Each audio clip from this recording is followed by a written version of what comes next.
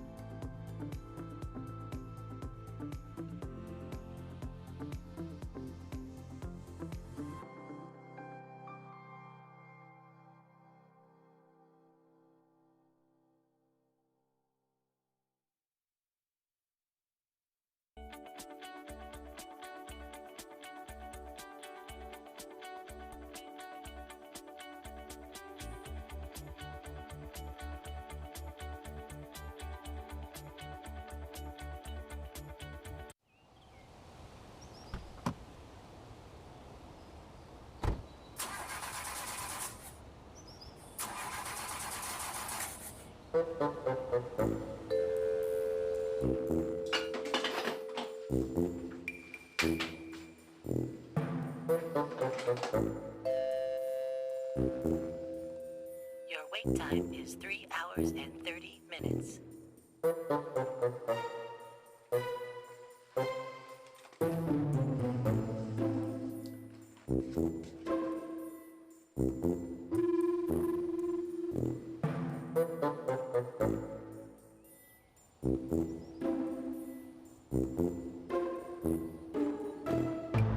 It's okay, Dad. It's just not your day. I know. No, I mean it's not your watering day. Oh, right. Look! Sometimes it's just not your day. Hillsborough County limits lawn and landscape watering to specific days in order to preserve year-round conservation. To find out your watering days, just visit hcflgov.net/water restrictions and enter your address.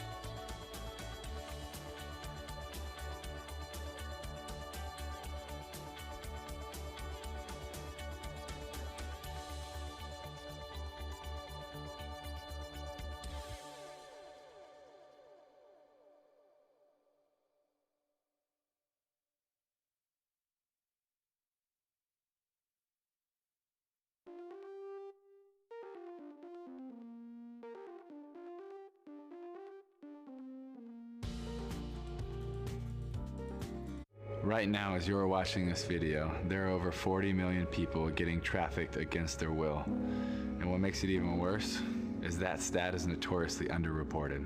So many victims even know their traffickers well. A parent, a family friend, even spouses. 7 out of 10 victims are female. 1 out of 4 is a child. We gotta do better. We need you to enter the fight, and we need you now.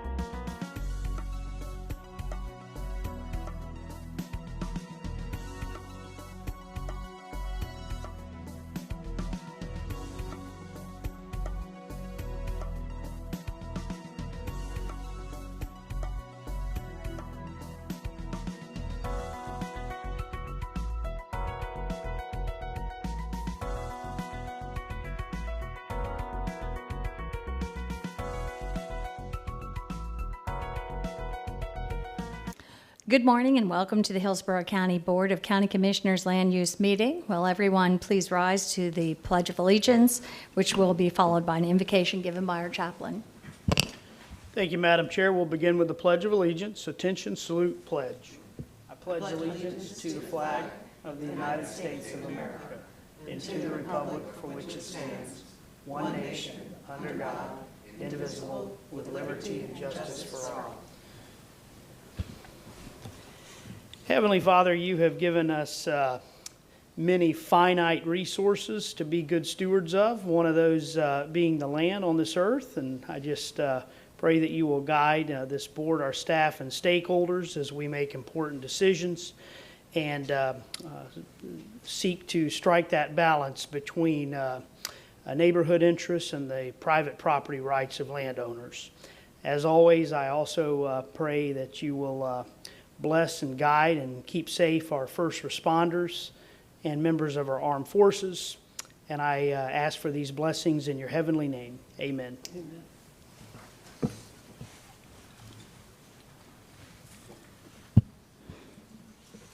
And with that, we will move. We have a full present commission here in person today. We'll move to withdrawals, continuances, and remands. Mr. Moretta, Development Good morning, Services. Commissioners. Joe Moretta, Development Services Department. I'm going to go ahead and move into the changes to the agenda. First one is found on agenda page 12, item E2. This is a personal appearance 21-0255. An additional school board comment has been added into the backup. We noted that in the changes for your reference. Next one is found on agenda page 15, item F1, PD 21-0110. The applicant is requesting this item be remanded to the October 18th, 2021 zoning hearing master meeting. And finally, on page 16 of the agenda, item F2, major modification 21-0312. This application is being moved to the consent portion of the agenda. A document which was previously identified as party of record. It was actually a letter in support. So that application meets the criteria to be on consent. Now moving into the withdrawals, continuances, and remands. Item A1, PD 18-0996. Staff is requesting this item be continued to the August 10th board meeting starting at 9 a.m. Item A2, personal appearance 21-0362. The applicant is requesting the item be continued as a matter of right to the August 10th board meeting starting at 9 a.m. Item A3, personal appearance 21-0474. The applicant is requesting the item be continued as a matter of right to the September 8th board meeting starting at 9 a.m. Item A4, CDD 21-0480. The applicant is requesting the item be continued as a matter of right to the September 8th board meeting starting at 9 a.m. Item A5, PD 21-0507. Staff is requesting the item be continued to the August 10th board meeting starting at 9 a.m. Item A6, personal appearance 21-0591. The application is out of order, is being continued to the August 10th board meeting starting at 9 a.m. Item A7, personal appearance 21-0695. The application is out of order, is being continued to September 8th board meeting starting at 9 a.m. Item A8, personal appearance 21-0696. The application is out of order, is being continued to September 8th board meeting starting at 9 a.m. Item A9, personal appearance 21-0699. This application is out of order, being continued to August 10th board meeting starting at 9 a.m. Item A10, personal appearance 21-0770. This application is out of order, is being continued to the August 10th board meeting starting at 9 a.m. And finally, item A11, personal appearance 21-0827. This application has been withdrawn by the applicant. Commissioners, that concludes the changes to the agenda. Move the changes. Second. Okay, we have a motion by Commissioner White, seconded by Commissioner Overman to move the changes. Hearing no discussion, please record your vote.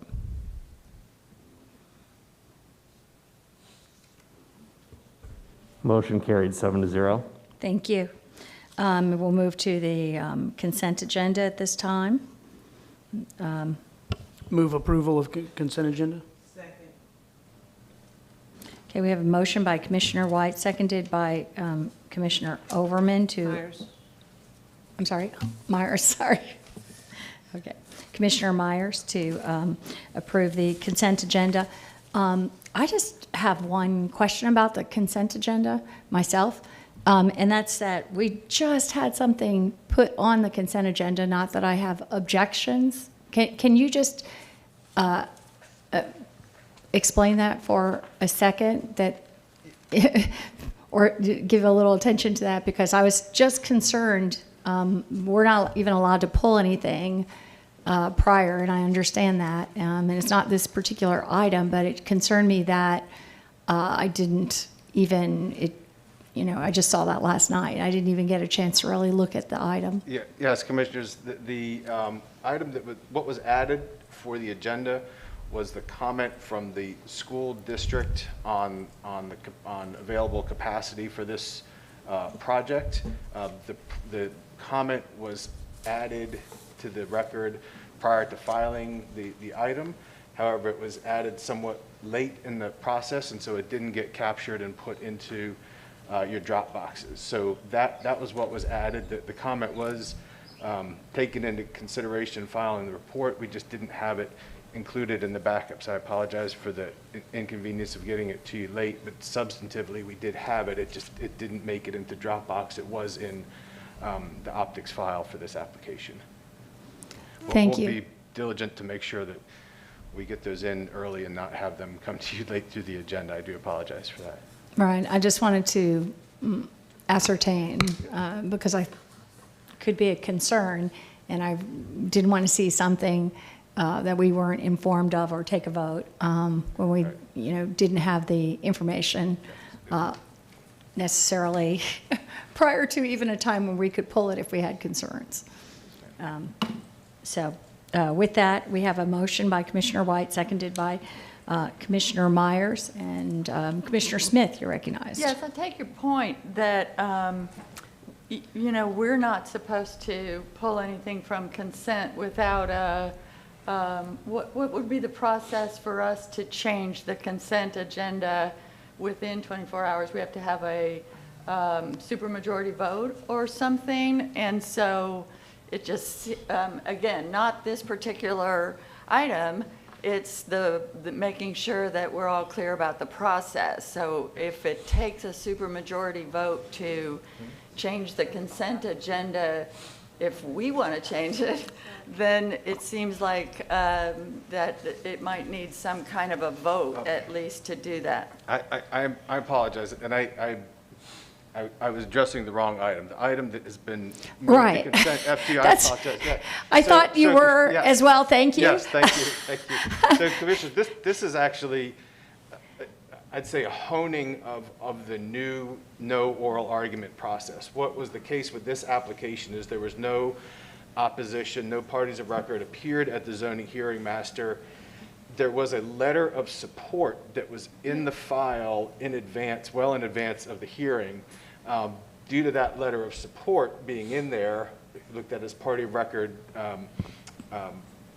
contribution, and so we put it on the regular agenda. The applicant since clarified to us and sent us evidence of this, that they actually solicited the letter themselves, submitted it into the record as part of the applicant's submittal, and with that clarification, there was no party of record that contributed to the record before the hearing, at the hearing, and it's not on a failing roadway. So that's what moved that item to consent. That, again, apologize for confusing the two, but it was something that we got clarification on yesterday. It did appear that the person submitted that letter themselves, but we saw the actual email by which the applicant transmitted that to us. I thought you were mistaken when you cited the first case. Yes. But as far as, I think Commissioner Smith makes... A follow-up? Yes, go ahead. Because I totally get that. I totally get the reason why it's moving to consent. I'm just thinking we have to vote to change the agenda.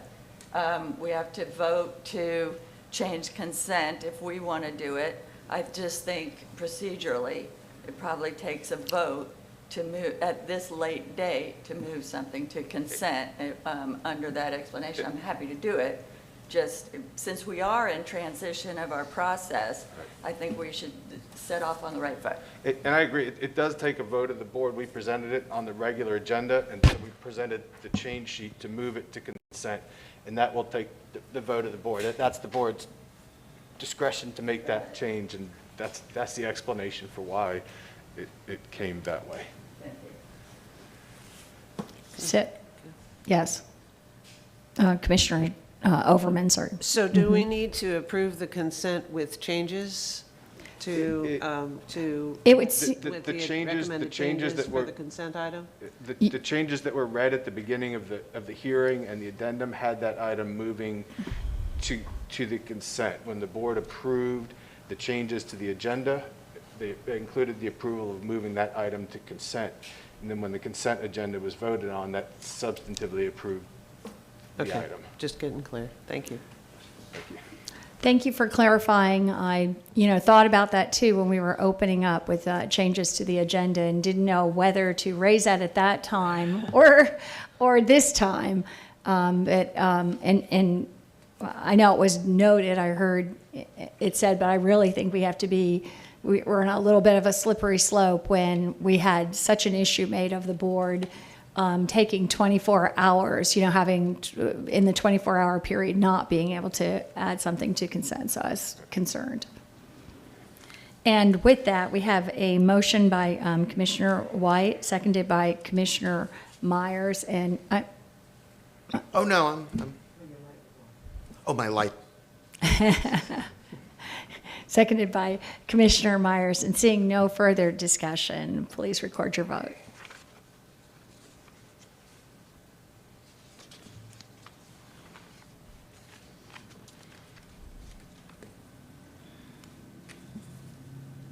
Motion carried 7-0. Thank you. So for everyone, if you have a B item, including the one that was recently added, your item's been approved. And with that, we'll, if you're planning, or we will have anyone who is testifying, if we could please have the clerk administer the oath.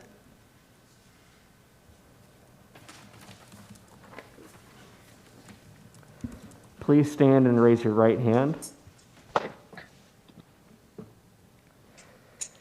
Do you swear or affirm that the testimony you are about to give will be the truth, the whole truth, and nothing but the truth? I do. I do. All right, thank you. Thank you. And before we begin our first public hearing of the morning, I'd like to take the opportunity to remind all of the speakers, including those participating in person at Saunders Library and those participating remotely, of our meeting participation process. When it's your turn to speak, I will recognize you as a speaker. For those participating in person at Saunders Library, I ask you to respect our social distancing guidelines, remain seated, and please do not approach the podium to speak until I've called on you. Thank you. And we will now move to our public hearing agenda. Mr. Moretta. Thank you, Commissioner. This brings us to item E1, which is the first public hearing of the day. This is a personal appearance, number 21-0254. It's located in Ruskin. It's located south of 14th Avenue, west of 24th Street on the southwest corner. The proposal is to work within the existing entitlement for residential. The site has 239 units, which have already been entitled within the zoning. It also entails an area that can be utilized for office zoning in lieu of the residential units. The applicant is proposing an affordable housing project which will work within the allotted amount of entitlements for residential and has proposed a component which would accommodate the affordable housing and the lot sizes and residential typologies that go along with that type of zoning condition. When this was evaluated, the staff did recognize that it was within the in the Ruskin area and within in the community plan, and the guidelines did come into play. The applicant is proposing that the innovation in creation of providing the affordable housing project within the PD essentially is the rationale for deviating from the guideline compliance. Staff evaluated that, and we felt that we could recommend it and support it with zoning conditions as recommended in the staff report. We're available for questions as may be needed. Applicant? Thank you. And is the applicant present?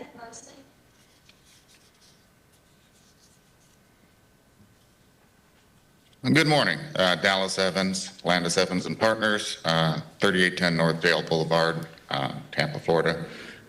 We appreciate staff's recommendation of approval. I don't really have anything to add to that, but I'm available if anybody has any questions.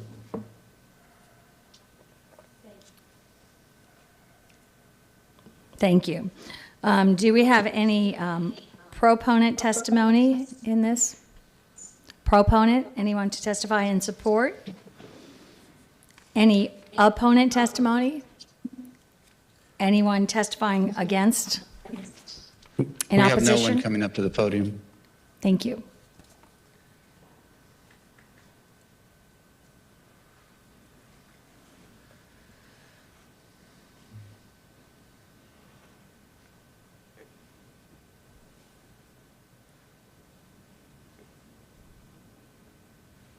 I'm sorry, did you say someone was coming up to the podium or no one?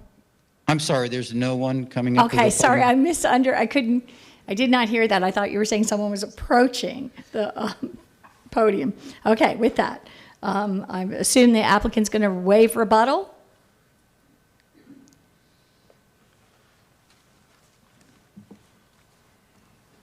I think you said yes. And, okay. Yes. And do we have a motion then with regards to E1 at this time? Move approval. Okay. I think Second. okay. I heard Commissioners Overman with the motion and Commissioner White, and a second by Commissioner Myers. Okay. And seeing no discussion at this time, please record your vote.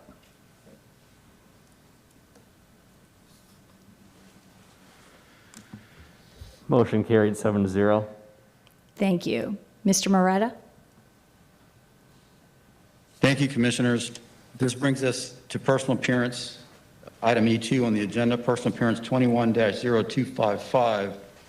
This is a request to modify a plan development in Town and Country located approximately 200 feet north of the intersection of Patterson Road, West Sitka Street. The development entitlements currently allow for 4 different development options. The applicant is proposing, for the most part, modifications that are similar in every one of the options.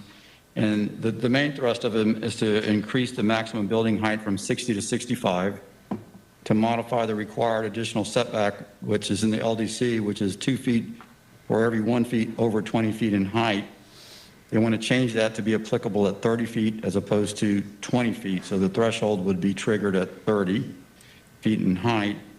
Also to permit a variance of the buffering screening along the western boundary in the event with the site to the west, which is also planned development for non-residential uses, that the area is a shared stormwater retention area. And they're also proposing a vehicular and pedestrian stub out along the western boundary of the project.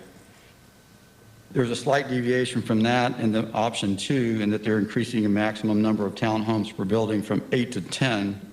And then the request is fairly standard across all 4 development options, with the exception of option 4, where conditions 4.2 and 4.22 are being corrected if within the plan development itself, if this is adopted. Commissioners, our recommendation is not supported.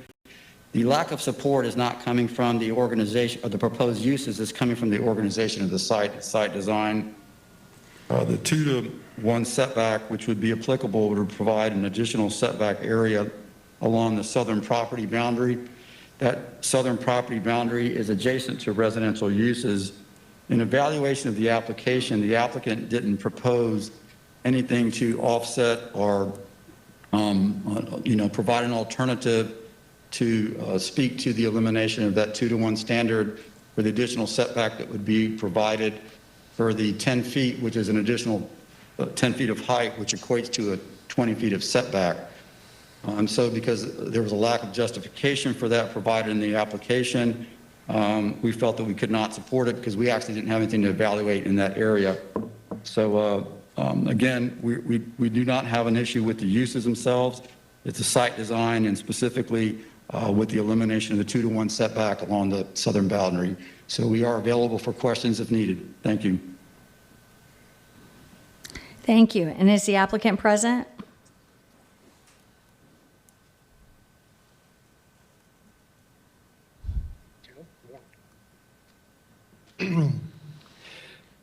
Morning, Madam Chair and members of the County Commission.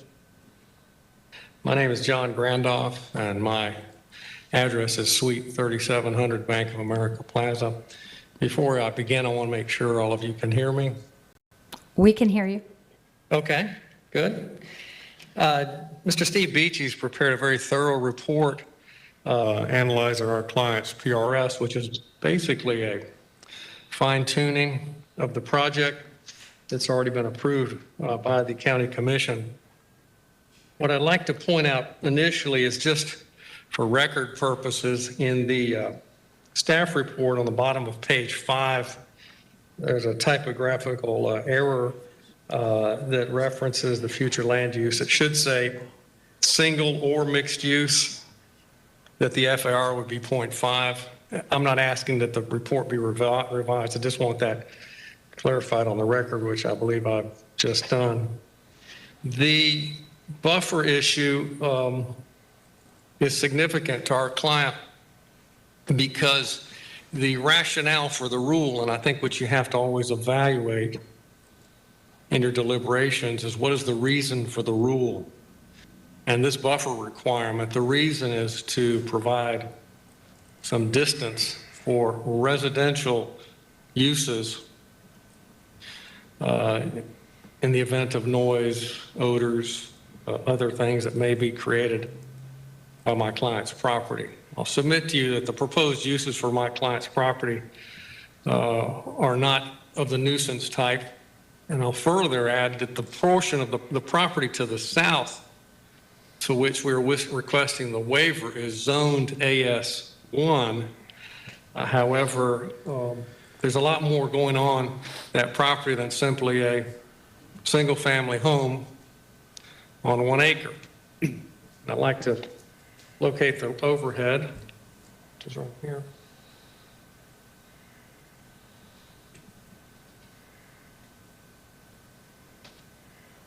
Okay.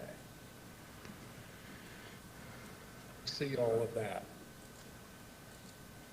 Can you see the overhead? Is that blue box out of the way? They're not seeing that? It's up. Okay. Yep. This overhead was taken in May of 2021.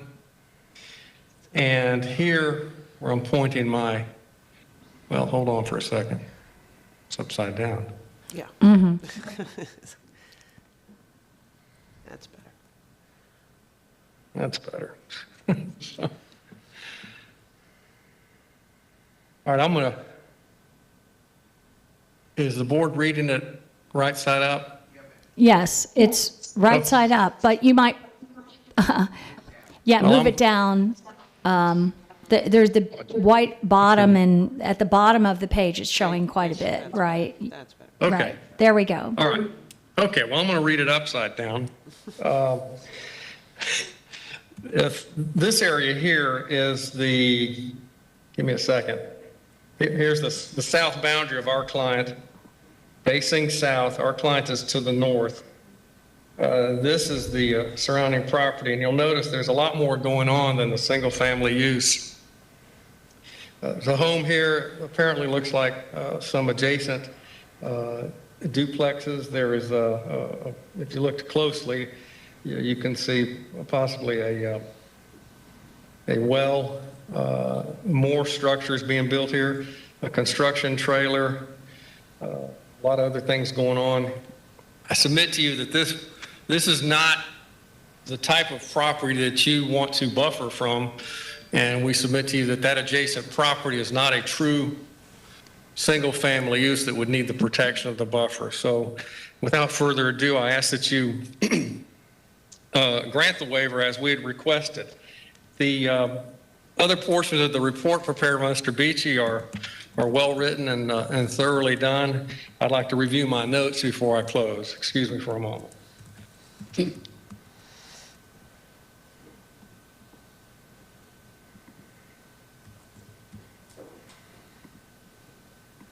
That is all I have. I will reserve the remainder of my time for rebuttal. Thank you. Thank you.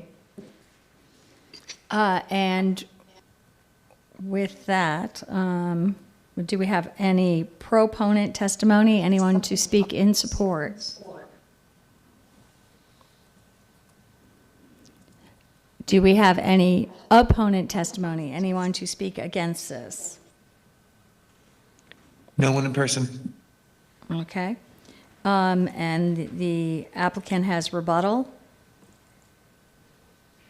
Thank you, Madam Chair. This one's on here.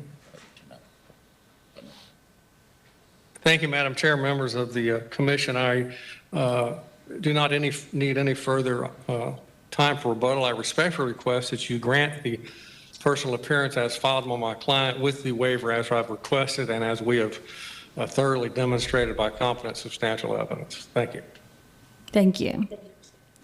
And with that, we'll close our public hearing and have board discussion. Commissioner Overman, you're recognized. Yeah, I just have a quick question. The residential property that's to the south of it does appear as though it's got some multiple uses, but I could see what appeared to be a swimming pool. Is that what I'm seeing in the illustration? Could Mr. Gandolf answer that question for me, please?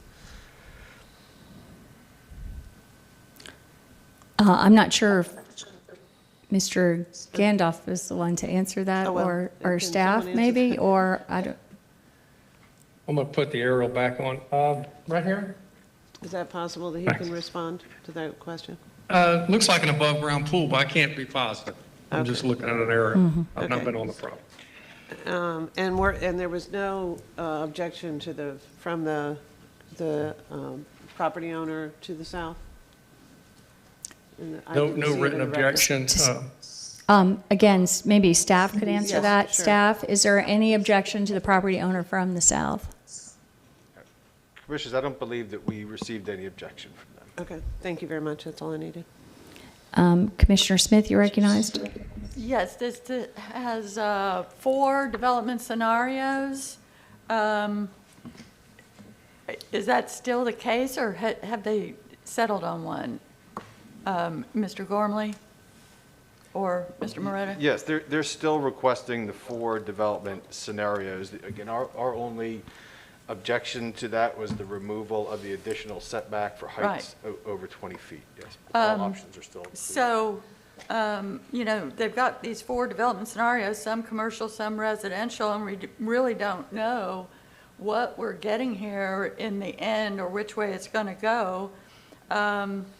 The current property owners as well may change over time.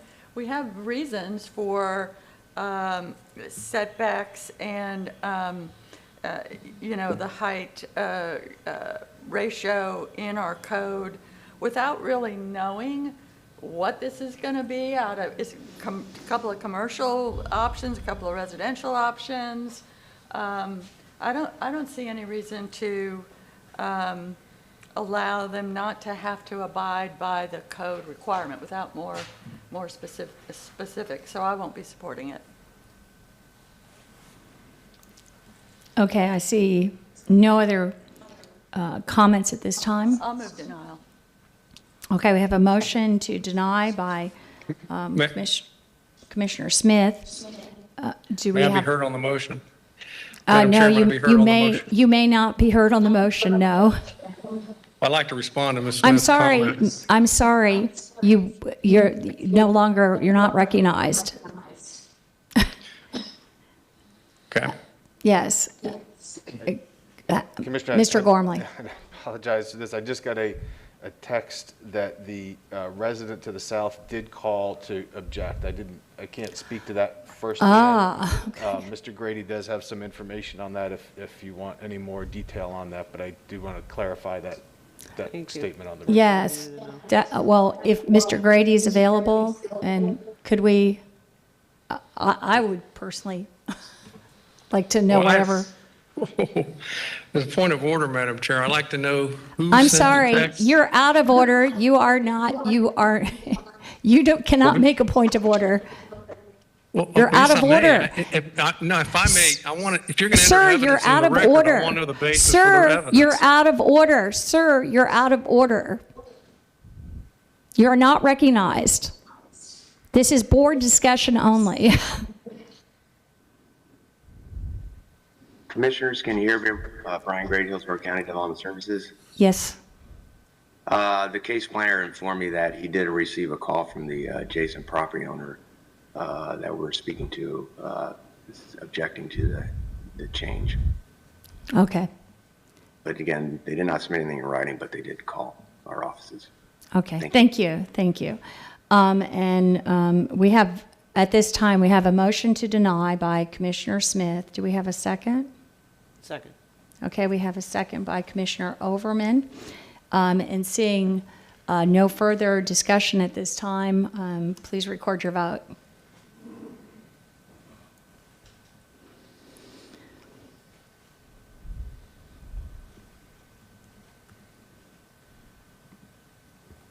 Motion carried 7-0.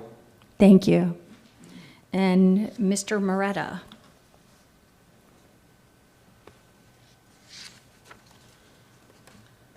Thank you, Commissioners. The next case is E3 on the agenda. This is a personal appearance 21-0259. This is for a modification of a plan development that implemented the comprehensive plan, the RP2. The plan development is 20-0969. The modification of plan development deals with waiving the requirement for on-site commercial and also to modify the development standards for the village green. Our recommendation is for approval subject to conditions, and Michelle Heinrich will walk you through the site design and the site plan area where these changes pertain to. Thank you. Thank you, Michelle. Good morning, Michelle Heinrich, Development Services. As stated in the introduction, this is a modification to PD 20-0969. This is a 192-acre plain development located in the Riverview community. It is located within both the RP2 and Res 4 future land use categories. It is approved in its entirety for 434 single-family units, a village node containing retail and daycare uses, and the permissibility for a public school. This request is for two separate requests. The first seeks to remove the commercial node requirement in accordance with LDC Section 5.04.02.D.A, which allows a project to meet their on-site commercial requirement if it can be shown that commercial square footage is present within 1.5 miles of at least 50% of the residential.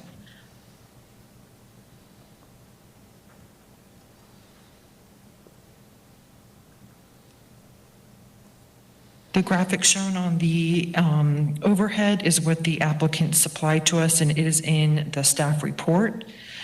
Per the Land Development Code, the commercial cannot be located in another plain village and cannot have been used for another project's waiver. This project requires 405.9 square feet, and the applicants have shown that 410 square feet is located within 1.5 miles. The area is to the west of the site along Balm Riverview Road. Staff has confirmed that these sites are not located within another plain village and have not been used for a waiver for any other projects. As required by the LDC, the applicants are developing a village square, which is like a park, open space area, at an equal size in lieu of the village node. And this brings to us the second request, which is the applicant's request that the village square be bound by a roadway on one side rather than on all sides as required by the Land Development Code.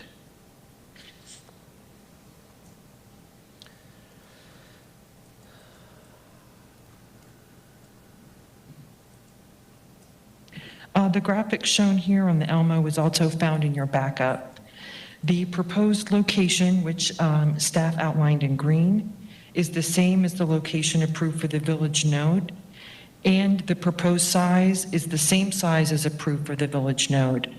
However, only the village square amenity requires streets that border on all sides per the LDC.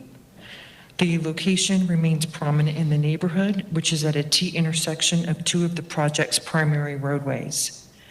The village square's small but compliant size and location within the project's larger amenity area has resulted in an alternative proposal of a 12-foot wide multi-use path along 3 sides and then a roadway along one side, which is along the south.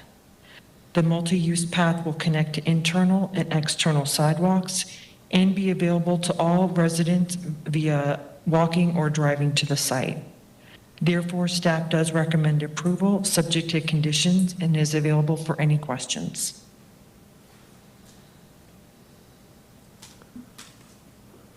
Thank you. And with that, do we have proponent testimony? Anyone speaking in support of this proponent testimony?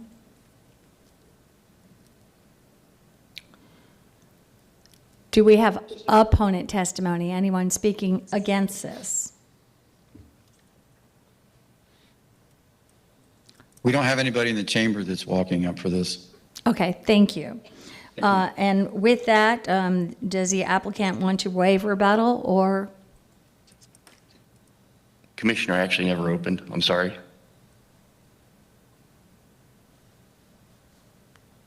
I'm sorry? We actually never made a presentation as the applicant. We haven't opened yet. Oh, I'm sorry. I thought that presentation, I'm sorry. No problem whatsoever. Applicant, go ahead. All right. William Malloy, 325 South Boulevard, Tampa, Florida. Good morning, commissioners. Unless there's questions about the facts that Michelle presented, which I think really sum up our request, I'd like to introduce Ms. Isabel Albert, who can explain why we believe our plan is actually perhaps superior to what may otherwise be required. Thank you. Thank you. Good morning. Isabel Albert with Half Associates. I'm a certified planner and I've been practicing in the area for over 20 years. I think that Michelle did a really good job presenting the request. I've presented 4 other cases where it was similar to this, where they would waive the access to streets or being bordered by streets. It's not uncommon because the village node as a commercial was not required to have streets bordered on their sides, but it is located internally to the project, which is more advantageous to everybody using the site. And then it's being converted to a village square as a green space for community gathering area with all the amenities. And the plan here is to incorporate this with the remainder of the amenity area that we have internally to our site.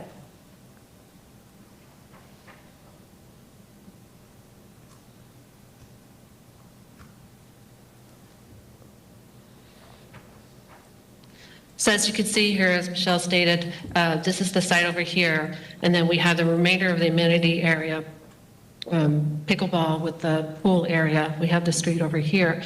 And although it's bordered on one side, this side also functions as a street, which is where it's going to be the parking area. But we felt like having the rest of the area as the trail, multi-use trail, be able to be accessed by all within the community. We feel that this is a great plan, and we're looking for support. Thank you very much. Thank you. Does that conclude your presentation? It does. Thank you. Thank you. It does. Thank you. So at this time, is there any proponent testimony, anyone to speak in favor of this project? And is there any opponent testimony? Anyone to speak against? Doesn't seem to be anyone in person. Thank you. And with that, does the applicant waive rebuttal? We do. Okay, so we'll move on to now board discussion. Move approval. Second. Okay, we have a motion for approval by Commissioner White, seconded by Commissioner Myers, correct? Okay, and Commissioner Smith, you recognized. Thank you. And just for the record, the water comment that was with the underlying file is inaccurate. That's not before us today, but just to put on the record that the water comment said this is inside the urban service area, and it's not. It's outside the urban service area. The RP2 is outside the urban service area. So the Planning Commission finds this request inconsistent. Can we see that map of the off-site commercial again on page 4 of the backup, please? Talking about where the commercial will be. And while that's coming up, Commissioners, I'll remind you, I looked back in the history, so I had to remind myself that this has been before us twice. This is the third time this is coming before us. The first time was to approve the RP2 in general. Thank you. If you'll just leave that there a minute. And the second time, and when that came to us, I was supportive of this RP2. It's in a location that makes more sense than any of the other RP2s we've been seeing. And they weren't asking for any variations from the general rule of having their shopping and retail in the village as a rural village is supposed to be. So I think it might have passed unanimously, but I'm pretty sure I approved it or voted in support. Then it came to us again in December, so just 7.5 months ago, for a little change. They wanted to change the commercial in the center to add daycare. And remember, we had a big discussion of, because the Planning Commission at that time said daycare wouldn't count as shopping retail required, but we said, as we had it in another case, that we think that does fulfill the purpose of capturing trips internally, whether it's for the people who would be working there or the people who would be dropping off their kids there, would at least capture some trips and count as part of their town center commercial retail obligation. And in fact, at that time, the applicant made an argument that the daycare would accommodate up to 250 kids and could supply, I think, something between 6 and 14 jobs, and so great. We stretched the definition to include the daycare. But now, so they've got that. They've got that. No matter what we do today, yes or no, they can go do what they've brought before us twice. What they're bringing before us now is to say no daycare, no jobs and shopping in the middle of the rural village, like a rural village is supposed to center around. They're saying they'll fulfill that requirement by these 2 little dots in 1.5 miles away. Well, as best I could figure out on Google Earth, those 2 little dots are a mobile station and a Sunoco station. So 2 gas stations with the little, convenience store inside. 1.5 miles away. I mean, to my mind, that is stretching it too far. I was on board the last 2 times, but now this time, this little change, I'm not on board with. I don't think this is. I mean, if anybody, if a rural village is a rural village without a town center, without any shopping, without any trips captured, but just because there's a couple of gas stations 1.5 miles away, we're getting way too far from the intent of the rural village in my mind. So I won't be supporting the motion, and if it fails, I'll move denial. Commissioner Overman, you're recognized. Thank you. I'm sort of on board with that idea too. I mean, I like what they've done in the way of a design and the clubhouse and all the nice ideas and amenities here. To move the green space area a little out of the community is still workable, but as I've said, you know, they still have to drive more than a mile to go get a gallon of milk, and they may be able to get it at a gas station, but it defeats the purpose of what the whole idea of a village node does. So while I don't really want to deny the project, I don't like the idea of being convinced twice that we were moving forward with the idea of creating a village node, and now we're going to go, oh, no, sorry, no, we're not going to do that. So while I don't really want to see the project stop, and I do think they've done a nice job in how they've arranged, like the clubhouse and a variety of other things, to preclude having any level of support for a community benefit like a daycare or some other resource other than the clubhouse, I'm having difficulty getting excited behind this project. So I'm not going to suggest that I'm going to vote no unless somebody tells me something new, but I do believe it's important for us to recognize that we've been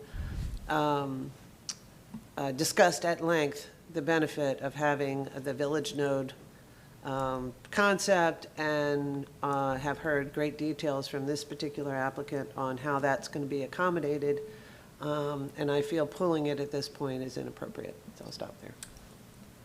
Commissioner Smith, you're Quick point, just be in light of your comments, to make sure it's clear that if we deny this, they can still move forward with the project. They can still do it like they've brought to us twice before. Right. They can do it with a daycare. They can do it with commercial. We would only be allowing them to do it with a couple of gas stations a mile and a half away. But this doesn't kill the project by any means if we deny it today. Thank you. And I don't see any. Commissioner Cohen, you're recognized. You know, I'm just wondering, because this, when the applicant gave their presentation, they sounded like they thought it was going to sail right through without any questions or opposition or anything like that. And because there was some staff support, it appeared that way. And I would like to hear a response from the applicant of what they are doing here. Why did they come back to us a third time with the change? And just hear what they have to say. Is the applicant present? Yes, ma'am, I'm here. William Malloy again. It was an economic decision, Commissioner, that drove the change, and I understand the optics of it. We went from a traditional village center to asking for a daycare as a supplemental use to now asking for no commercial. But I believe that the lesson that we've learned as we've gone through this process is centrally located commercial uses in a rural village are very tough to start, to sell, to maintain. And in this instance, we just felt that the village green, rather than perhaps what might be an empty shell of commercial, was a better benefit to the community. And when we actually drew it, we were kind of excited about the idea. It fits in very well with the existing clubhouse amenity, the courts. It's in the absolute center of the neighborhood. And I think the only problem the Planning Commission has, quite frankly, is that we are straying from the light quite a bit, and that we only have a right-of-way on one side of the green. But frankly, I think our plan is better with a multimodal trail on three sides rather than vehicular traffic. I'm not sure if that entirely answers your question, but that was our thought process in getting us from filing to here. Commissioner Overman, you're recognized. Thank you for your response. However, I still have the desire to have a community benefit in the community. And while the clubhouse is helpful, I'm not sure why it's not possible to have, for example, a daycare incorporated in that structure in order to allow it to be sustainable. Having a separate structure outside of it, yes, occasionally you'll end up with something not really working well. But in a community where you're designing it for families, I think it's critically important to recognize that that is an absolute need for every parent and a real need for a community. We've discovered over the last, although it's the village component part of the land use that we're discussing, What we've discovered over the last year and a half or so is having those resources internally in a community is critically important to the success of a community. And that's why we have village node resources, where people can actually get there pretty easily and to capture those trips to be able to facilitate the family support in the neighborhood. So I agree that I would have difficulty supporting the change without some creative planning on the applicant's part to retain that resource or that requirement in the project. And I don't see any other commissioners commenting at this time. And I'll just say, for me, this is a bridge too far. We've seen this twice before, and thank you to Commissioner Smith for just putting that history out there. I do think it's really important to understand that a no vote leaves them with a plan that they came here to ask us to approve twice, 2 different plans, and we did it both times. And I do think this totally removes trip capture from this whole picture. This totally makes the whole village, it totally negates the entire village, any reference to that, any little tip of your hat to that with just the smallest amount of commercial or childcare or anything. It just totally makes that idea go away and turns it into what is everywhere else. Just without that. The other thing is I find it kind of, and I just wonder with staff, so gas stations qualify as commercial. They fulfill that need. And how do you calculate the square feet? Because I think I heard something about square footage on this. So do you calculate the parking or the drive-in where you put the pumps out for square footage for that? Because that was, I thought I heard in our briefing, part of the calculation. Yes, Commissioner, yes, a convenience store would satisfy the neighborhood serving commercial requirement, and we look at the actual structure itself, so the footprint of the retail component. It does not include the gas canopy or the gas pumps. It's the retail portion of the site, of the structure itself. So both of those gas have some small convenience 1.5 miles away. Yes, ma'am. Okay. Yeah.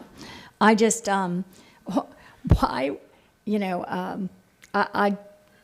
I will not be supporting this, and I just find it just a bridge too far. As I've said, it's time to start, and I think there was some relief on the part of the board or those of us who have put this out there over and over again. Oh, well, there's finally something coming in that is suitable and actually meets what we've been asking for, even if it was small and de minimis. And as we know, because of all the traffic out there, there are a lot of needs, and for everybody to have to go, to not be able to go, have to go even 1.5 miles. And in fact, I guess when I've ever looked at places, I've thought, oh, if I have to go get in my car and go 5 miles to get milk or bread, I couldn't handle it.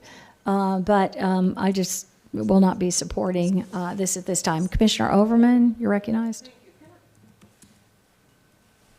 Can I ask staff a quick question? The other uses of commercial for the village node, I want to make sure that I'm not missing something. Is a farmer's market, a community garden kind of thing, with something like that as an amenity, while it doesn't create as many jobs, it does create economy in the community and does provide for services. Well, would that be something that would qualify? I mean, not that I'm suggesting that's the solution here, but I had failed to ask that question in the briefing.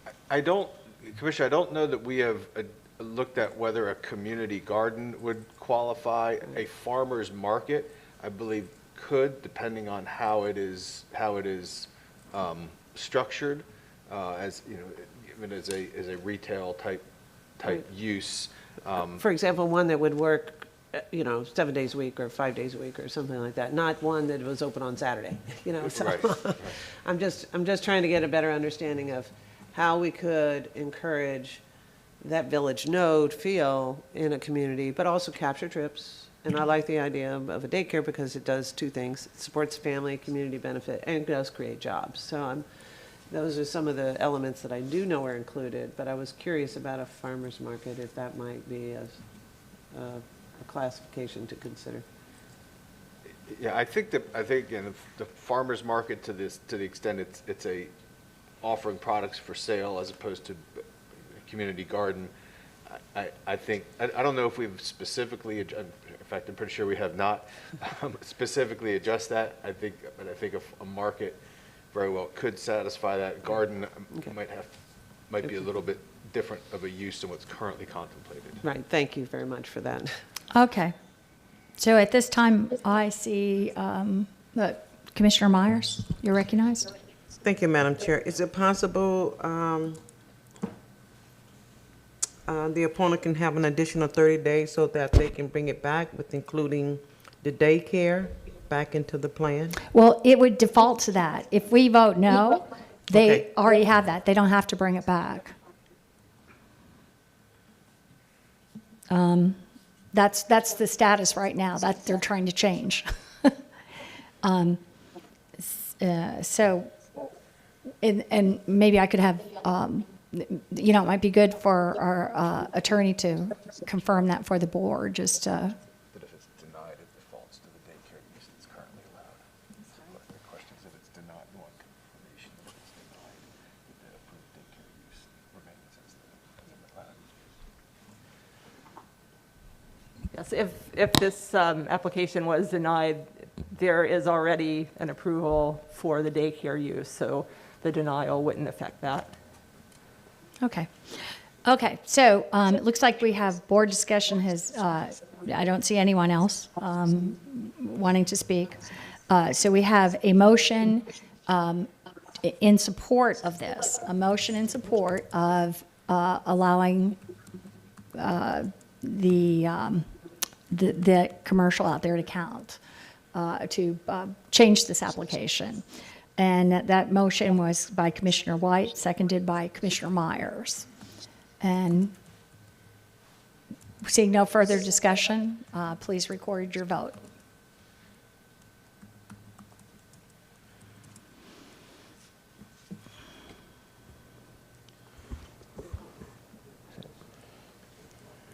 I'm sorry, Commissioner Overman, let me discard the vote and we'll restart.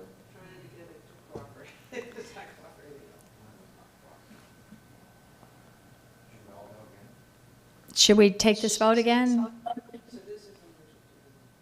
This is a motion in support of being able to qualify the commercial and to change what is the status quo.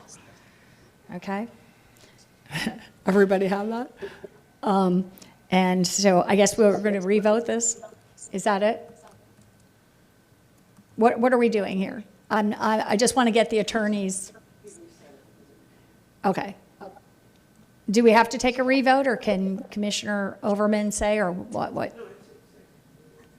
I did not record the vote. Whatever the preference of the clerk is, I think. Okay, you did not record the vote. So you're saying to revote? Okay, Yes, so ma'am. this is a motion to approve, okay, allowing the commercial convenience stores a mile and a half to change this application. Okay, so please record your vote. Commissioner Overman?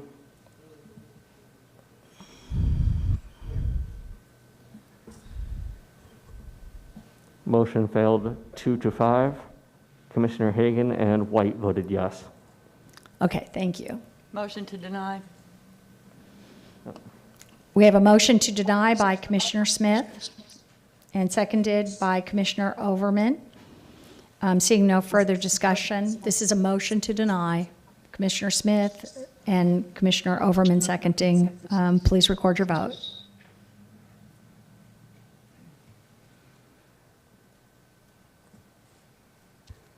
Motion carried 5-2. Commissioners Hagan and White voted no.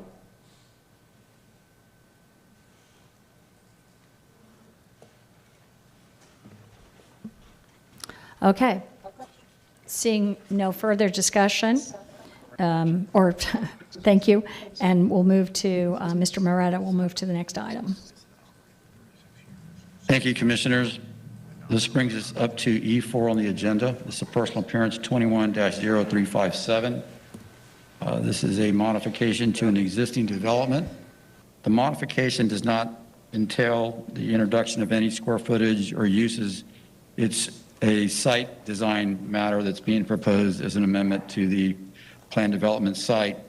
I'll switch over to the overhead and try to speak as the graphic is turned upside down for me, but it's on the southwest corner of Ehrlich Road and Village Drive. The dark black lines on the outside depict parcel A, which is being reconfigured in this current configuration to accommodate a car wash. The red lines, which are depicted in this area here, depict the 1984 version of parcel A. The site was originally designed as a shopping center and is now being proposed as a car wash.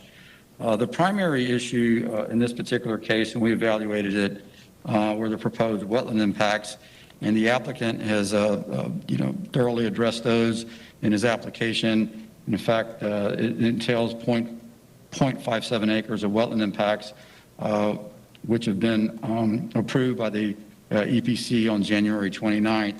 So given the site design, given the fact that the wetlands have been approved for the impacts, staff is recommending approval of the site design with conditions, and we're available if you have any questions. Thank you, and if we could have the applicant. Good morning, Commissioners. Kevin Reale of 401 East Jackson Street. We have our design team here to answer any questions, and specifically I'm going to have our planner David Smith come up and speak.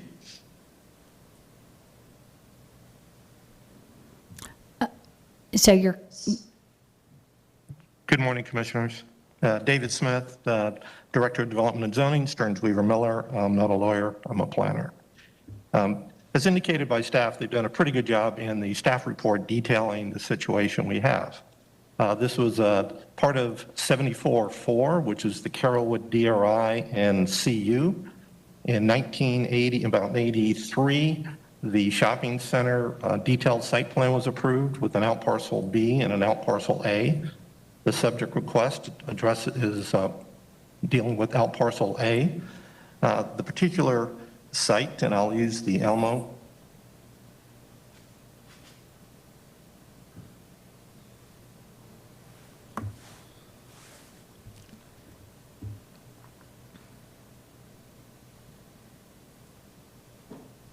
Looking at the aerial, this is the subject site.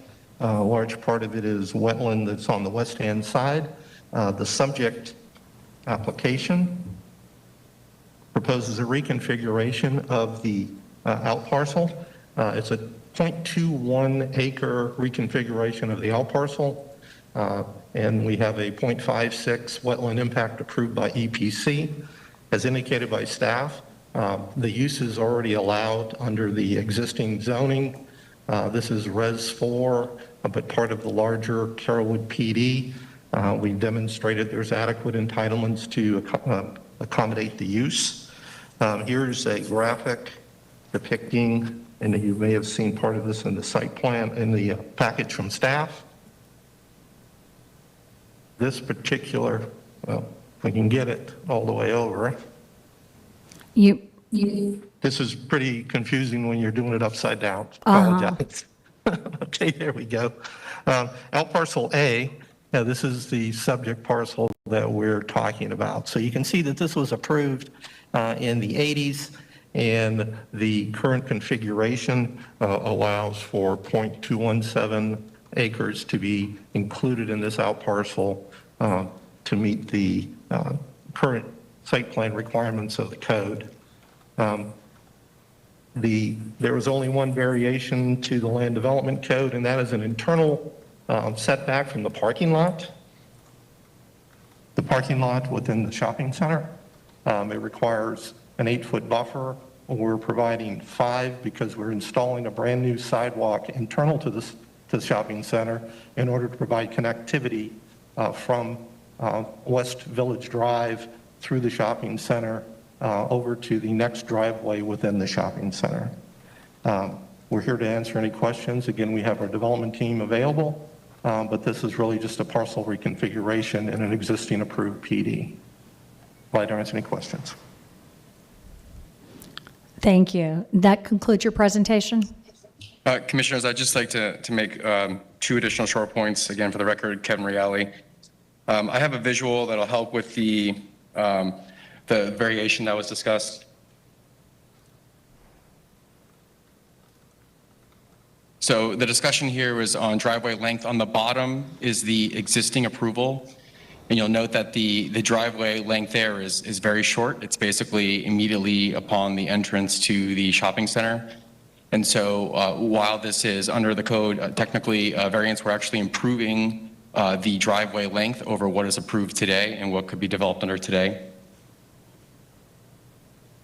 Additionally, to address the wetland impact that was brought up by staff, repetitive here, but suggesting or noting that we do have EPC approval, but also noting that the rest of the wetland will be placed in preservation, which I know is something that the board likes for us to do. And so we've gone ahead and done that and cleared that up with EPC before coming to the board.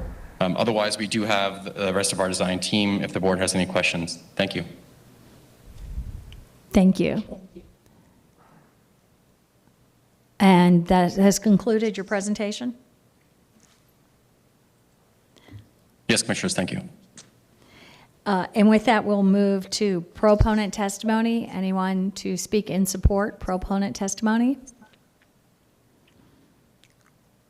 Opponent testimony? Anyone to speak against? Opponent testimony? We have no one in the chamber showing up for either. Thank you. So does the applicant waive rebuttal?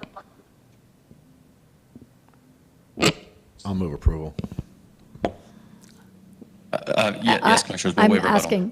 I'm sorry, go ahead. Yes, with no questions, Commissioners will waive rebuttal. Thank you. Thank you. Okay, at this time, we had Commissioner Hagan. Second. Move approval, seconded by Commissioner White. Commissioner Smith, you're recognized. Thank you. Is there somebody, and it's fine with me if it's somebody on the applicant's staff to just speak to the wetland impacts that will be mitigated with mitigation bank credits? Is there somebody knowledgeable to that part of this?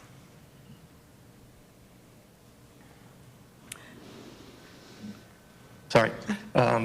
David Smith, what is the specific question? Oh, okay. So and you know what? Maybe I don't need to ask the question. I'll just put a comment on the record. Thank you very much. A couple of comments. One, you are right. We do like to see a conservation easement put on the remaining wetlands aside from what will be impacted. I just want to put a comment on the record that the impacts are way up here in Ehrlich Road and West Village Drive, but the mitigation is being done in the Bullfrog Creek Mitigation Bank. And I looked into this. It is counterintuitively in the same watershed. But that watershed seems to have been gerrymandered around. So I'll just put a comment on the record that says I expect this to be, thoroughly looked at, but appreciate the applicant's willingness to put part of that wetland in mitigation bank. Or in conservation easement. Thank you. Thank you.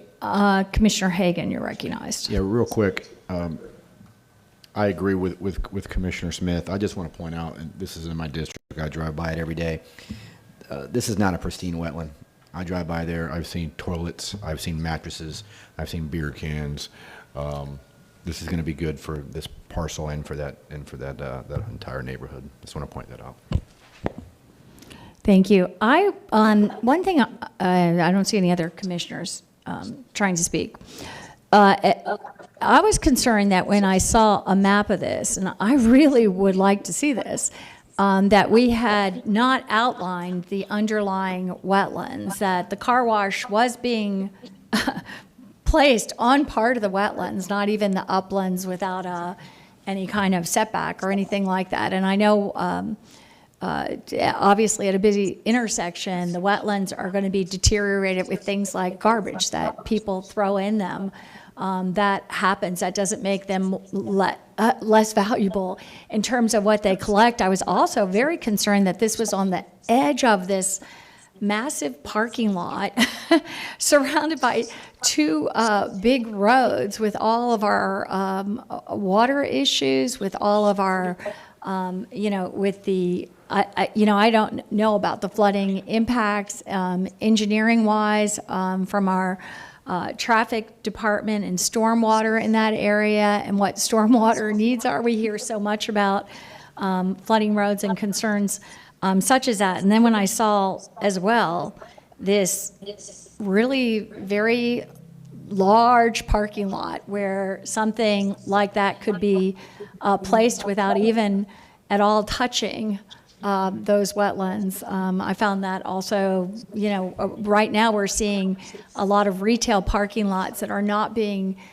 used as much as they had been in the past. People doing less of the retail, filling those parking lots. And I've been concerned about the massive amounts of pavement that we have, especially in an area like this. So I don't know, we don't have any map available right now that can outline and show the exact, exactly where the wetlands are and how this is placed on it. Commissioner, on page 4 of the backup, there's a graphic there, and it may be coming through somewhat faintly, but there's a graphic that's showing the existing wetland area and the EPC wetland line. It's a little shaded green, and then it shows the area of the project that'll be impacting the wetlands. And yes, thank you. Okay. It's been highlighted there. It's shaded in the backup, but the contrast might have been a little light, so it's not showing clearly. But that area bounded in the black pen is showing the portion of the project that's currently wetlands that will be impacted. The graphic, yes, right there. It just strikes me to be putting, those are actual wetlands that we're putting this on top of. And I realize the rest of it, usually we're requiring buffers and we're talking about the impacts of that. And I have to say, I'm extremely concerned about why there would be a request to put something like that. And the other thing that I'd just like to point out for the record too, because I had looked into this sometime previously. So you have something like a site plan that was approved in 1984 for the shopping center with that very large parking lot there. You have it approved in 1984. And I have no idea, we don't have a copy of that approval, but I'm sure at that time they cut out those wetlands and allowed for the rest of the area to be developed to protect and keep those wetlands as a necessary item in that development. And for the most part still, we're not putting these in conservation easements, a wetland like that on behalf of the county. We've passed a policy to do that. I think maybe we need to take a stronger look at that, but all of these at the time, and what I have understood that other jurisdictions do, are that when they have approved these, they put these on behalf of the county. The wetlands are put a conservation easement over so that they can never be developed, because that was part of the original promise, is that the shopping center would be built and the wetlands there would be preserved as necessary. And because we didn't have any conservation easement put on behalf of the county, they just kept it there. That original promise that was not put in law not made protection under law. So we are now facing all kinds of, requests to put gas stations on top of wetlands and car washes on top of wetlands. So I'm just raising that as a point, and Commissioner Overman, you're recognized. Thank you. I've wrestled with this myself to some degree because of the cypress head that's there. But I also recognize that, and this is the question I'm going to ask of the applicant and the owners, basically. There's, to Commissioner Hagan's concern about this particular project, I have seen and heard that there's the lack of doing anything here has created almost a nuisance to the community. Having things, maybe blow off the shopping center parking lot is a problem, and it compromises the cypress head and the wetlands that are there. Having this car wash there, or having this entity structure there where there is an owner that's managing the site, my question really is, if it's designated a conservation, is it, who protects it? Who cleans it? Who cares for it? Who makes sure that it's actually preserved for the conservation element that it needs to be? Because it does look like there's a pretty significant cypress head there. And the portion of it that would be compromised that EPC ultimately would have to approve for the tax credits to go to, or the water credits and mitigation credits to go to Bullfrog, does imply that if you're conserving it, that you're protecting it. So to Commissioner Kemp's point, if it's designed to now be conserved or preserved and have a conservation easement on it, it's whose responsibility is to protect it for that conservation. And does that become easier to have happen now that there's somebody that actually owns a property that's on the property that should be caring for it and protecting that easement? So I'm not going to, I will support the project, but I think that it's important to recognize that with that conservation and that tax credit responsibility, to understand how that property is maintained for protection in the community, which would benefit not only the wetlands, but also the community as a whole. So I'll stop there. Commissioner Hagan, you're recognized. Thank you. I'm going to be quick. Again, the part of the parcel that's being utilized, and Commissioner Overman said it better than I did, it is a nuisance. It's not just trash being blown off. Kids are in there drinking beer, probably smoking pot. I see mattresses. I see toilets. It's not a pristine wetland, the part that's being utilized. There is no opposition from the community. I want to point out a couple years ago, I think this is before it was before the last election, there was a very controversial charter school rezoning in that area, and Carrollwood Village community is quite active. They came out in droves and opposed that. Not a single person opposes this. EPC supports this. This is a no-brainer. And for the record, too, I'll just say that right now it is owned by the development there, and they're not maintaining it. And so when we put it under a conservation easement, as I understand it, maybe staff can confirm this, so this becomes then our responsibility to maintain, and will we be maintaining it? But right now it's not maintained, and I see plenty of commercial properties, and maybe Carrollwood's a little better, but I'm not sure. I see plenty of commercial properties where parking lots are littered with trash and garbage and are not well maintained. But just to clarify that point, because this doesn't it doesn't put any responsibility, and maybe staff can clarify. There's no responsibility for any maintenance on the part of the shopping center once they make it a conservation easement on behalf of us, which I want that. But right now, they have responsibility for it and are not doing it, not maintaining or cleaning it. Is that? So, yes. So, Commissioner, the conservation easement, and this is included in the EPC comments, I believe that's going to be a requirement of their actual authorization, if you had a conceptual authorization to impact the wetlands. Any maintenance responsibility that would come along with that would be included in that conservation easement. couldn't tell you now what the details of that are. There are general regulations that require the protection and non-degradation of wetlands, whether that extends to picking up trash or other type of litter. I don't know that that's typically part of a conservation easement, but it would depend on the terms of the easement itself. The main thrust of that is to protect it and provide a property interest in that wetland area. So any future change to that area would necessitate the agreement of the holder of that conservation easement. So it provides another property interest level of protection for that area to remain as a wetland.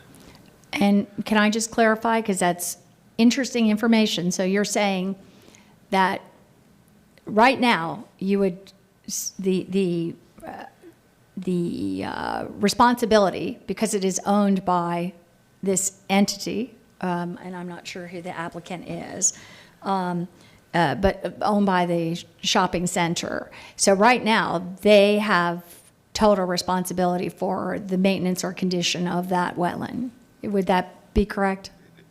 There wouldn't be another entity, Yes. If they own the property, whatever maintenance responsibility would attach to them as Right. property. So how does that change when we make it when we put a conservation easement? How does that change their responsibility that they haven't taken thus far, apparently? But how does that change their responsibility for that property? If there was a change in that maintenance responsibility, it would be within the terms of the conservation easement that would get recorded on the property. So I don't know that I couldn't tell you what is contemplated to be in that conservation easement in terms of maintenance and from the standpoint of taking litter out of it. The thrust of it is to keep it in its condition as a wetland, but certainly any maintenance responsibility or obligation could be something that is included as within the easement document. And how does this board affect that to make sure that happens? I'm not just talking about this site, but future. Commissioners, we could communicate with EPC and see if they have a form for that or a standard format. I'm not familiar with that, including things such as cleaning up. I feel as though this is really important because it has come up many times in the past, and I feel like it will come up many times in the future, especially if we move towards this, which I would like us to move towards. But I really feel like it's important that we take a new tact on this because it's been, I think, neglected in the past. And I've had numerous times where they've asked to develop on top of these wetlands, this included. It's pretty considerable, the pavement that's being put on top of that wetlands right now. So I guess I can ask, maybe we can start to do a future item and develop something on this, because I think this is an area which I don't have confidence in us moving to a better place with this at this time. I haven't, I don't have that assurance, I don't feel.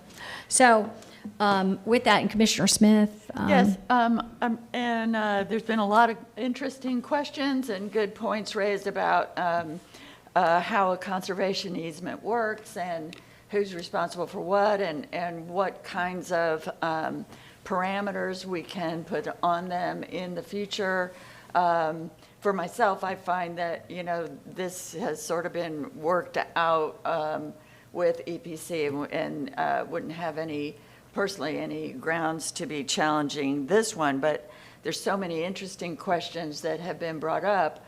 I'm thinking this would be a good topic for just a presentation at an EPC meeting where we could really flesh it out and have some time to do that.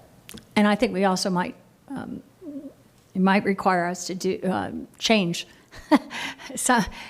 some of the way that we're doing this or how we're doing this. So, okay, with that, Commissioner Overman, you're recognized. And I'll be brief, but on page 10 of 102, it does indicate that approval of the petition does not constitute a guarantee that EPC Commission approvals necessary for the development as proposed will be issued.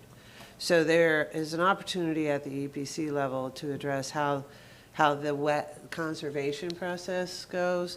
I know that they've had much conversation, is my understanding, over the years on this particular issue, but I think as far as the project today, we could move forward with, and EPC would effectively address the issue associated with the wetlands, the cypress head, and the conservation element of with this. So I'm willing to support the effort.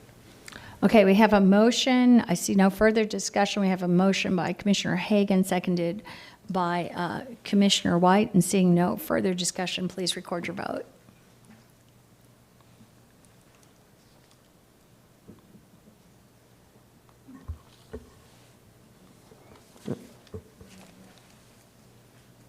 Motion carried 6-1. Commissioner Kemp voted no.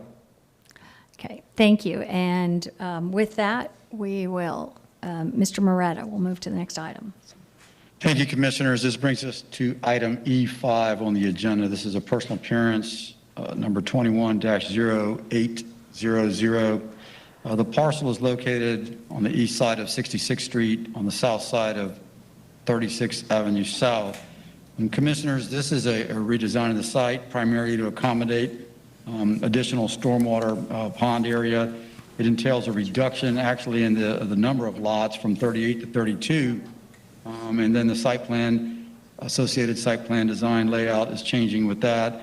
There's also some requests to change particular lot standards that deal with side yards that are, or excuse me, front yards that are functioning as side yards to reduce the setback to accommodate the structures in those areas, and also a reduction in the amount of building coverage from 55 to 65 in the area that can be covered in that particular site design standard. Staff has reviewed it, and we are recommending approval with conditions. Again, this does not deal with any additional entitlements. In fact, it's reducing the entitlements. It only deals with the site design to accommodate the stormwater and associated relief from the setback standards. We're available for comments or questions if you have any. Thank you. Thank you, staff. At the moment, we will hear from the applicant. Yes, good morning, commissioners. This is David Mechanic. Can you hear me? Yes. Please go ahead. Thank you. Commissioners, I'm here on behalf of Mr. and Mrs. Benitez Reyes, the owner of the property. As Joe described, he pretty well covered the rationale. I'll just go into a little more detail. Because of technical requirements of Hillsborough County, our stormwater pond had to get considerably larger, resulting in the loss of 6 lots on the property.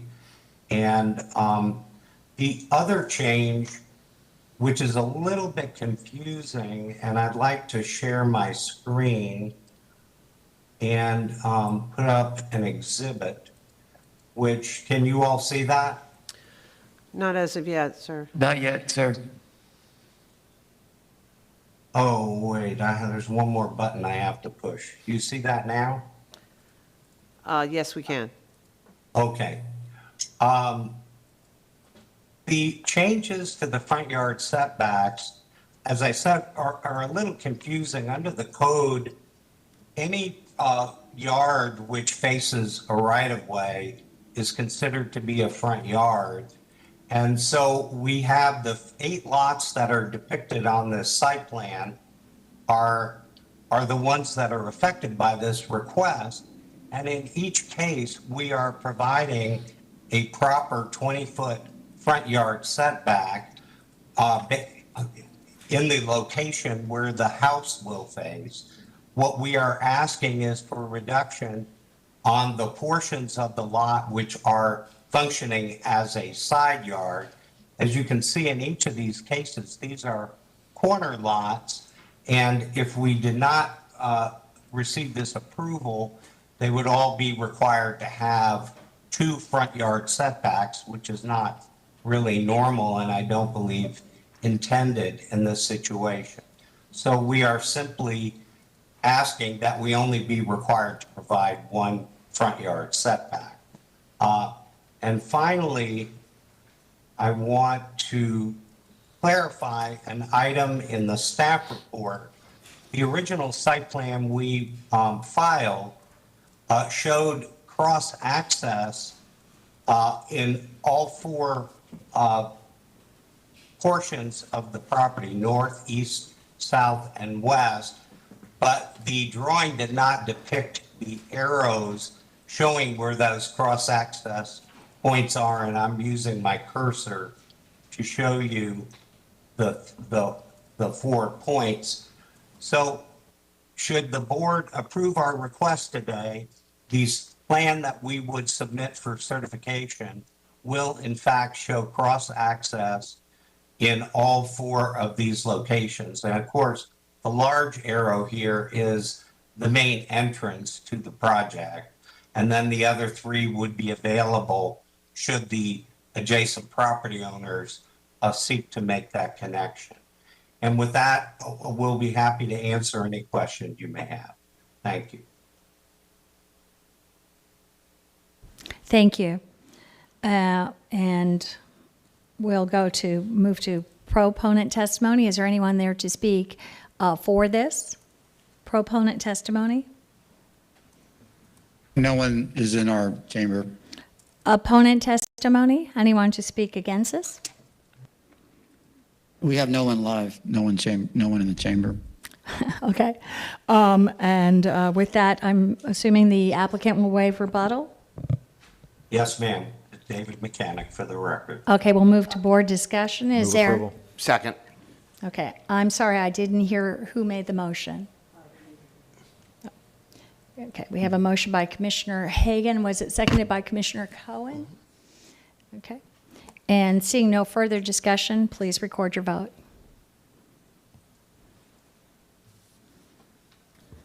Motion carried 7-0. Okay, Mr. Moretta will move to the next item. Thank you, Commissioners. Thank you, Commissioners. This brings us to item E6, personal appearance 21-0826. This is located at 11850 South Highway 41, generally located south of Sims Road. Commissioners, the current plan development allows 2 development options. The option 1 allows for 75 townhomes and approximately 28,000 square feet of office and retail. Option 2 allows 100 townhomes with a clubhouse and pool amenities. The applicant is seeking to focus on option 2, eliminate option 1, and they're primarily working to site design to accommodate a redesign of the site internally primarily. However, there is some modification of the vehicular access to the north to change that to pedestrian access. Primarily, it entails internal site design changes to accommodate lot reconfigurations and internal reconfigurations of the roadway as well. Staff reviewed it. We are recommending approval with conditions, and we are available if you have questions. Thank you. Thank you. Is the applicant present?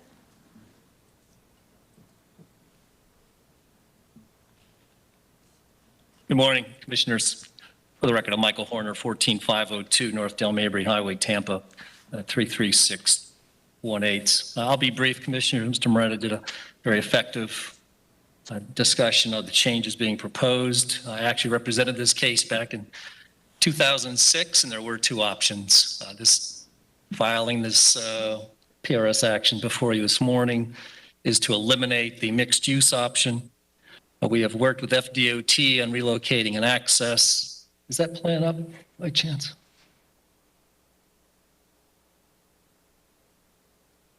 So the plan before you is our proposed option, again, only for the 100 townhomes. We're not doing any commercial 28,000 square feet approved from the 2006.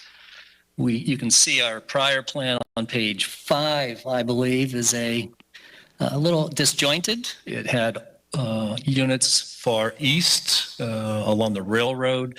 This plan removes those units. There's been financing difficulties next to the railroad, plus we have contours that make that retention pond much more efficient. This is more of a clustered approach. We do have a wetland in the northwest, therefore we are doing a little bridging system for pedestrian connectivity. And the other major change, or minor change, if you will, is reallocating the improvements on the recreation area. Instead of a large clubhouse and pool and those costs associated with maintaining 100 units, we're looking for a more passive fire pit, walking trails, gazebo, certainly opportunities for a dog park. And those are the extent of the changes, Commissioners. I'm not aware of any opposition or objections. Appreciate your support. Thank you. Thank you. I know there's, I'll ask every time, but do we have any proponents? Anyone in support of the project? No one here, Commissioner. And opponents, I assume no one is there, so we have no opponents to the project? Correct. We have no opponents. Okay, and with that, will the applicant waive rebuttal? Yes, Commissioner. Thank you. Move approval. Okay, we have a motion to move approval by Second. Commissioner Overman, seconded by Commissioner Cohen. And seeing no further discussion, please record your vote.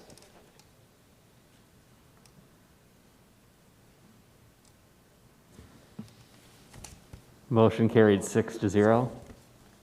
Thank you. Mr. Moretta? Thank you, Commissioners. This brings us to item E7 on the agenda. This is CDD 20-0550. This is a petition to establish the Simmons Village North Community Development District. The petition has been submitted by Spencer Farms, Inc. to establish the Simmons Village CDD. The Simmons Village CDD will encompass 123 acres and is located on the west side of Simmons Loop, south of the intersection of Simmons Loop and Big Bend Road in Riverview. No objections to the proposed CDD were raised by review agencies. Staff finds the application meets the requirements of Chapter 190 Florida statutes as established in Community Development District and recommends approval. We have staff available if you have questions, and that concludes our presentation. Thank you. Thank you. And I'm assuming there's no proponent testimony, no opponent testimony? No, ma'am, we have none in here. I'm sorry, I didn't go to the applicant. Applicant? Would the applicant like to speak? Yes. Good morning. Brian Lamb with Meritus Corp. Here to answer any questions the board might have, support any of the facts and the recommendation of staff today. Thank you. And I'd already called, but there is no opponent or proponent testimony, is that correct? Correct. And applicant waives rebuttal? I saw a nod. No rebuttal. Okay. And do we have, I don't see any board discussion. Do we have a motion? Move approval. Second. We have a motion by Commissioner Overman, seconded by Commissioner Myers. And seeing no further discussion, please record your vote.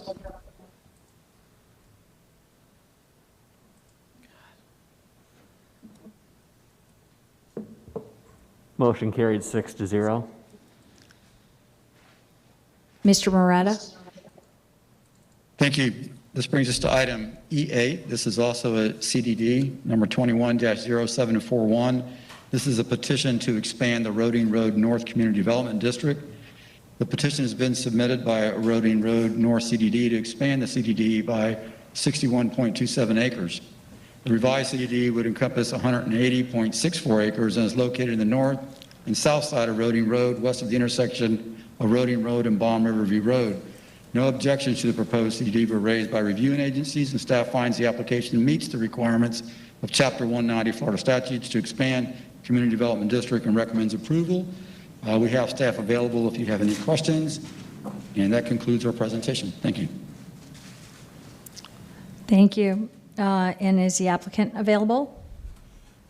Yes, my name is Michelle Rigoni. I'm Hopping Green and Sam's on behalf of the Roding Road North Community Development District, 119 South Monroe Street, Tallahassee, Florida.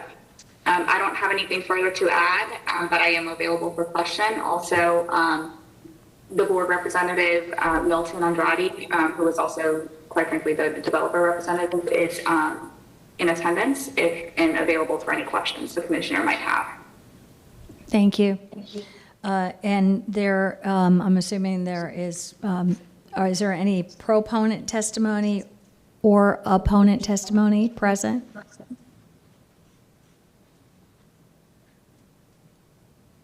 No, ma'am. And the applicant waives rebuttal? We do. Okay, and with that, we'll move to board discussions or motion. Move approval. Second. We have a motion by Commissioner Overman, seconded by Commissioner Myers. Seeing no further discussion, please record your vote.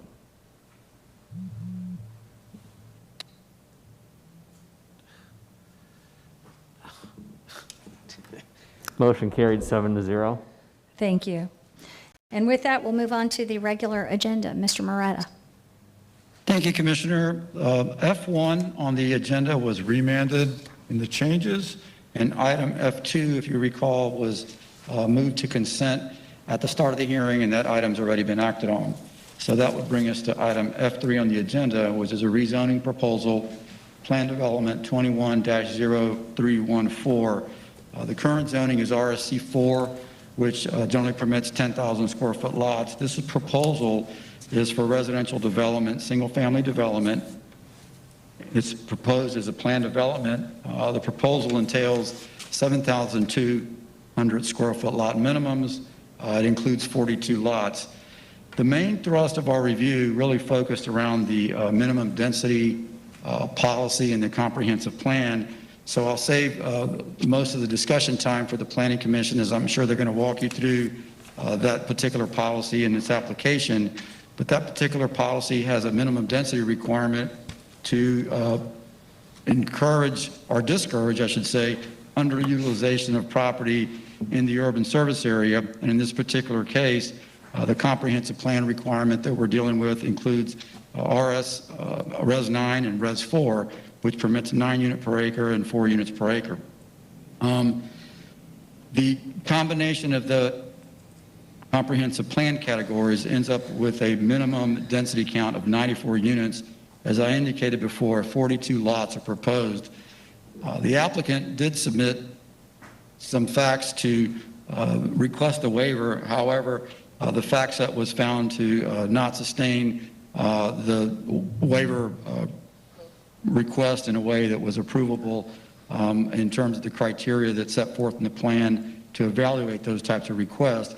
And because of that, staff is not supporting the request, and the Planning Commission will also speak to the policy application as well, as I said before. So we're not supporting the request. We're available if you have any additional questions. Thank you.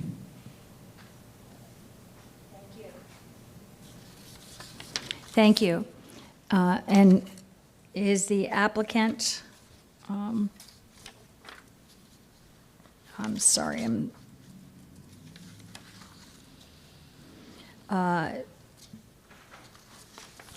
is the applicant ready, or is the applicant at this time?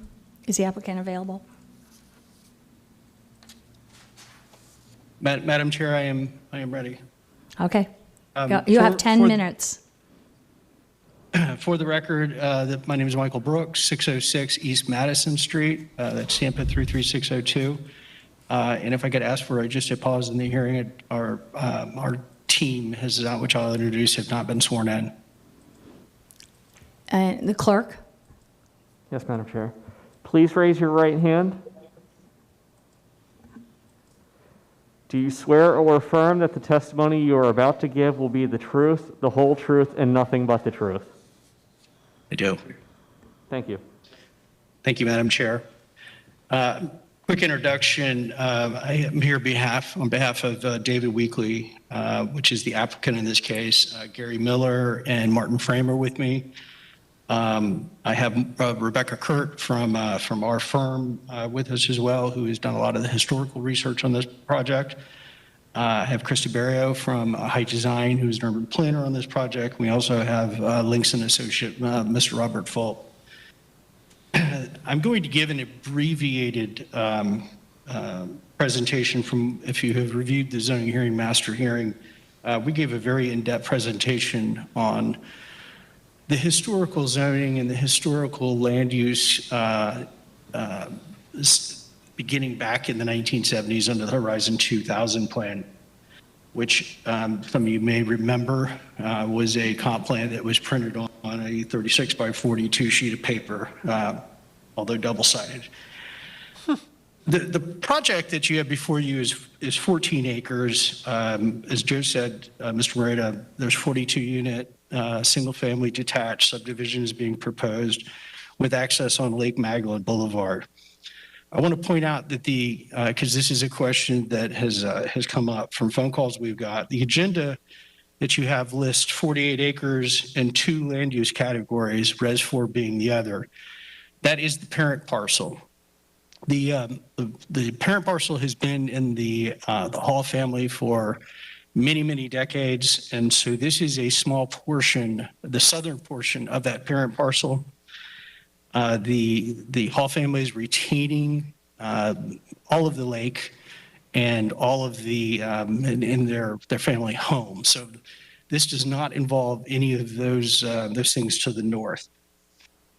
So with that, again, I said we're going to do an abbreviated PowerPoint really quick, but to get to the issue of compatibility and minimum density. So, yep, that's not it.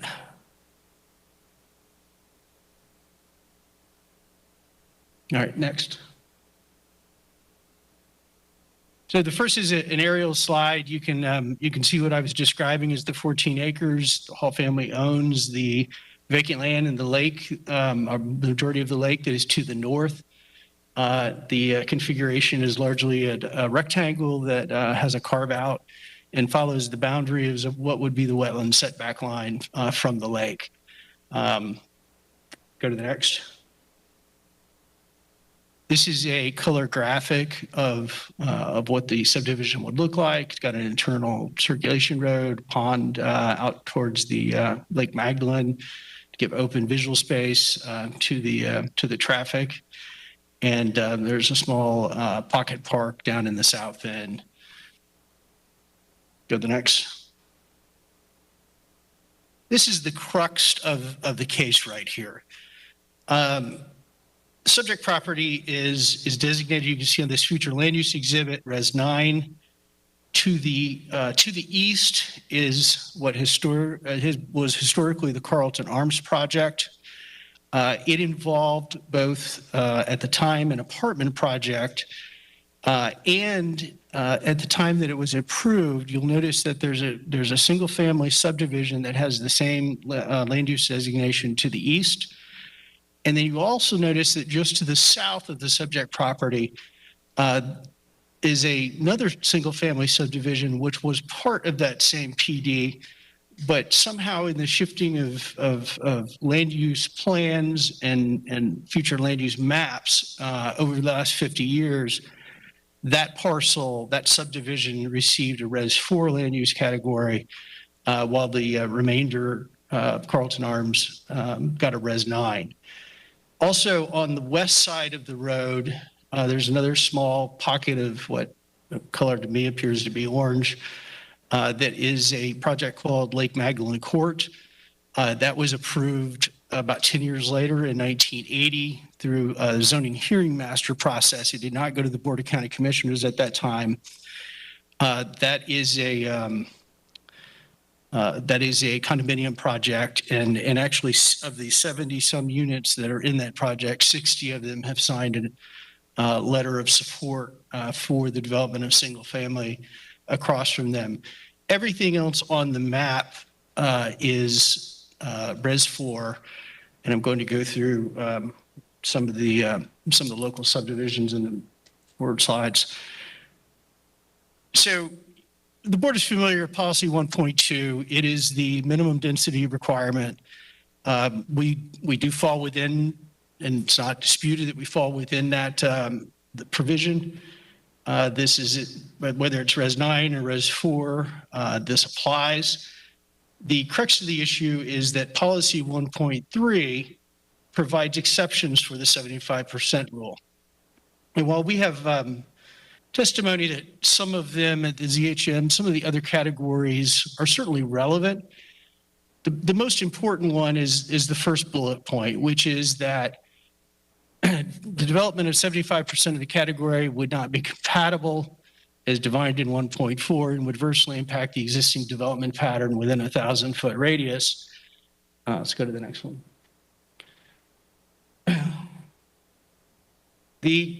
Remind the board that the definition of compatibility, and we often look at this issue in kind of at the reverse, but it doesn't mean the same, but it does provide a number of categories that are relevant to looking at the compatibility issue. And one in particular that I think that is very important here is pedestrian and vehicular traffic, circulation, and access.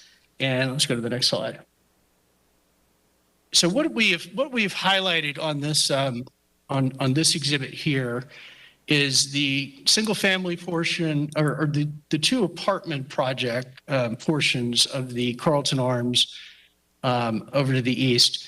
And it's important to note that those projects at the time initially were recommended for denial by the Planning Commission back in 1971.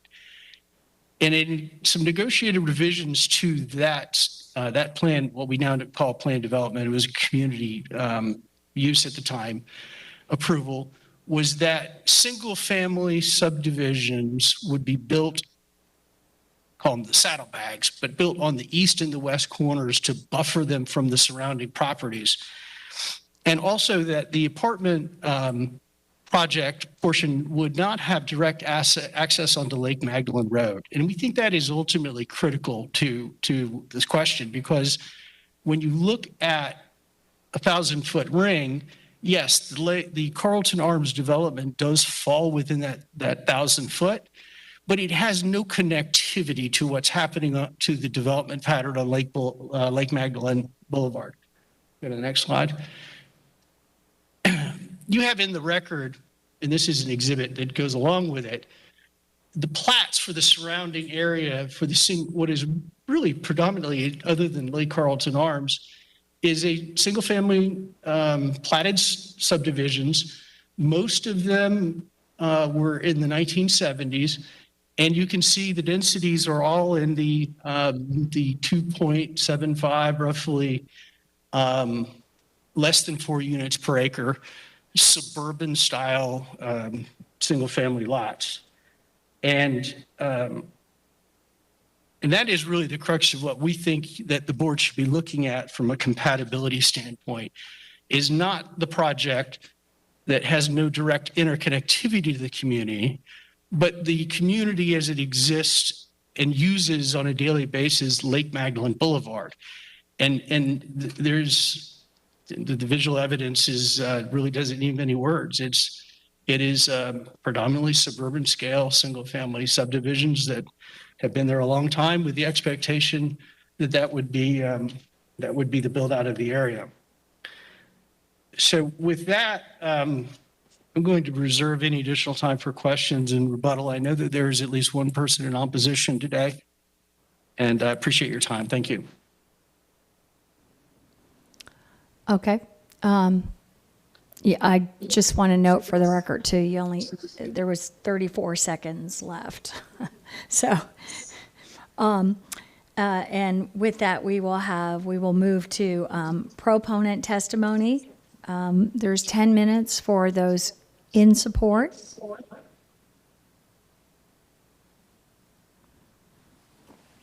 I'll just say for the record too, I have my sign up here.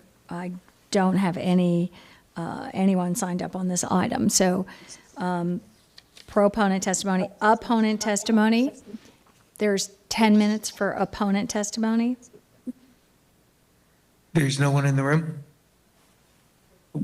There's no one in the room? We do have someone in opposition. Yes, we do.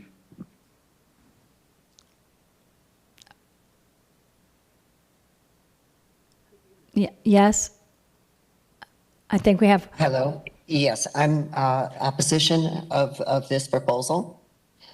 Do you need my name and my address? Yes, you can, Okay, yes. my name is Pamela Hannum, and I reside at 13802 Orange Sunset Drive. Zip code is 33, I believe it's 618. I'm not positive on that. It might be 816. I'm sorry. And were you sworn in? No, ma'am, not yet. If the clerk could swear. Raise your right hand. Do you swear or affirm that the testimony you're about to give will be the truth, the whole truth, and nothing but the truth? I do. Thank you. Thank you. Go ahead. Commissioners, thank you for taking the time to listen to my rebuttal on this proposal by David Weekley and his attorneys. First of all, they have placed a website up, and as I will go through the sections of their website and the misleading information that they have on this this website. First, their first section is a description of the Excuse me? single-family homes. that they're- 1 second. Excuse me, Ms. Hannum. I do need to remind you at this time that your testimony needs to be limited to that which was presented during the zoning hearing master process, either in writing or in your testimony at the zoning hearing master. And I don't see a description of the website in that testimony and what you had spoken about at the zoning hearing master. So please confine your statements to that which you presented at the zoning hearing master meeting. Okay, I'm not sure what a zoning master's meeting is. I apologize. This is kind of a whole new thing to me. I'm simply a person who lives in that community, and I don't want to see this orange orchard destroyed and turned into a housing project. They are talking about single-family homes, and I think that gives us a misleading impression of what kind of homes are going to be built. It makes you think it's going to be a small, maybe 1 or 2 bedroom home, but I assure you, by the statistics from the Census Bureau, over 55% of the homes built after 2015 are 4 bedrooms or more. And this is going to add a substantial amount of traffic and, just human consumption of water and waste material produced by this subdivision. And the septic systems that are in place at this particular location will all have to be modified to accommodate that kind of increase in consumption and flow. One of the reasons that people live in this neighborhood is because of the tranquility and the quiet and the peacefulness of it. And by adding, an additional 126, maybe even more people to this area, I think you're going to find that that's going to disrupt a tremendous amount of the reason why people live there in the first place. They have said that there's only going to be an increase of 25 cars during the morning hours and maybe as much as 45 cars in the evening. I just wonder, are all these people going to work from home? That's impossible to have only 25 cars when you have 100 plus more people living in an area. They are talking about putting in a 10-foot sidewalk from the proposed development down to Fletcher.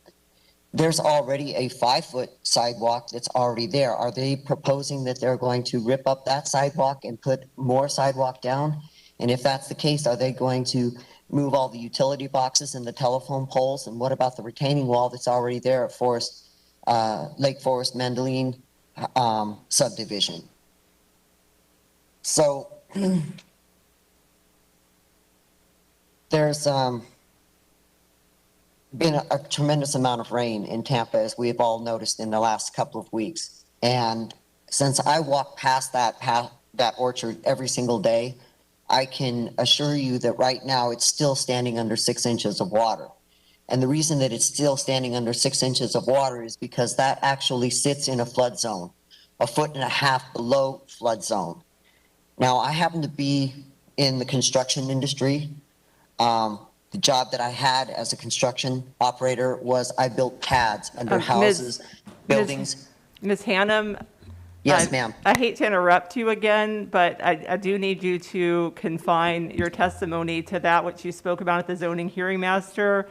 Our process does have some restrictions on what you can speak about at the board meeting, and anything that happened after the zoning hearing master meeting, like what happened in the past couple weeks, needs to not be brought up now, but you can continue to speak for the rest of your time to the material that was in the record and that you spoke about at the ZHM, or that someone else spoke about at the ZHM or in the record.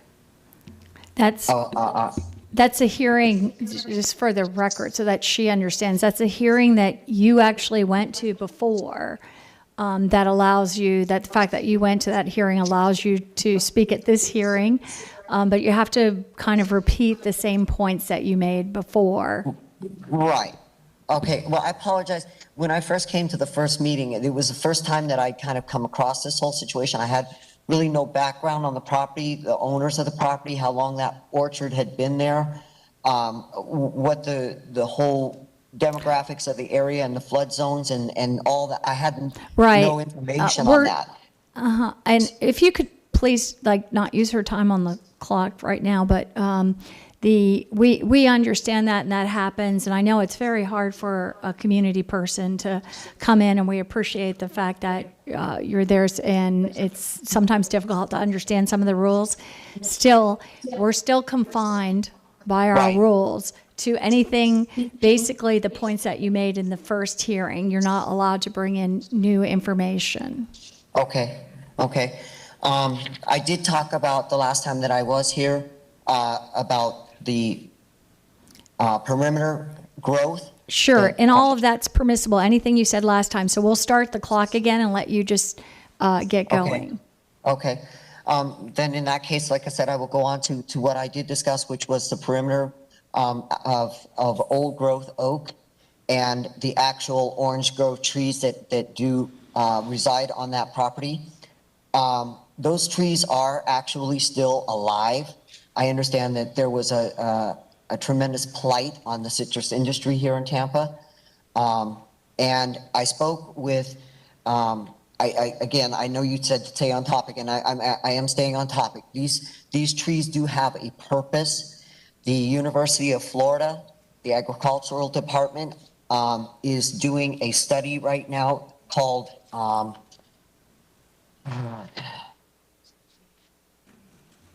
escape trees. They're trying to find trees that actually survived. I'm sorry.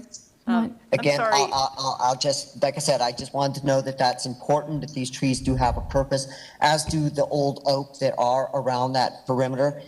That area has been untouched and unmolested for over 100 years.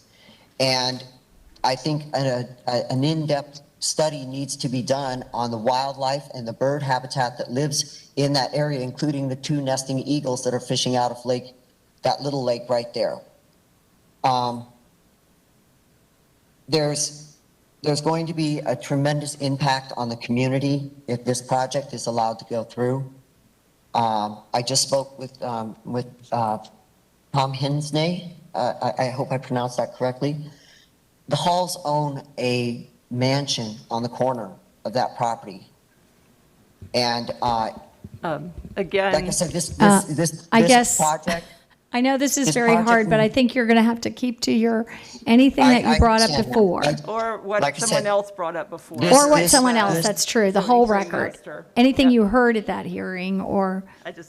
Yes, and I spoke on this, is that this property has a tremendous impact on this community. It's a part of our community, and we certainly do not want it destroyed.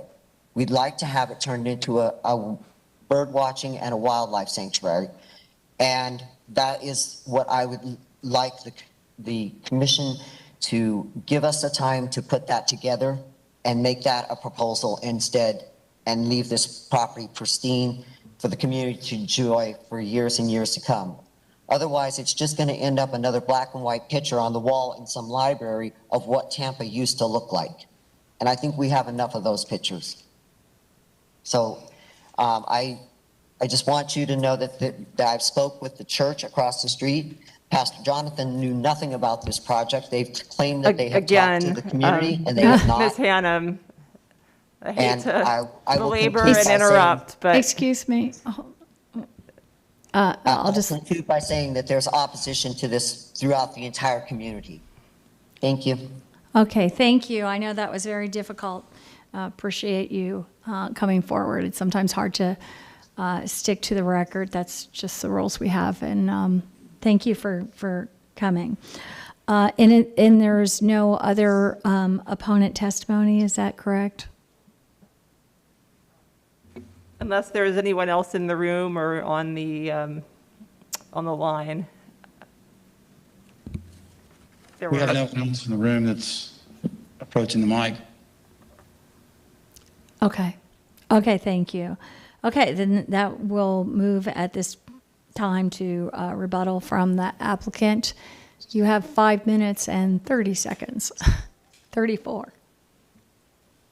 Madam Chair, there's one proponent in the room as well. Okay, I called out initially, and What is Ms. Lundgren? What is the name of the proponent? Because I don't have any party of record proponents listed. This is Mr. Hall, and he was a party of record by virtue of notice. Okay. Okay.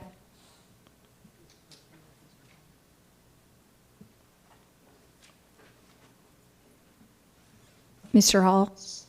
Yes, I'm David Hall. My address is 1103 South Dakota Avenue, Tampa, 33606. My family owns the property in question, and I'm here representing them. Do I need to be sworn? Yes, you do need to be sworn, sorry. I did not realize that you were not sworn, clerk. Can we swear Mr. Hall in? All right, please raise your right hand. Do you swear or affirm that the testimony you are about to give will be the truth, the whole truth, and nothing but the truth? Yes. All right, thank you. Okay, go ahead, Mr. Hall. Thank you. Our family has owned this approximately 60-acre property for about 100 years. The subject 14 acres, which Weekly is asking to be rezoned, has always been a mature producing orange grove through years of freezes and diseases, but we've faced nothing like the devastating citrus greening, which destroyed the entire 1,000-acre grove. What remains is not a pristine location. It essentially is a vacant lot with a few scraggly, barely producing citrus trees. This 14 acres is no longer viable for us to maintain because we've lost the agricultural designation and the taxes have skyrocketed. So what we are going to preserve is the remaining 40 acres of wetlands, submerged land, as well as the wooded acreage for the wildlife and the homestead for the family. There is virtually no wildlife on the vacant lot, nor is there flooding. My brother and I have worked this grove all of our lives, and we're very familiar with what was there and what is on there now. So we're asking for less density, not more, in keeping with Weekly's recommendation. Obviously, the lower density, fewer number of homes is smart growth, less strain on the infrastructure. We thank the board for its thoughtful consideration. Thank you. Thank you. And so we have our proponent and opponent testimony. Do we have, I know that was Mr. Hall, but do we have rebuttal from the applicant from representation? No, ma'am. Okay, so you're waiving rebuttal? Oh, no, I'm sorry. I thought you asked if I had any comment. No, I would like to take my rebuttal time if I may, and I will try not to use the entire 5 minutes. Go ahead. Okay. Without attempting to completely restate what was in our original presentation, let me first get out of the way.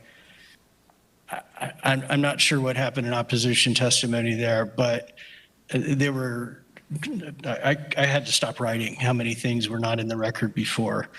Let me say just at the onset that the property being in the floodplain is not accurate. That is a factual matter that is on the face of the site plan itself. Everything else about standing water, about nesting birds. I mean, at this point you have, you heard from Mr. Hall, the lake is not part of it. The family intends to keep that portion. Also, the testimony of the lady who spoke a moment ago was that this was going to have a tremendous impact. First and foremost, what she said was that it should be used as a wildlife sanctuary in a park. That just is not an option that's on the table. The issue at hand is what is the most compatible density for the development of this portion of the parent parcel. And, this is a balancing interest for this board. Do you look at the Res 9 future land use designation, which really is an extension that happened during the EAR process in the 1990s, in the 1990s, on a vacant parcel that looked at the Carlton Arms project, which has no direct access and really no relationship to anything happening on Lake Magdalene Boulevard, and itself would not meet the minimum density requirement if you counted all of the pieces of it, the apartment piece and the single family piece. That density would be roughly, and you've got documents in the backup, it is roughly like 5.29 acres, units per acre. So the project we're being compared to doesn't meet the 75%. But if it is the direction of the board that is appropriate, just so you know, that would be about 95 units. So we would come back to you with a proposal to add about 53 units to the current layout, and that would likely have to involve a change in the residential use of the product type to something attached, so townhomes. Alternatively, you can evaluate it for its compatibility based on what is happening in the surrounding properties that have been developed in a suburban single-family development pattern for the last 50 years. And that is really the decision you have to make. And if that's the case, then the proposal we've put back in front of you is appropriate. And I'll point out again, you have 60 signatures of support in the record. Obviously, you've heard how the Hall family feels about it, who has been in opposition to the higher density developments for the last 50 years. And so, is not being self-serving, has been very consistent in its values and positions. It has been stated that, well, you make a very good case for a comp plan change. And I just want to touch on that real quick. That is a timely, it is an expensive, and it's a process-intensive procedure that is just really not necessary. This is an example of where the comp plan, while the future land use map has failed us, the comprehensive plan has worked as designed. It provides exceptions that allow you to look at what is the most compatible scale of development. And we believe that that is looking at the existing single-family development pattern. Lastly, the zoning hearing master report states that we gave testimony at the last hearing that our planner did, our urban planner, that the single family would not be in, I'm sorry. Give me a second. That it would be, I'm sorry, that it would be, that a higher density would be compatible there. The question was phrased as a leading question based on her testimony, and it was framed in the form of a double negative. Obviously, you've heard today, and you can read in the record, our position has been the same entirely. Your time is up, except You have 34 more seconds from earlier if you would like. Yeah, with that, I don't have anything else to say. If there's any questions, again, we have all of our consultants for this project, and we'd ask for your favorable vote.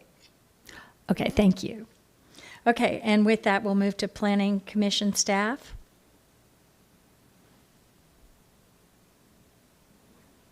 Thank you, Melissa Leinhardt, Planning Commission staff. The subject property is located within the Residential 9 Future Land Use category.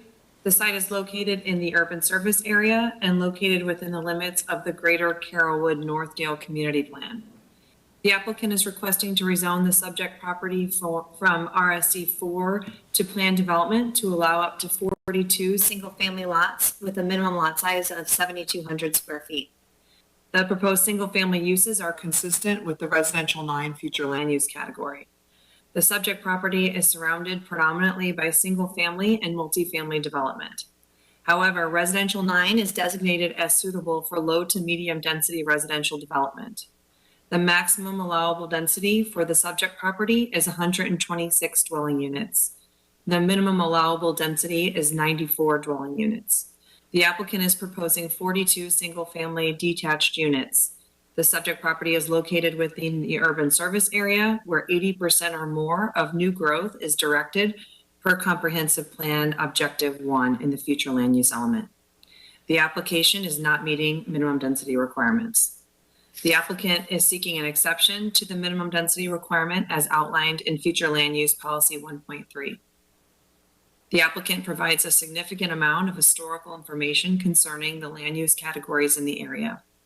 The applicant also states that meeting minimum density requirements would result in a multifamily development that would not be compatible with the residential development pattern in the area. Staff acknowledges that the proposed single-family detached residential development would allow for development that is comparable to the development pattern in the surrounding area. However, multifamily is located immediately to the east and west across Lake Magdalene Boulevard to the west. Excuse me. Multifamily development would not be incompatible with the existing development pattern, but rather compatible considering the existing land uses that surround the subject property. The proposed residential development is consistent with Objective 16 and the compatibility policies that are under that objective. The applicant also requests an access onto Lake Magdalene Boulevard and provides for internal circulation, which is consistent with our connectivity policies under that objective. However, the application is not consistent with Objective 1 and Policy 1.2 of the future land use element because it does not meet minimum density requirements and does not satisfy the compatibility exception as outlined in Policy 1.3. The request is consistent with Goal 2 of the Greater Carrollwood Northdale Community Plan, which seeks to reinforce community identity through maintenance and enhancement of the community's unique characteristics, assets, and physical appearance.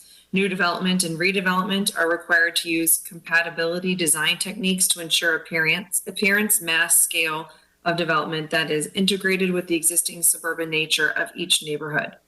The proposed residential development is comparable and compatible to the development pattern in the area and is consistent with the vision of the Greater Carrollwood Northdale Community Plan. However, the planned development does not meet minimum density requirements and would directly undermine the intent of the urban service area policies in the future land use element. And based upon those considerations, Planning Commission staff finds the proposed planned development inconsistent with the future of Hillsborough Comprehensive Plan for unincorporated Hillsborough County. Thank you. Thank you. And can we have the zoning hearing master recommendation summary? The zoning hearing master considered the request for the rezoning of approximately 14 acres located east of Ehrlich Road and Lake Magdalene Boulevard intersection. As you heard from Ms. Leinhardt, the subject property is designated Residential 9 on the future of Hillsborough Comprehensive Plan for unincorporated Hillsborough County and is within the boundaries of the Greater Carrollwood Northdale Community Plan within the urban services area. The request is for the rezoning of the property from RSC4 to PD to allow development of a residential subdivision with a maximum of 42 single-family detached dwellings on lots with a minimum area of 7,200 square feet. The zoning hearing master found that the surrounding area consists of single-family detached and multifamily residential developments. The proposed rezoning to allow a residential subdivision with a maximum of 42 single-family detached dwellings is compatible with the surrounding development pattern and consistent with the vision of the greater Carrollwood Community Plan. Go ahead. The proposed rezoning, however, was found by the zoning hearing master to not be consistent with future land use policy 1.2 of the comprehensive plan, which requires new development in the urban services area to occur at 75% of density allowed in the applicable land use category, unless the development meets the criteria of policy 1.3. Future land use policy 1.3 does provide an exception to the minimum density provision of policy 1.2, where one or more of enumerated criteria are met. The zoning hearing master did find that this request does not meet the criteria for an exception from the minimum density standard of the policy. The zoning hearing master found that the development meeting the minimum allowable density requirement of policy 1.2 would also be compatible with the surrounding development pattern and would not adversely impact the existing development pattern within a 1,000-foot radius of the proposed development. The zoning hearing master therefore found that the request is not in compliance with the comprehensive plan and recommended denial.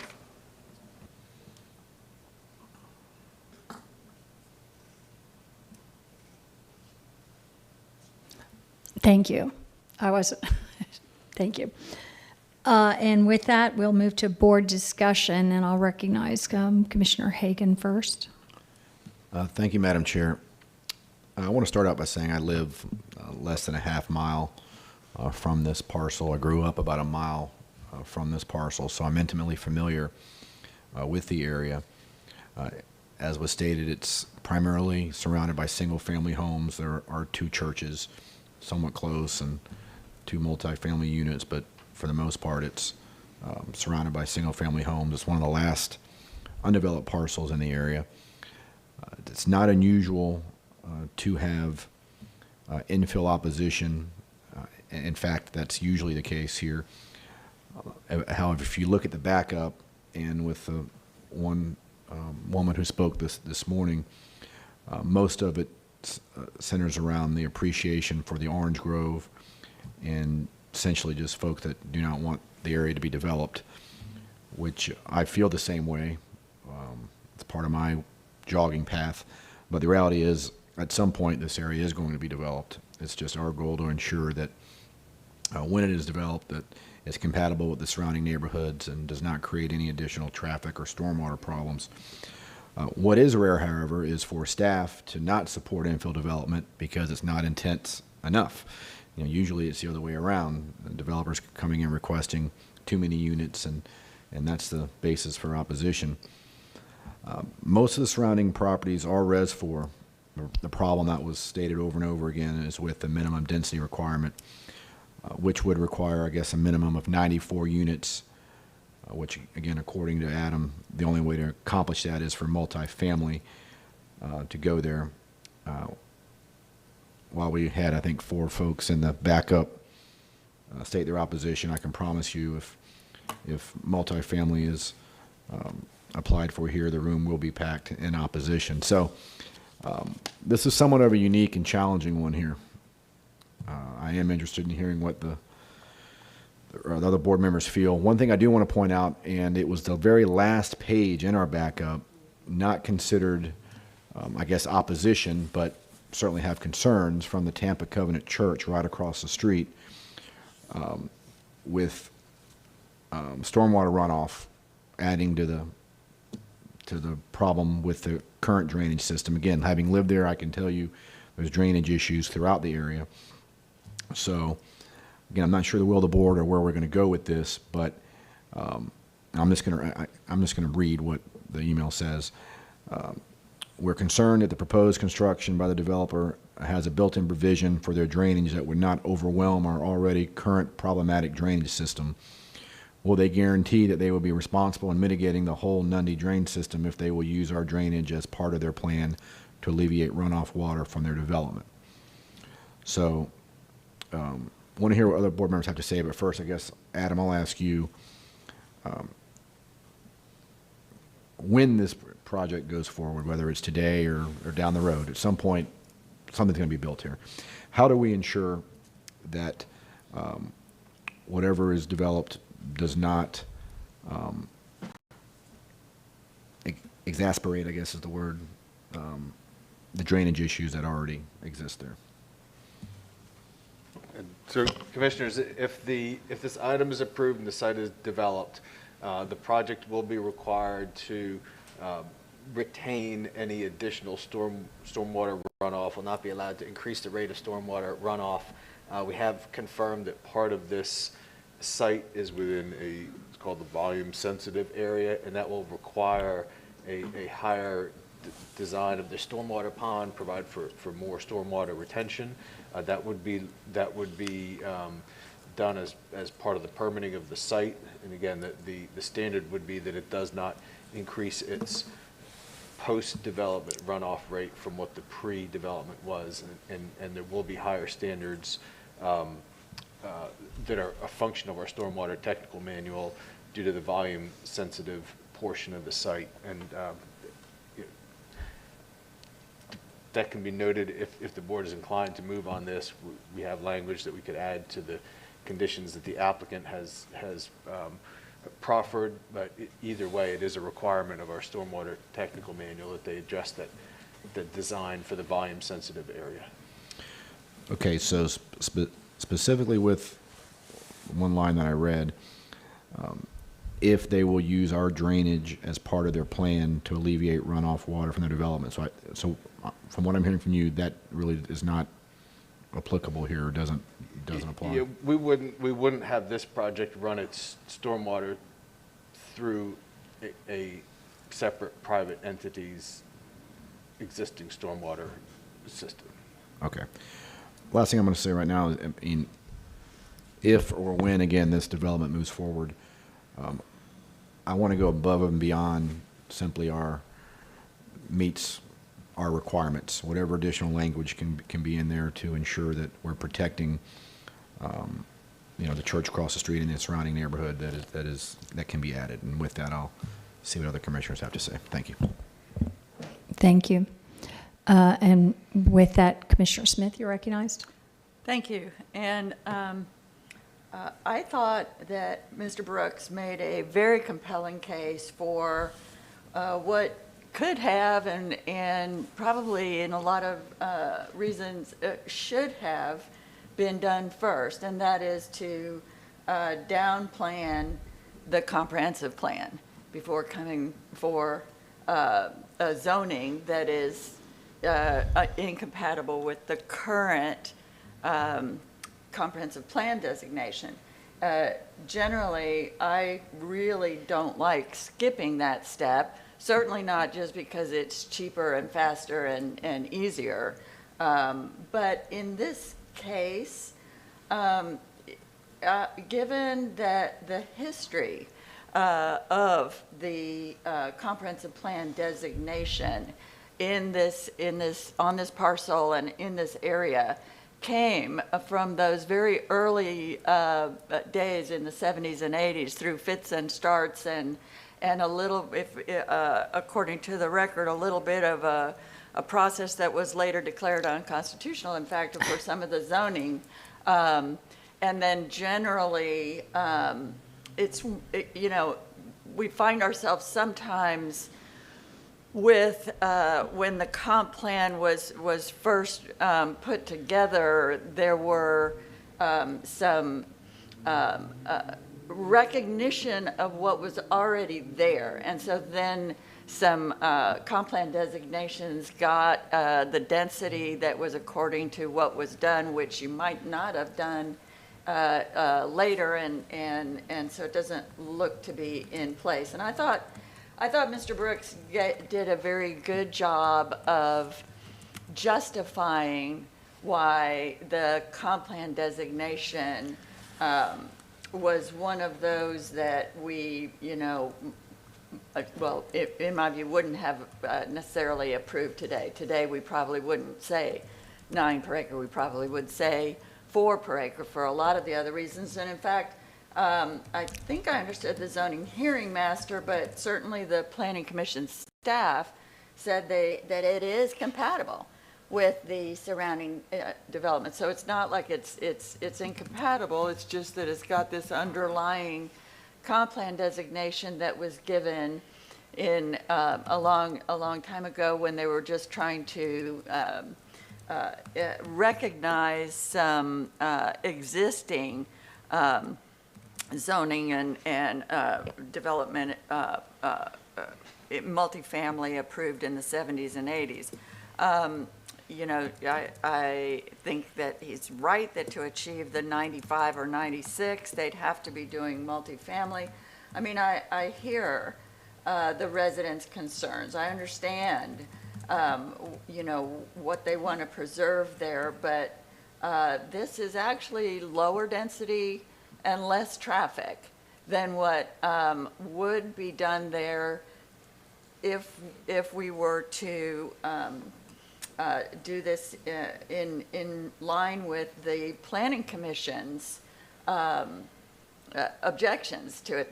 They're objecting because they want more, and so the zoning hearing master followed that. This isn't the only place I've seen that. So there are places in this county where there were old designations from a long time ago that provided more density than what we would do today. I think we should be careful in skipping the step of let's just override the comp plan. I don't like that procedurally, but I do feel like in this case, this is the best thing that's going to happen for the neighborhood. And I wonder, I think Commissioner Hagan certainly understands his neighborhood better than I do. And the flooding that is an issue there. Is there a condition that we could add to the request now? Because I'm inclined to support it, but I would like to make sure that flooding isn't going to be a problem. Is there something that that we would need to do to make sure, like Commissioner Hagan suggested, that this goes over and above the standard? Commissioner, we can reach out to the applicant, if I just put that in motion, to see if there is some agreement on their part to provide a higher volume, higher storage retention area than what's otherwise required. So we'll explore that right now with the applicant. Okay, and while I have the floor and while you're doing that, just to address the process, I think this painful experience of having to keep interrupting the resident who's just coming here to try to discuss concerns of their neighborhood underscores what we've said before, and that is we really need to look at our process. We really need to not let that slip through the cracks, but keep on working on our process of this unique thing of having, or fairly unique, of having the zoning hearing master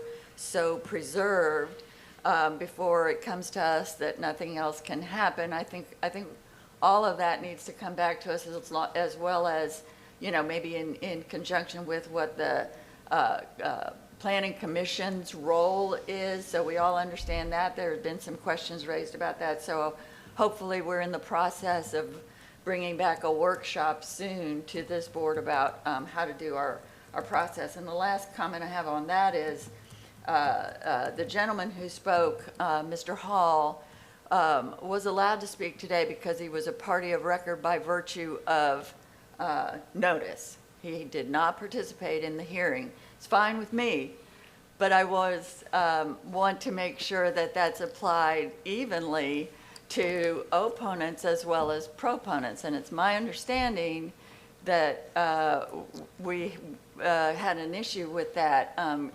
Can you explain? Maybe I'm wrong. Does anybody by virtue of, who is a party of record by virtue of notice but has not participated and put other evidence on the case file, would they be allowed to come speak to us without the hoops?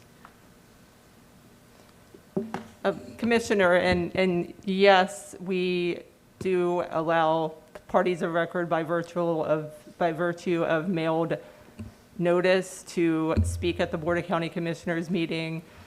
We do need to have them also remain on the record as far as the testimony they provide. Right. The issue that I'm thinking of is the item would be on consent, though, if there was no party of record other than correct the mailed notice. And if somebody showed up who was mailed notice in opposition, but their item might be on the consent agenda, so that might be a little spot for us to look at as we're looking at the process. So thank you. But I'm inclined to support this as long as we can ensure that the flooding issue is going to be taken care of. Thank you. And just because we're on that issue of those who spoke within the record, and having Mr. Hall speak, that I think elucidated this issue, but obviously that the kinds of things he said which were personal to him could not have been on the record because he spoke about his personal experience and the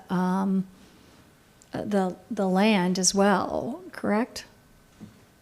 I mean, how does that work? Because he didn't speak, and so you're not looking at the record and saying you didn't keep to the record, but he brought in, I'm assuming, new information that only he could have brought in. Commissioner, he and others need to speak to the record, not just to what they spoke to or what they're not only limited to what they spoke to at the zoning hearing master, but they need to stick to the confines of the record overall. So if the applicant's representative spoke to those issues previously at the zoning hearing master, then an applicant or a proponent, party of record, could speak to those if they're in the record. So I looked at the zoning hearing master recommendation summary of the testimony that was given at the ZHM, and I thought that his testimony remained on the record of those subject matters. Okay, thanks for that clarification. We'll move next to Commissioner Overman. Thank you. And this is, it brings up a lot of the things that we've talked about time, about density and requiring the density we need according to the plan, or addressing the fact that we may already be up zone to greater density in areas that don't make sense to have that. And given that this is one of the few parcels left in this area, recognizing its environment, I think, is critically important. So I'm looking at that from a, what will work now solution. And if increasing the stormwater would actually ultimately end up with a Res 4 outcome, it would make sense to recognize that's where we are. Because we're going to actually have to reduce the amount of buildable space for residents for that to work. Frequently, when we build apartment complexes, we need a lot of parking spaces, which actually becomes non-permeable land that creates more water, stormwater, and flooding, without having other technologies or methodologies to address how water could be absorbed into the ground, given the density that normally is done with apartment complexes. So I will support the motion to approve, because I do believe that down zoning this to a lower density in this particular case, given the history of the area, is appropriate. I still can't stand the bunch of houses in a bag with one way in, one way out. So, which is what this appears to look like. So I'll put in my protest on that one. But it does look like it would be difficult to connect to other communities in the area, given the design in the area. So, but with that, I think it does make sense to actually reduce the density because of not only the surrounding area, but also the fact that there is a significant amount of water in the area that would require a great deal of mitigation when it comes to stormwater. So I'll stop there. And Commissioner Cohen, you're recognized.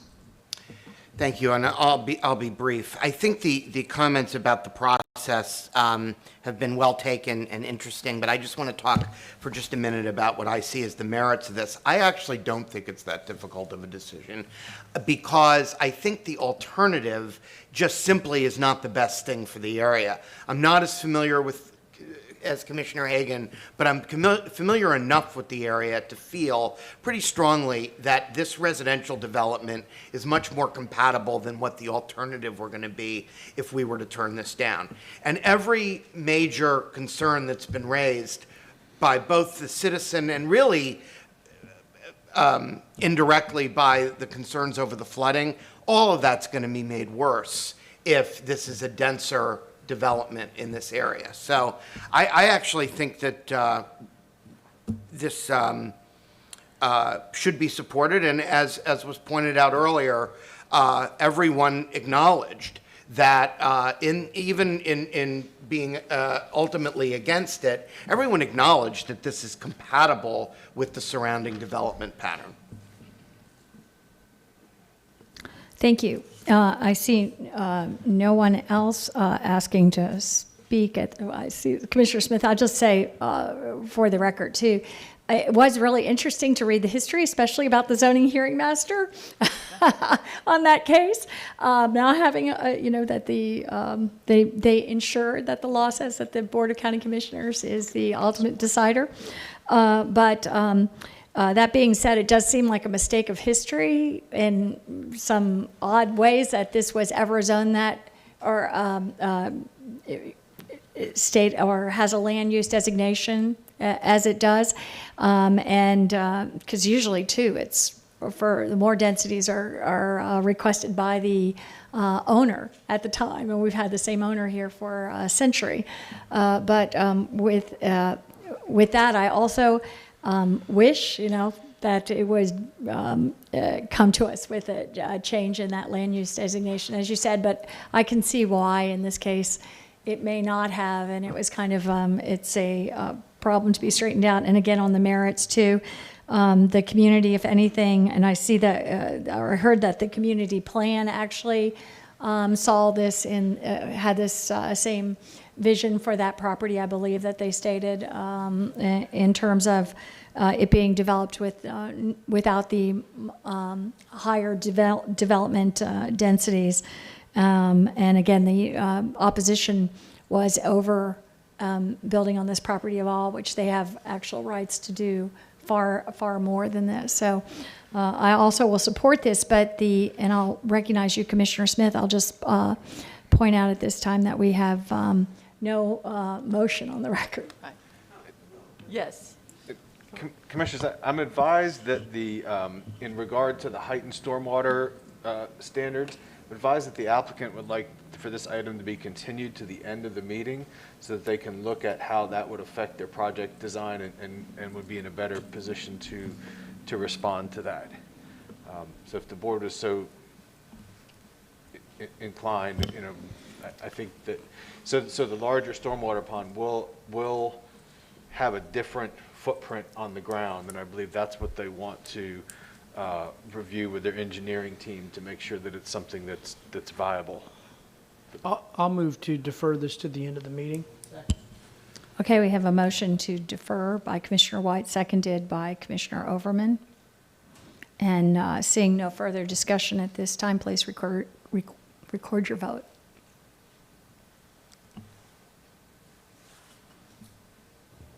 Motion carried 7-0. And not to make this too much longer, but I just had a question with regards to you said this is a volume-sensitive area. Is that identified in the record? Is that something we put in our record? Because I think that's very significant. I don't know if it is part of the county's regulatory process and contained within the stormwater technical manual, which is of record, but I don't know that that particular element was identified for this project, so we'll take note of Because again, that. I think that would be something important. I certainly, a few items ago, would have liked to understood that, whether that was. There are areas like that. It is accounted for in our regulations and technical manuals, but understand the point of wanting it to be identified specifically here. It It's would not be that it's not helpful, addressed. as much as traffic. Yes, thank you. Okay. And with that, Mr. Moretta, we'll move to the next item. Thank you, Commissioners. This brings us to item F4 on the agenda. This is a rezoning for plan development 21-0319 located at 10410 Gibsonton Drive. It's a 5.2 acre site. The site is currently zoned ASC1. The rezoning is for plan development. Plan development is proposing 25,000 square feet of general commercial uses. The site is bifurcated by an easement, and within that easement, there is also a proposal, or at least a recommendation by staff, that the applicant has agreed to provide access, cross-access, I should say, to the east of the site. I'm going to let Michelle Heinrich of our staff, who's a lead case planner on this, walk you through the access plan and orient you to that access. As most of the calls that we received about this involve the access point to the west, which is a cross-access, not the main access to the site. So I'll turn it over to Michelle. Thank you.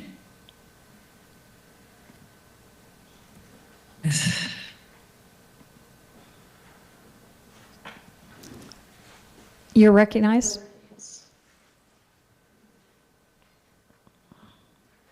Good morning, Michelle Heinrich, Development Services. To complement the presentation provided by Mr. Moretta, what I have shown up here is the site plan. And the southern area is the area where the primary development activity will occur. They do have a main access point on Gibsonton. Also, along the east is a cross-access right here. This property to their immediate east is a Tire Kingdom zoned for commercial uses. Therefore, per our code, cross-access is needed, and they are providing that. The Tire Kingdom over here has also stubbed out the roadway partially to that property line, and our understanding is that per the conditions of approval, when and if this subject property is rezoned for commercial, which is proposed before you today, that continuation will be completed so that a full connection can be provided. And I'm available if you have any further questions. Thank you. And do we have the applicant?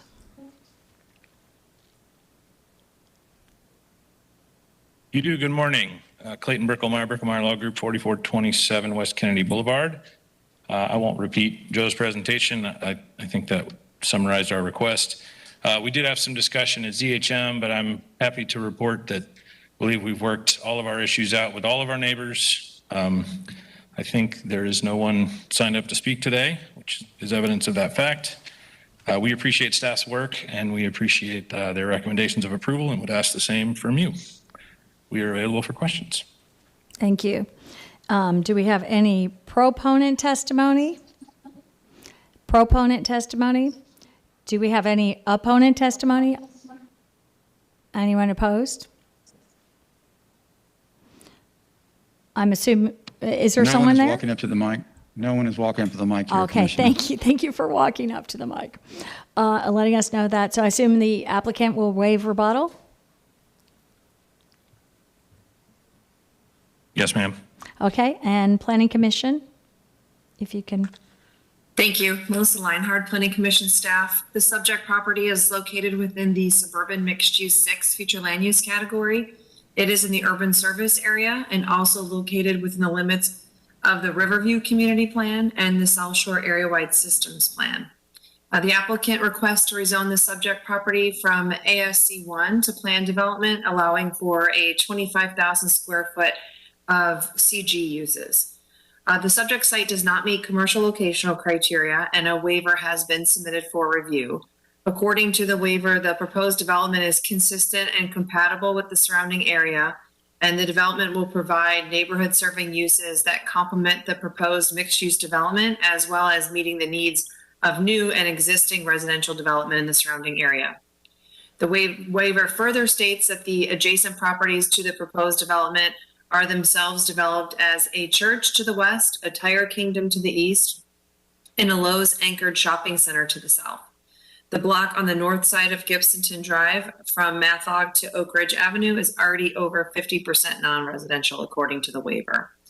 Planning Commission staff has reviewed the waiver, and the subject property is located within the suburban mixed-use 6 category, whose intent is for urban and suburban in intensity and density of uses. Neighborhood retail commercial uses should be clustered at arterial and collector intersections according to policy direction. Other non-residential land uses must be compatible with the residential uses through established techniques of transition or by restricting location of incompatible land uses. While the site does not technically meet commercial locational criteria, it does front on and have full access to Gibsonton Drive, which is an arterial roadway. The maximum FAR for the proposed use is 0.25, which allows up to 55,647 square feet to be considered for the site. The request is for 25,000 square feet, which is considerably less than what could be considered from a maximum standpoint. The subject property is also located within the limits of the Riverview Community Plan, and the plan seeks to achieve better design and densities that are compatible with Riverview's vision by avoiding strip commercial development. The applicant is committed to a condition of approval that provides for frontage restrictions, which help to implement the vision of that community plan strategy to avoid strip commercial. The subject property is located within and is consistent with the Riverview Community Plan's Riverview Community Plan's Highway 301 corridor district. The district envisions a mixed-use area with high densities and a variety of businesses. The request will provide an opportunity for businesses and helps to facilitate the vision of this corridor district. Based upon this policy direction, the Planning Commission staff recommends Hillsborough County Board of County Commissioners approve the commercial locational criteria waiver. And based upon those considerations, Planning Commission staff finds the proposed plan development consistent with the future of Hillsborough Comprehensive Plan for unincorporated Hillsborough County, subject to the conditions proposed by Development Service. Thank you. Thank you. Zoning Hearing Master report. The zoning hearing master considered the request on a subject property consisting of approximately 4.96 acres located on Gibsonton Drive east of Matt Hogg Road. The zoning hearing master found that the subject property is designated SMU 6 on the future of Hillsborough Comprehensive Plan and is within the urban services area and also within the boundaries of the Riverview Community Plan and the South Shore Area-Wide Systems Plan. The subject property is currently zoned ASC 1, and the request is to rezone to a planned development to allow development of 25,000 maximum square feet of commercial general uses. Although the subject property does not meet the locational criteria, and the applicant has requested a waiver from the locational criteria pursuant to the comprehensive plan, Planning Commission staff, as you heard, recommends that the board approve the locational criteria waiver. The zoning hearing master stated that this area of the Gibsonton Drive corridor is developed with residential and non-residential uses. Properties north of the subject property are zoned ASC 1 and developed with single-family homes on large lots. Properties south of the subject property and across Gibsonton Drive are zoned PD and developed with commercial uses. Properties west of the subject property are also, oriented toward Matt Hogg Road and are zoned RSC 4 with development that includes a church and a single-family residential subdivision. east of the subject property or property zone PD, including heavy commercial uses and a townhome development. The zoning hearing master considered the area and also considered the proposed project's consistency with the locational criteria waiver recommendation and recommended that the rezoning request be found in compliance with and in furtherance of the Future of Hillsborough Comprehensive Plan and recommended approval. Thank you. And with that, we can move to board discussion. Move approval. Second. Okay, we have a motion by Commissioner White, seconded by Commissioner Cohen. Seeing no further discussion, please record your vote.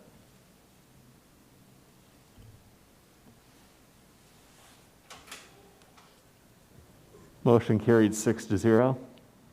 Thank you. Mr. Moretta.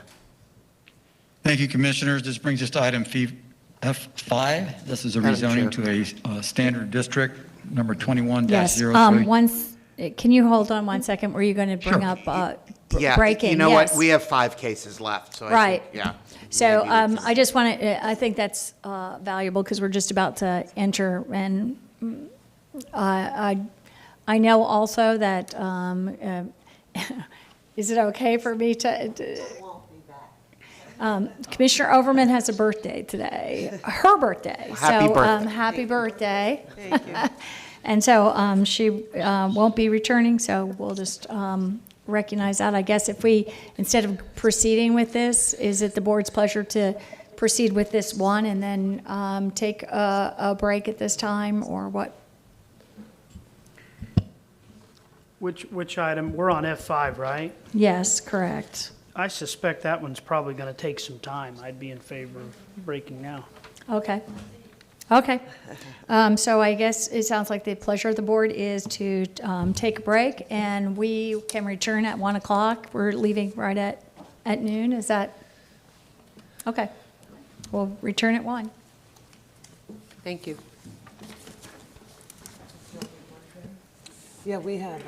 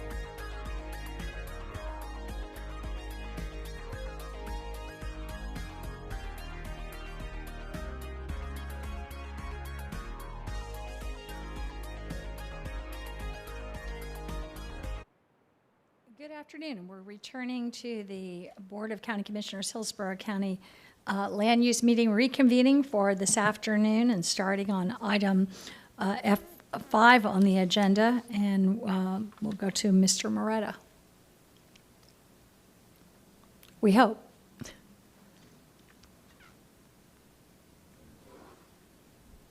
How are we doing over at Saunders Library?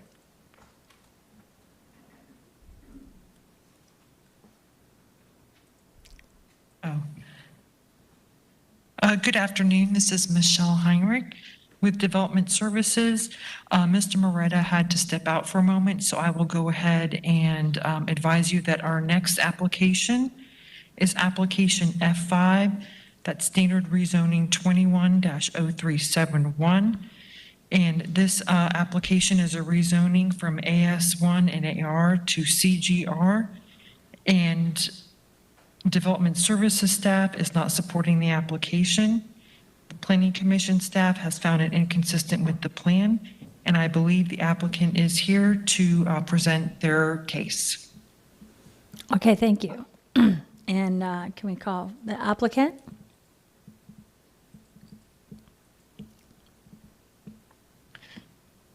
Good afternoon, Madam Chairman. Todd Pressman, 200 2nd Avenue South, number 451, St. Petersburg. Madam Chair, if I may ask the attendance of the commission at the moment, please. There are 6 members of the commission here. The only one missing was announced before lunch is Commissioner Overman. Okay, great. Thank you. This is 21-0371. I'm here very happily representing the Moyer family. They're all here. They're on the record and they'll speak. Next slide, please. Located in the Seffner area on Highway 92. Next slide, please. A little closer. Next slide, please. And this is as the property appraiser has it on Highway 92. Next slide, please. You'll see that there's similar activity in the immediate area just by aerial. Next slide, please. Issue is rezoning to CGR. We've made a restriction here that the sales and rental and service of new and used farm equipment and garden equipment with no open storage. Next slide, please. The Moyer family business has been there since the 1970s. Next slide, please. 3.5 generations of the Moyer family have been running the business. Next slide, please. Zoning map, you'll see the site is in purple. You'll see that we have CG to the south. And when you look a little closer at the zoning map, commissioners, you'll see there's a lot more going on. Next slide, please. There's an NCU approved south, abutting south for the exact same use that's done by the grandfather of the family. Next slide, please. And an NCU approved abutting north for commercial use. Next slide, please. And across the street, or I'm sorry, this is the non-conforming use review. Next slide, please. Commercial zoning was approved directly across the street in PD 12-0512. Next slide, please. Which you can see the commercial track. Next slide, please. And next slide, please. And that's Alan Moyer is noted as a property owner directly across the street from the commercial track. So commissioners, that means that we have commercial activity on all 3 sides of this property. Next slide, please.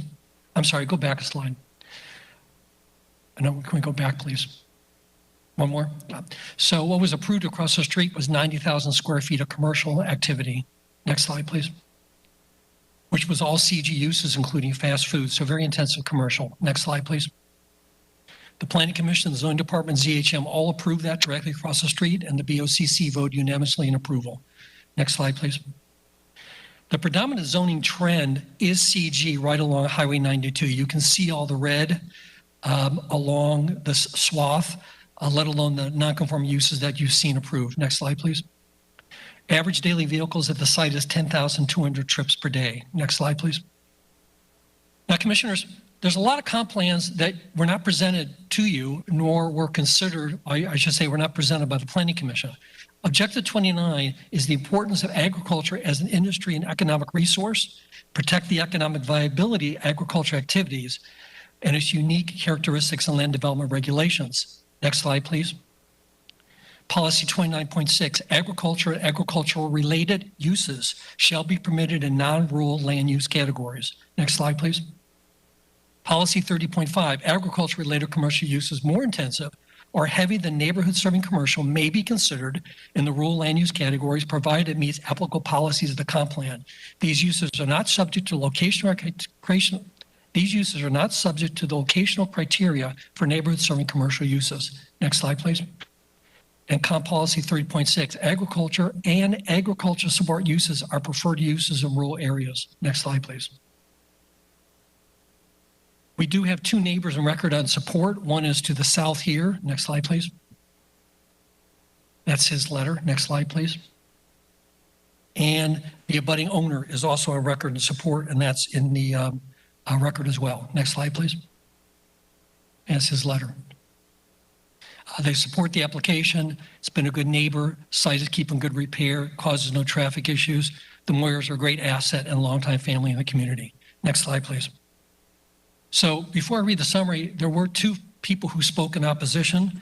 Ms. Belcher, I can tell you that we checked by Google measurement, walking or driving path record.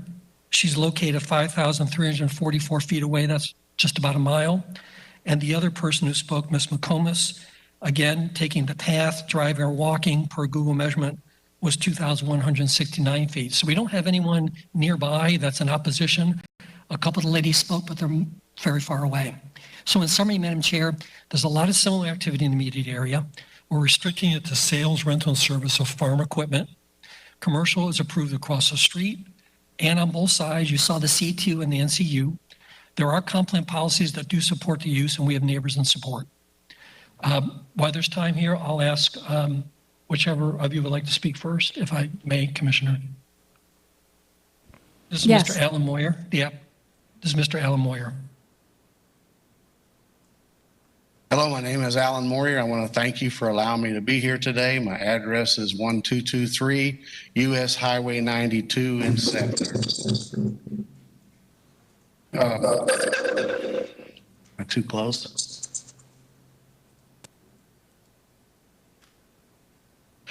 Well, I was going to say good morning, but it's after lunch now, so good afternoon. What I would like to make you aware of is that this business is a family business. It has been here since 1985. It has been through several generations, and we hope to extend it through generations to come. We are located on a major roadway, which is called US Highway 92, and believe me, it's a busy highway. There's a lot of large, noisy trucks and fast-moving vehicles, especially when I-4 is backed up. It can be an evacuation route, too. It is very, very busy. It seems to me that the operation like ours is well suited for the immediate area. Along with what Mr. Pressman has presented, there is a commercial zoning right across the street, and the same abutting me, us, and my father-in-law, and to our east, a business operating with an NCU. We have never had anyone complain about what we do or how we operate until now. We are the type of neighbors that is considerate of those around us, and we hoped we help them in time of need. We support the agricultural community, which has a very large and strong presence in the eastern part of our county. We meet the needs of the community. We have ag customers that date back for decades, and we hope to continue to support them. This whole thing has been nothing but absolutely devastating for myself and my whole family. We are here to ask for your help, for your consideration, and ask for your approval. I want to leave my children and grandchildren a business that will soon show them how to responsible and support their families in future. I know that I have the power. I know that you have the power to make this happen, and we ask for your help so that we can continue generations to come. Thank you. Madam Chair, I'd like to bring up Grandpa. Come on up. Thank you, Madam Chair.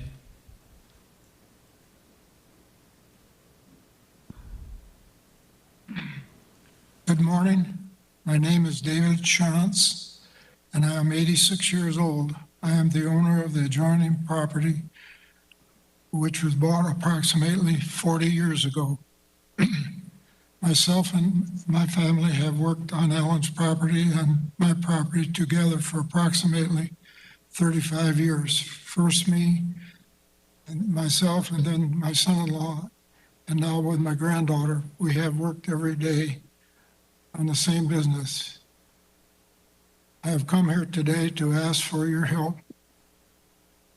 I've come here today to ask for your help to support our family business. This review has literally thrown us, our whole family, into a worried and stressful state. As you have heard already, this location is a great spot. We have successfully conducted business here and have not disturbed anyone for decades. When I look around our area, I see a highway and other operations like ours, and as I have seen for decades, it's growing business, and now more than ever. So again, please consider this request as we ask for your help and approval. Thank you.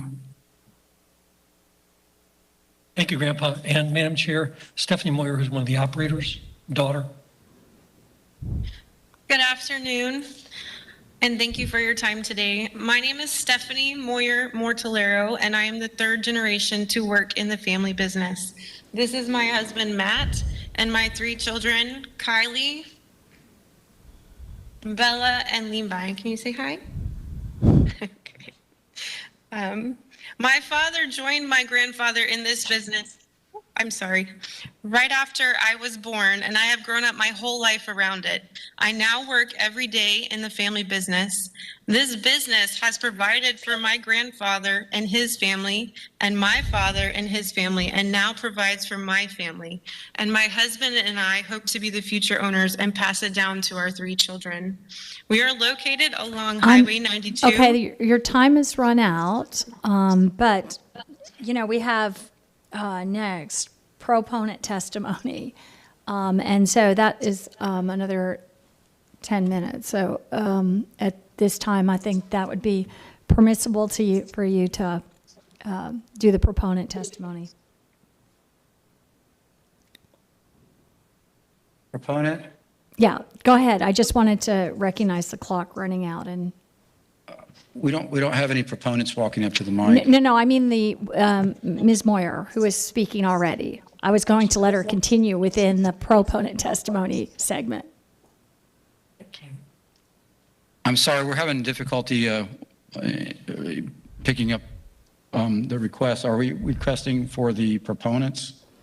Yes, we're talking for the proponents, but since she was speaking in that vein, I was going to let her continue. I just wanted to recognize the lapse for the applicant and move into proponent testimony, which is 10 minutes, and let her just continue what she was saying within that segment.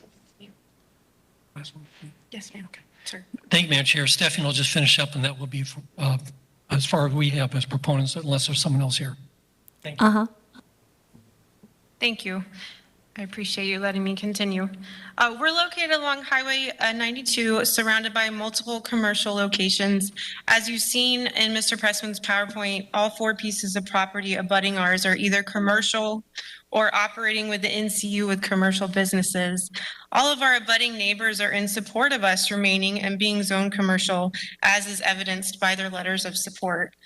We have many farmers who come to us for their equipment needs, and our business supports our neighbors and has a strong sense of community with those around us. Excuse me. We are asking for your help. You each have the power to help us zone our property correctly and help us make this right. Please help us to continue our family business. Help us to preserve the ability to teach our children about hard work and perseverance. We seek your approval so that we may continue to provide for our families. This is our livelihood. Thank you. Thank you. And with that, we have some 9 minutes left in proponent testimony. Is there anyone, proponents there to testify, to speak to supporting the business? There's no one in the room? Opponent testimony? Anyone there speaking in opposition? No one walking up in the room. Okay. And the applicant, are we waiving rebuttal here? Yes, Madam Chair, thank you. Okay. And if I can have Planning Commission staff? Thank you. Melissa Leinhardt, Planning Commission staff. The subject property is located within the residential 1 future land use category. The site is in the rural area and located within the limits of the Seffner Mango Community Plan. The applicant is requesting to rezone the subject site from AR and AS1 to CGR, Commercial General Restricted, on a 2.48 acre parcel. The applicant wishes to restrict the uses to the sales, rental, and service of new and used farm and garden equipment with no open storage.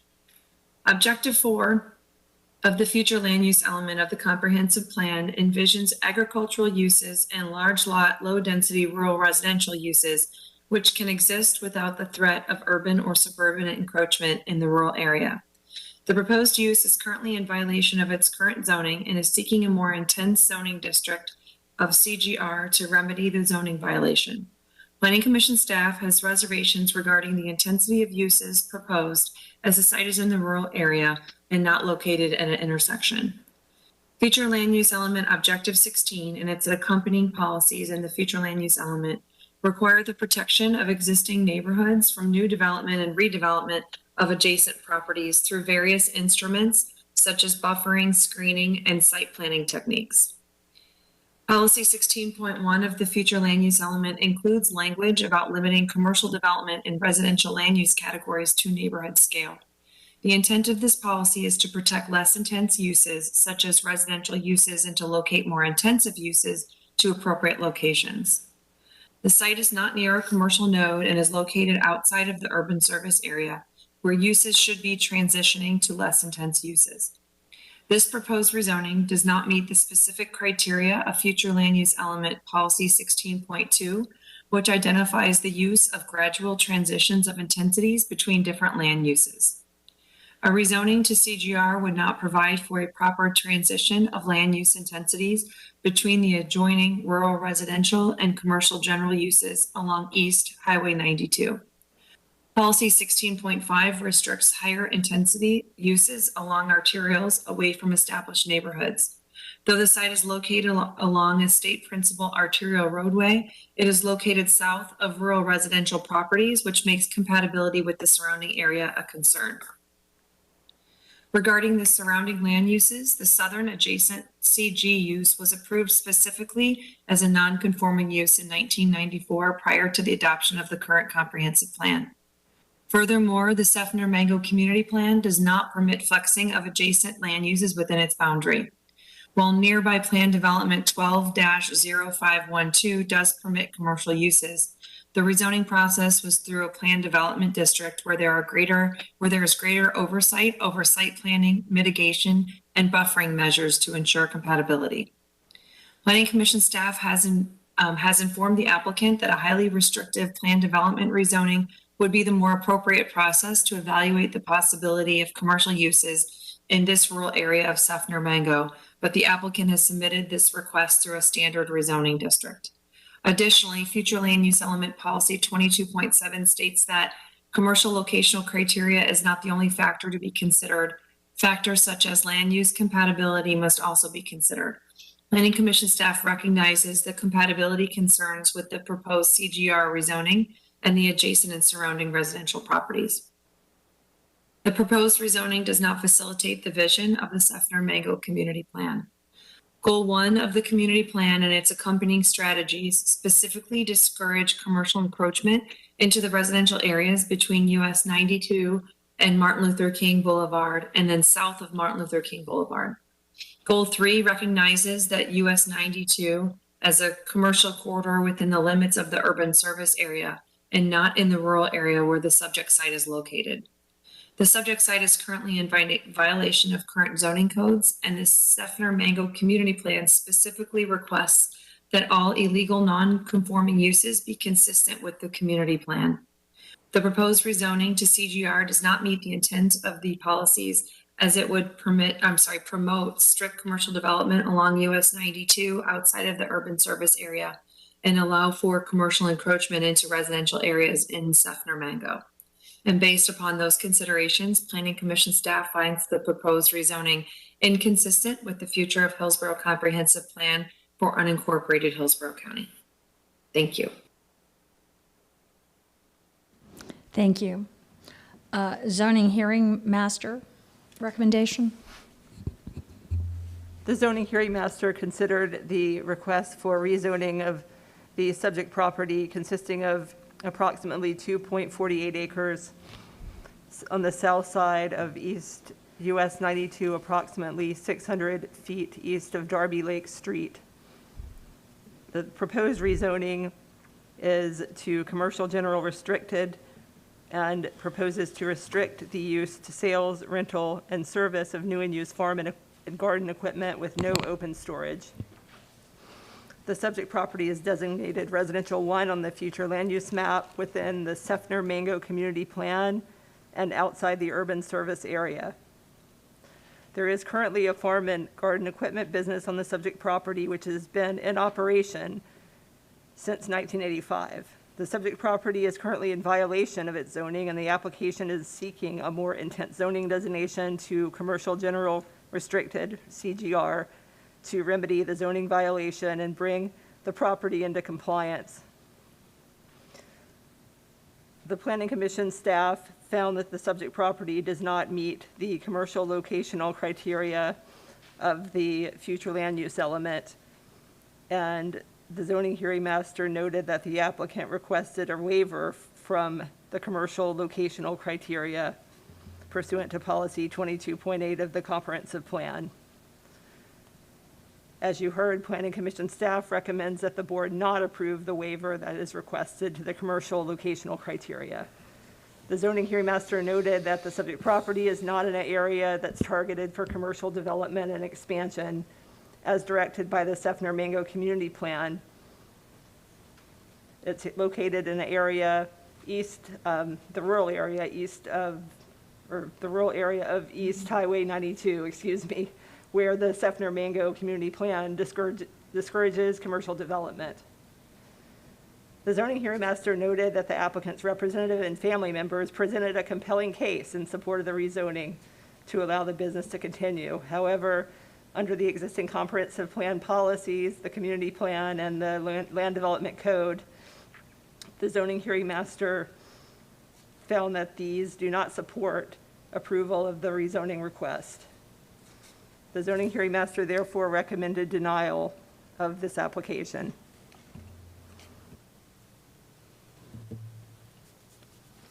Thank you.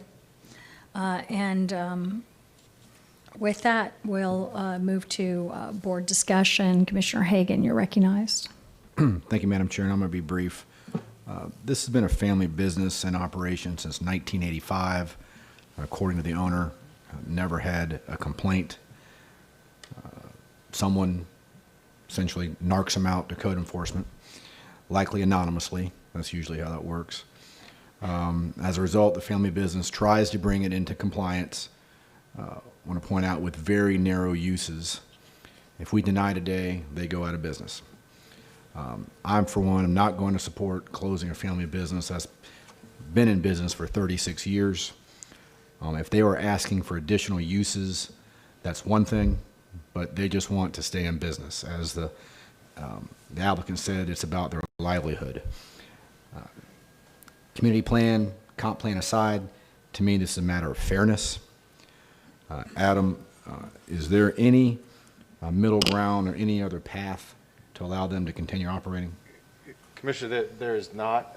Believe that they explored seeking a non-conforming use, but that was not able to recognize the use. So the rezoning would be the necessary action to recognize this existing use on the site.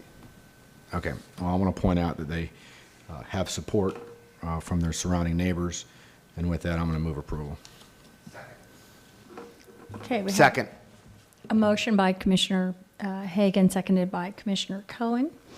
And I see actually no one else requesting to speak. And I think there's a lot of sentiment about a family that's had a family business and been operating it. And especially in my mind, I like to encourage and see, especially farm-related independent businesses, is something that, I think is something that we have stated that we value, value here. So we appreciated them coming forward. I actually had the same question as Commissioner Hagan, which is there any other use? And I guess, was it just raised here now about covering open storage as a condition, or was that concluded in the? It was included in the restrictions that the applicant offered up, that there would be no open storage associated with this. Okay, I just wanted to confirm that. I didn't know if that was new or had already been offered as a condition. And seeing no further discussion, please record your vote.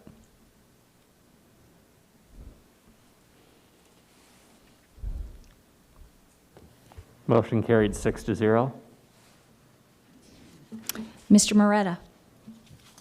Thank you, Commissioners. This brings us to item F6 on the agenda. This is rezoning for a standard district. The rezoning number is 21-0577. It's located at 10717 Ohio Avenue in Sonoma. Commissioners, the current zoning is general commercial. This rezoning is proposing an RSC6, which is a residential zoning with a 7,000 square foot lot minimum on a 0.95 acre site. They're also proposing in the application a mobile home overlay.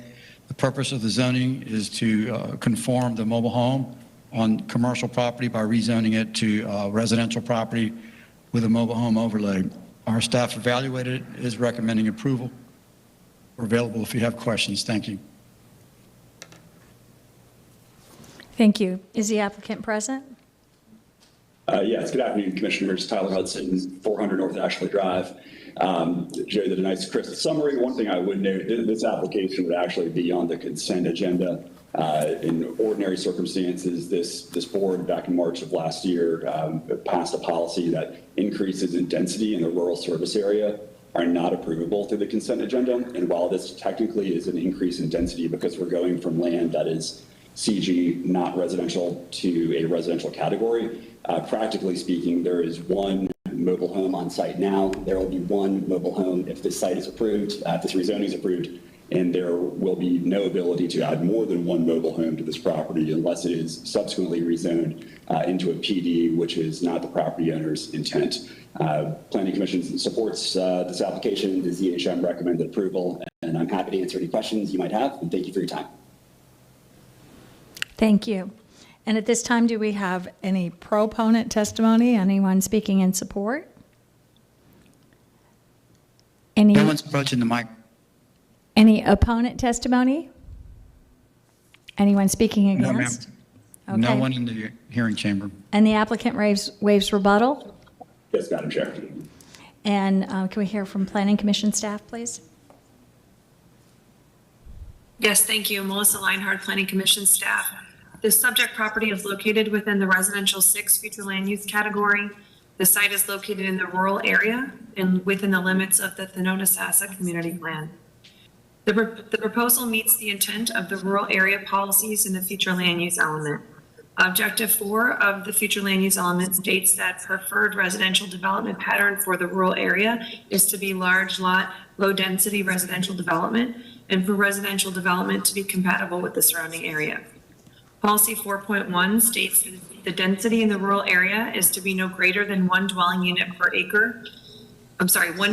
5 gross acres unless located in an area targeted for higher density on the future land use map. In this case, the future land use designation of the site is residential 6 and is compatible with a zoning request for RSC 6. Future land use element objective 16 and its accompanying policies with regard to compatibility require that new development protect established neighborhoods and be compatible with the development pattern of the surrounding area. The subject site is currently, there is a single family mobile home installed on the site and a second mobile home that is uninstalled. There are several existing mobile homes directly to the east of the site and west of the subject property. The proposed rezoning to RSC 6 with a mobile home overlay is compatible with the existing residential 6 future land use category and preserves the existing development pattern of the surrounding area. The proposed rezoning to RSC 6 with a mobile home overlay is also consistent with Goal 4 of the adopted Sonoma Community Plan that seeks to maintain a diversity of housing styles. And based upon those considerations, Planning Commission staff finds the proposed rezoning consistent with the future of Hillsborough Comprehensive Plan for unincorporated Hillsborough County. Thank you. Thank you. Can we have the zoning hearing master recommendation? The zoning hearing master considered the rezoning that is requested for the subject property that consists of approximately 0.95 acres located at the southeast corner of Ohio Avenue and Southern Palms Court. The subject property is designated Residential 6 on the future land use map and is zoned Commercial General. The applicant has requested to rezone the subject property to RSC 6 with a mobile home overlay. The purpose of the rezoning is to bring the subject property into compliance with its current residential use. The zoning hearing master found that the applicant is not requesting any variances to the land development code and that the subject property will comply with all applicable policies, regulations, and technical manuals. The property is outside the urban services area and located within the boundaries of the Thanota-Sassa Community Plan. Adjacent properties are zoned Plan Development, RSC 6 with mobile home overlay, Commercial General, and ASC 1. To the north of the property are single-family residential homes zoned ASC 1. To the east, a mobile home park zoned Commercial General. To the south, a mobile home park that is zoned PD. And to the west, another mobile home park, which is zoned RSC 6 with mobile home overlay. The requested rezoning of the subject property from Commercial General to RSC 6 with a mobile home overlay was found by the zoning hearing master to allow for a use that is compatible with the existing zoning and land use pattern of the area. The zoning hearing master therefore recommended approval of the request. Thank you. And we'll move to board discussion. Do we have, I don't see any. Second. Okay, we have a motion to move approval by Commissioner Smith, seconded by Commissioner Hagan. Don't see anybody in the queue. So if we can please record your vote.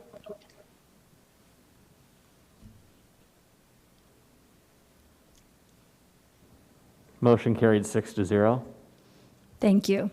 We'll move to Mr. Moretta with public hearings with related items. And if you can just, Mr. Moretta, we'll take these items G1A and G1B together, but vote on them separately. Is that? I believe you could, Johanna could guide you on that, but I believe you could vote one time and recognize them. I'm sorry, Ms. Lundgren, I should have addressed that to you. Well, because these items are rezonings and then also PRS minor modifications, the first is a closed consideration of the ZHM. The second is PRS with a public hearing. We need to go through each process separately, but then the board can take combined votes on each set. Okay. So we go through the process separately, but then take a vote together. Yes. Okay. So G1, Mr. Moretta. Commissioners, G1A is a proposed rezoning, is proposing to rezone property in the application number 21-0315 that's located in the Ruskin area. The applicant's proposed to rezone property that's RSC 4 and plan development in AR has two plan developments. Plan development 19-0104 is the subject of the related item as part of that site will be included in this rezoning. So G1A is proposing 142 lots. It's located in the Ruskin neighborhood character area. That site has been evaluated for compliance with the character guidelines. Again, it's proposing 142 lots. Essentially, we're talking about 6,000 square foot lots, which are 55 feet wide, and 25% of them will be 60 feet wide, which is what the guidelines call for. G1B is essentially an administrative or clerical exercise to remove acreage from the plan development that contributed to the rezoning I just spoke of. They're reducing the density and the area commensurate with the density reduction. They're reducing it from 78 units down to 27. It's approximately taking off the south half of that plan development in G1B. So that's the overall context for both of those applications. Staff is recommending approval of both items with conditions. And we're available for questions on either case. Thank you. Thank you. Is the applicant present? Yes, good afternoon, Madam Chairwoman. This is Cammie Corbett with the law firm of Hill, Ward, Henderson, representing the applicant Eisenhower Property Group.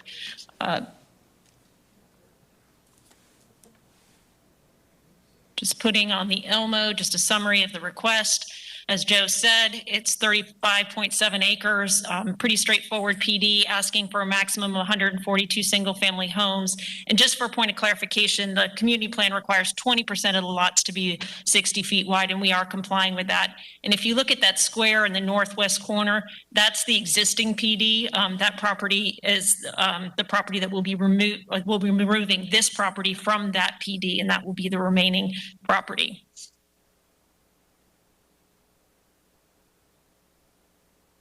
As Joe indicated, it's in Area 3 of the Ruskin Community Plan. We are consistent with Community Plan Goal 5, which requires neighborhood and community character to have all subdivision streets ungated and public.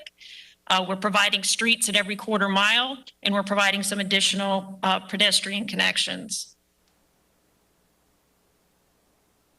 We're actually also complying with Goal 8, which is transportation, which requires the continuation of the street grid pattern and proposed connections. We have no objections from any reviewing agencies. We have a recommendation of approval by Development Services and a finding of consistency with the comprehensive plan and the Ruskin Community Plan, as well as a finding of compatibility. And this case would have otherwise been on consent, but for the related PRS item to remove this property from the existing PD. And I'm available to answer any questions you might have. Thank you. And at this time, do we have any proponent testimony? Proponent testimony? We have none in the hearing chamber, Commissioner. Opponent testimony? Opponent? Anyone to speak against? We have none Okay. in the hearing chamber. Thank you. Okay. Planning Commission? I'm sorry. Before I go to the Planning Commission, does the applicant waive rebuttal? Cammie Corbett for the record, and yes, we do. Okay. And then Planning Commission? Thank you. Melissa Leinhardt, Planning Commission staff. The subject property is located within the residential 4 future land use category. The site is located in the urban service area and also within the limits of the Ruskin Community Plan, as well as the South Shore Area-Wide Systems Plan. The application requests a rezoning on approximately 35.7 acres to allow for 142 dwelling units. Per the Ruskin Community Plan, the upland development portion of the site is approximately 35.5 acres, and the development could be considered for up to 142 dwelling units. The site will be designed with 6,000 square foot lots and a minimum lot width of 55 feet. A minimum of those lots, 20% of the lots are 60 feet wide. The subject site is located within the limits of Area 3 of the Ruskin Community Plan. The vision for Area 3 specifies a more suburban style residential development type with environmental safeguards for the redevelopment of property along the Little Manatee River. The proposed single-family residential development is consistent with the Area 3 vision of the Ruskin Community Plan. Goal 3 of the community plan also states that all density calculations will be based on the upland areas only, and no density credits for wetland areas will be assigned to new development. The proposed site plan is consistent with that policy. The proposed modification also meets the intent of the Ruskin Community Plan Goal 5 and 8, which provides specific language on preserving and enhancing the traditional grid street pattern currently found in Ruskin. The site plan proposes roadway connections to the west, south, and northwest, which facilitate interconnectivity to nearby planned developments, 12th Street Southeast, and the proposed construction of Colding Drive. Lots will be fronting 12th Street Southeast and Colding Drive. The applicant has stated that the proposed roadway connections will result in a continuation of the existing subdivision street grid pattern or street grid block pattern, and all streets will be non-gated and accessible to the public. The applicant has also submitted a narrative that indicates roadway connections have been made every quarter mile, extending the existing roadway grid. The applicant has noted that the quarter mile grid pattern is based on the Ruskin Colony Farms plat that was established in 1909. Planning Commission staff encouraged street connections to 16th Avenue Southeast and 15th Street Southeast. Access from the site's single-family lots will not connect directly north to 16th Avenue Southeast or eastward to 15th Street Southeast. The applicant has stated that both connections are difficult due to existing site constraints. 16th Avenue Southeast is not currently constructed, will be built by the developer to the north. The applicant has stated that there is a wide drainage ditch along the south side of 16th Avenue Southeast. While vehicular access is not proposed, the applicant is proposing a pedestrian connection to 16th Avenue Southeast. For 15th Street Southeast, the applicant has stated that there is a TECO power line easement corridor and that TECO is not amenable to private use of their corridors. To compensate for this, the applicant is providing a sidewalk connection east to 15th Street Southeast and a vehicular and pedestrian access connection east to west by extending Colding Drive through the site from 12th Street Southeast to connect to 15th Street Southeast.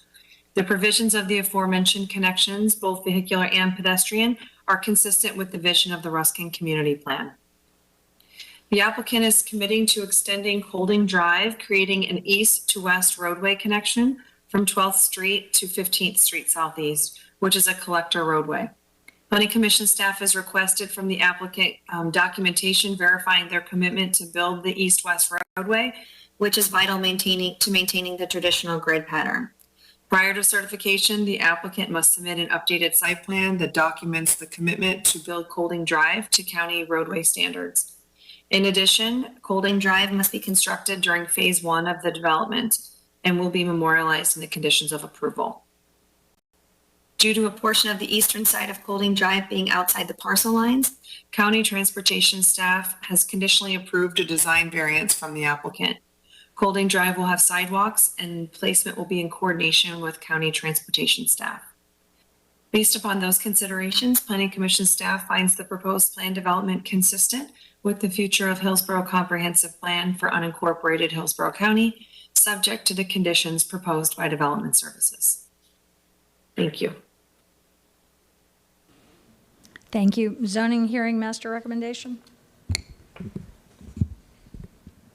The zoning hearing master considered the rezoning of the subject property, which consists of approximately 35 acres on the east side of 12th Street Southeast, 650 feet south of 16th Avenue Southeast in Ruskin. The subject property is designated residential 4 on the future land use element of the comprehensive plan. The subject property is within the urban services area and within the Ruskin Community Plan and South Shore Area-Wide Systems Plan. The applicant's request is to rezone the subject property into a new PD to allow a residential subdivision of up to 142 single-family detached units with minimum lot sizes of 6,000 square feet. The proposed rezoning would remove land from existing PD 19904 with a companion PRS minor modification request submitted to be considered at this same time in order to remove this subject folio from PD 19904. The proposed project was found by the zoning hearing master to comply with the Ruskin Community Plan, the Ruskin Neighborhood Character Guidelines of LDC Part 3.22.00. The proposed project would meet the intent of the Ruskin Community Plan vision and goals that require preserving and enhancing the traditional grid street pattern of the area. The zoning hearing master found that the applicant has not requested variations from general site development requirements of the Land Development Code. The applicant has requested a design exception for the extension of Colding Drive between 12th Street Southeast and 15th Street Southeast because the applicant does not control the entire frontage necessary to construct the roadway, and a segment of the right-of-way is only 40 feet wide. The county engineer has found that requested design exception approvable. Surrounding land uses include PD 1910 and PD 07426, approved for residential single-family detached development north of the subject property.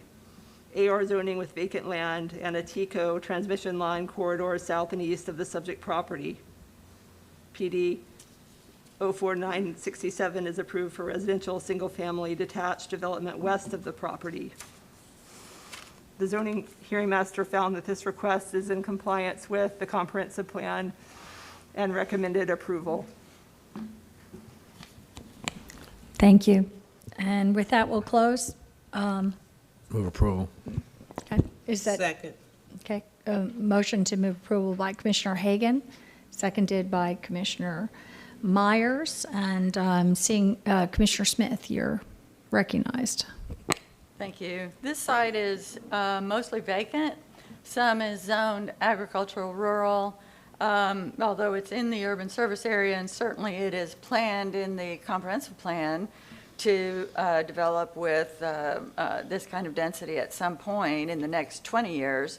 But I'm not sure that we have water capacity in the next 4 to 8 years for this many more houses.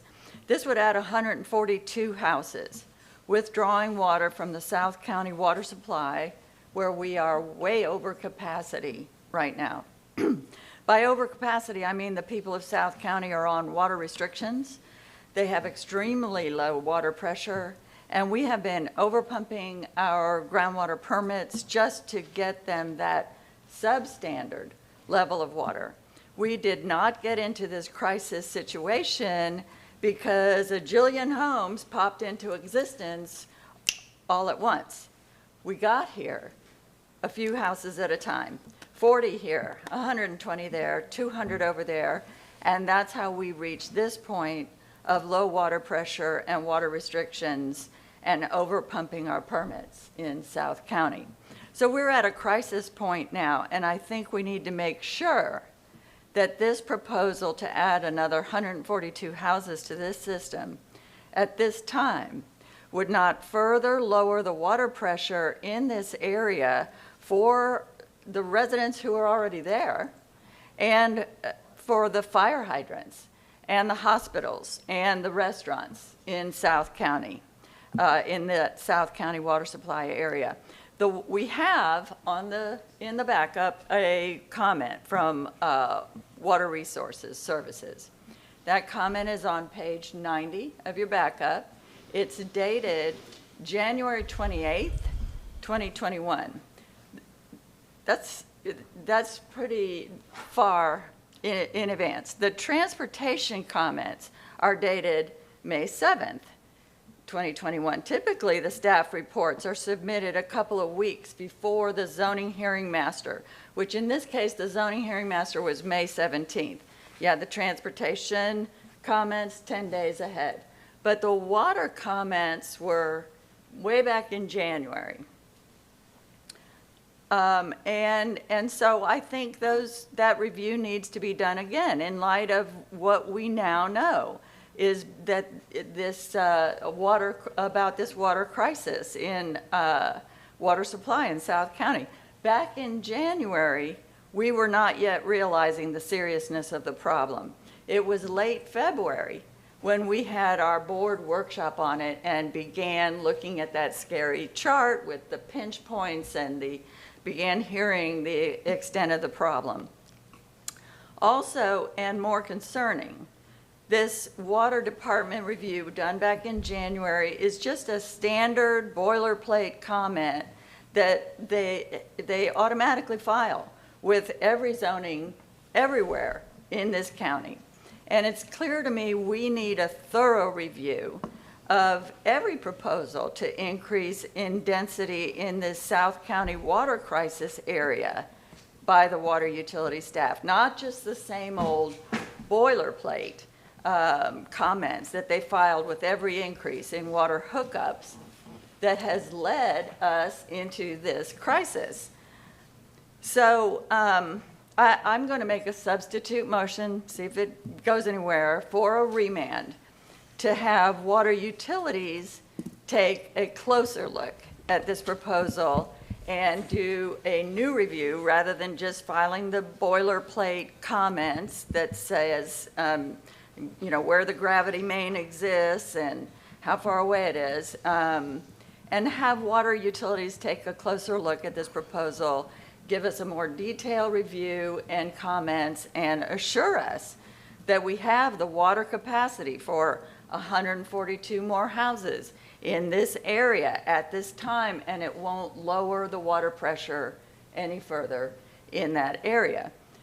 So that's my motion, and I'll just go on to say that, you know, many South County citizens are calling for a moratorium on development to stop the water pressure dropping any further. It's clear that that's what it's from. I'm not asking for a denial of this project. I'm just asking for a remand so that we can get a closer look from the Water Utilities Department and get their specific assurances that with developments like these, and that this development will not be further lowering the water pressure in this area.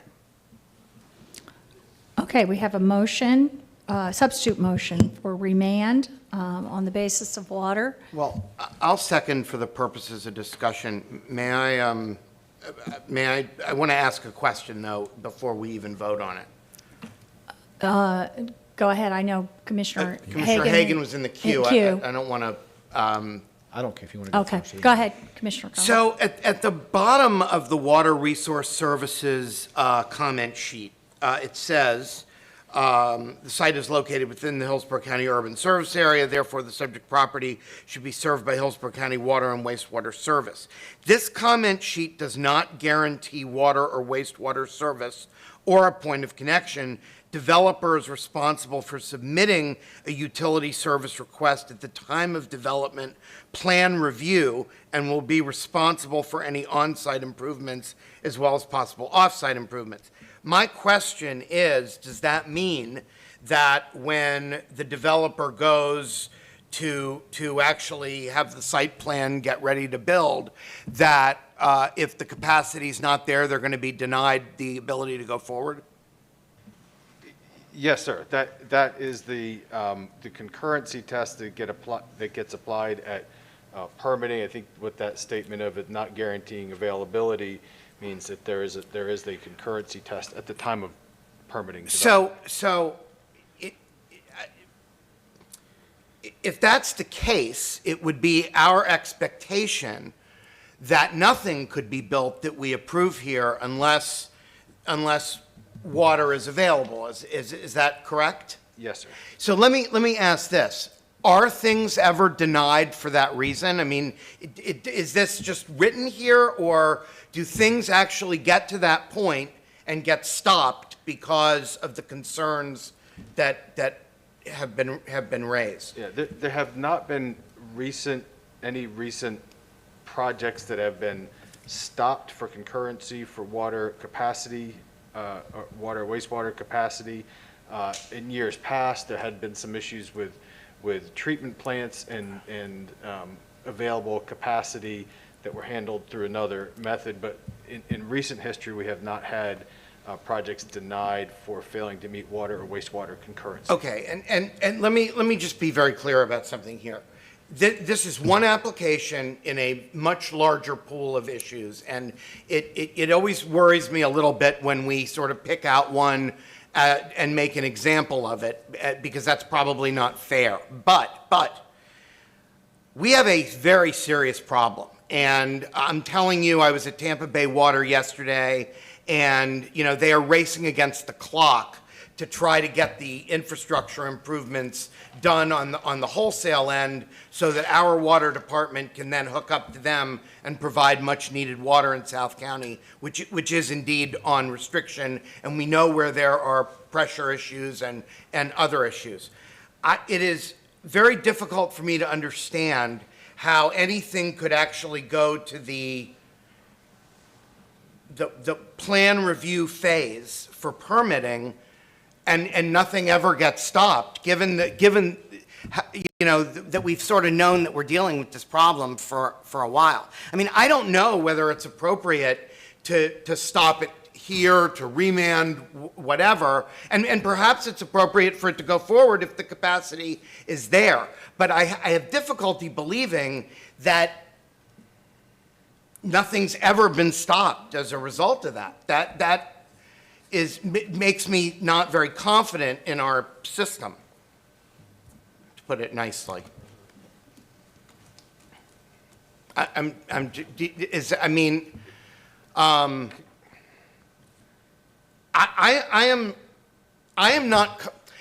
having some difficulty getting to a comfort level. I don't want to hold this applicant to a different standard than other applicants have been held to.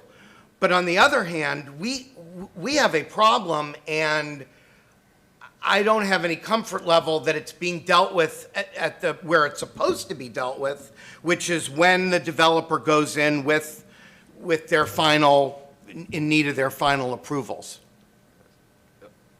Commissioner, I'm not sure how to respond to that, other than to tell you that we do transmit, we get the affirmative capacity is available determination from Water Resources, or we don't let it go forward. I understand that the issue perhaps is a matter of timing of demand versus the total volume and availability for the project. I do understand that distinction. We have not let any projects go forward where we've had an indication that capacity wouldn't be available for the project.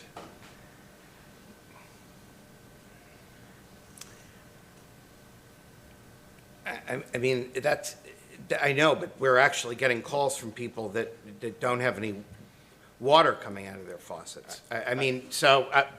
I understand that. I don't have a good explanation for how to reconcile those two. As I said, my discomfort is that this is a much larger issue than one application.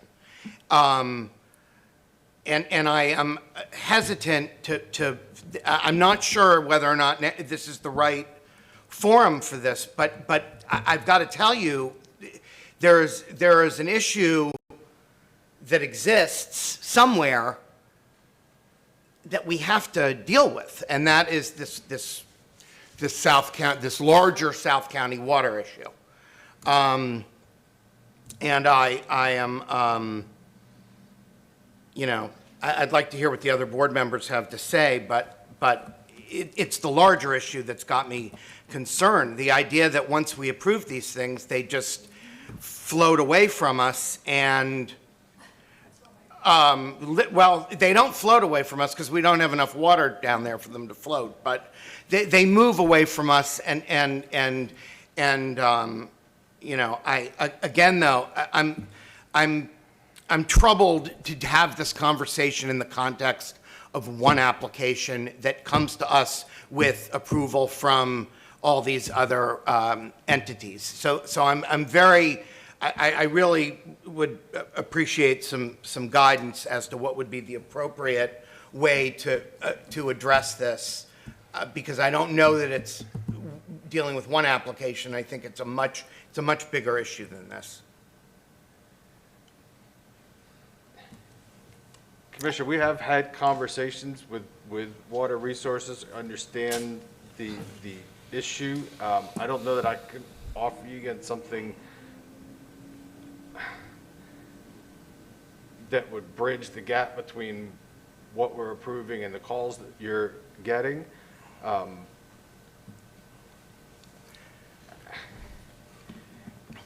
I mean, it's not just the calls. I mean, at Tampa Bay Water, they are moving very expeditiously to try to build a wholesale delivery system for South County to meet the demand that exists now and that is projected.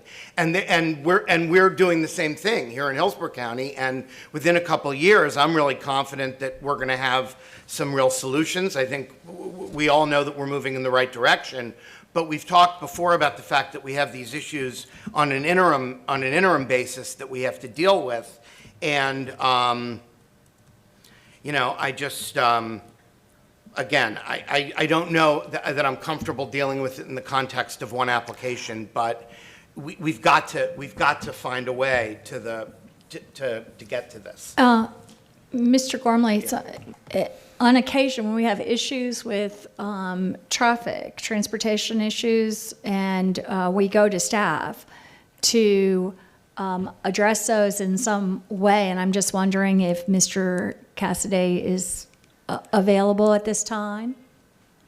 You know, just to speak to us with regards to this. I don't believe we have him on the line, but I can. And I'm not sure, I'm not sure that's the answer, I'm not sure if but- it's fair to do it in the context of one application. Mhm. I just want to. Okay, I'm just looking at that. You know, that is one, just not necessarily to give us a definitive answer, but maybe, you know, shed some bit of light on this. But at this point, we'll go to Commissioner Hagan.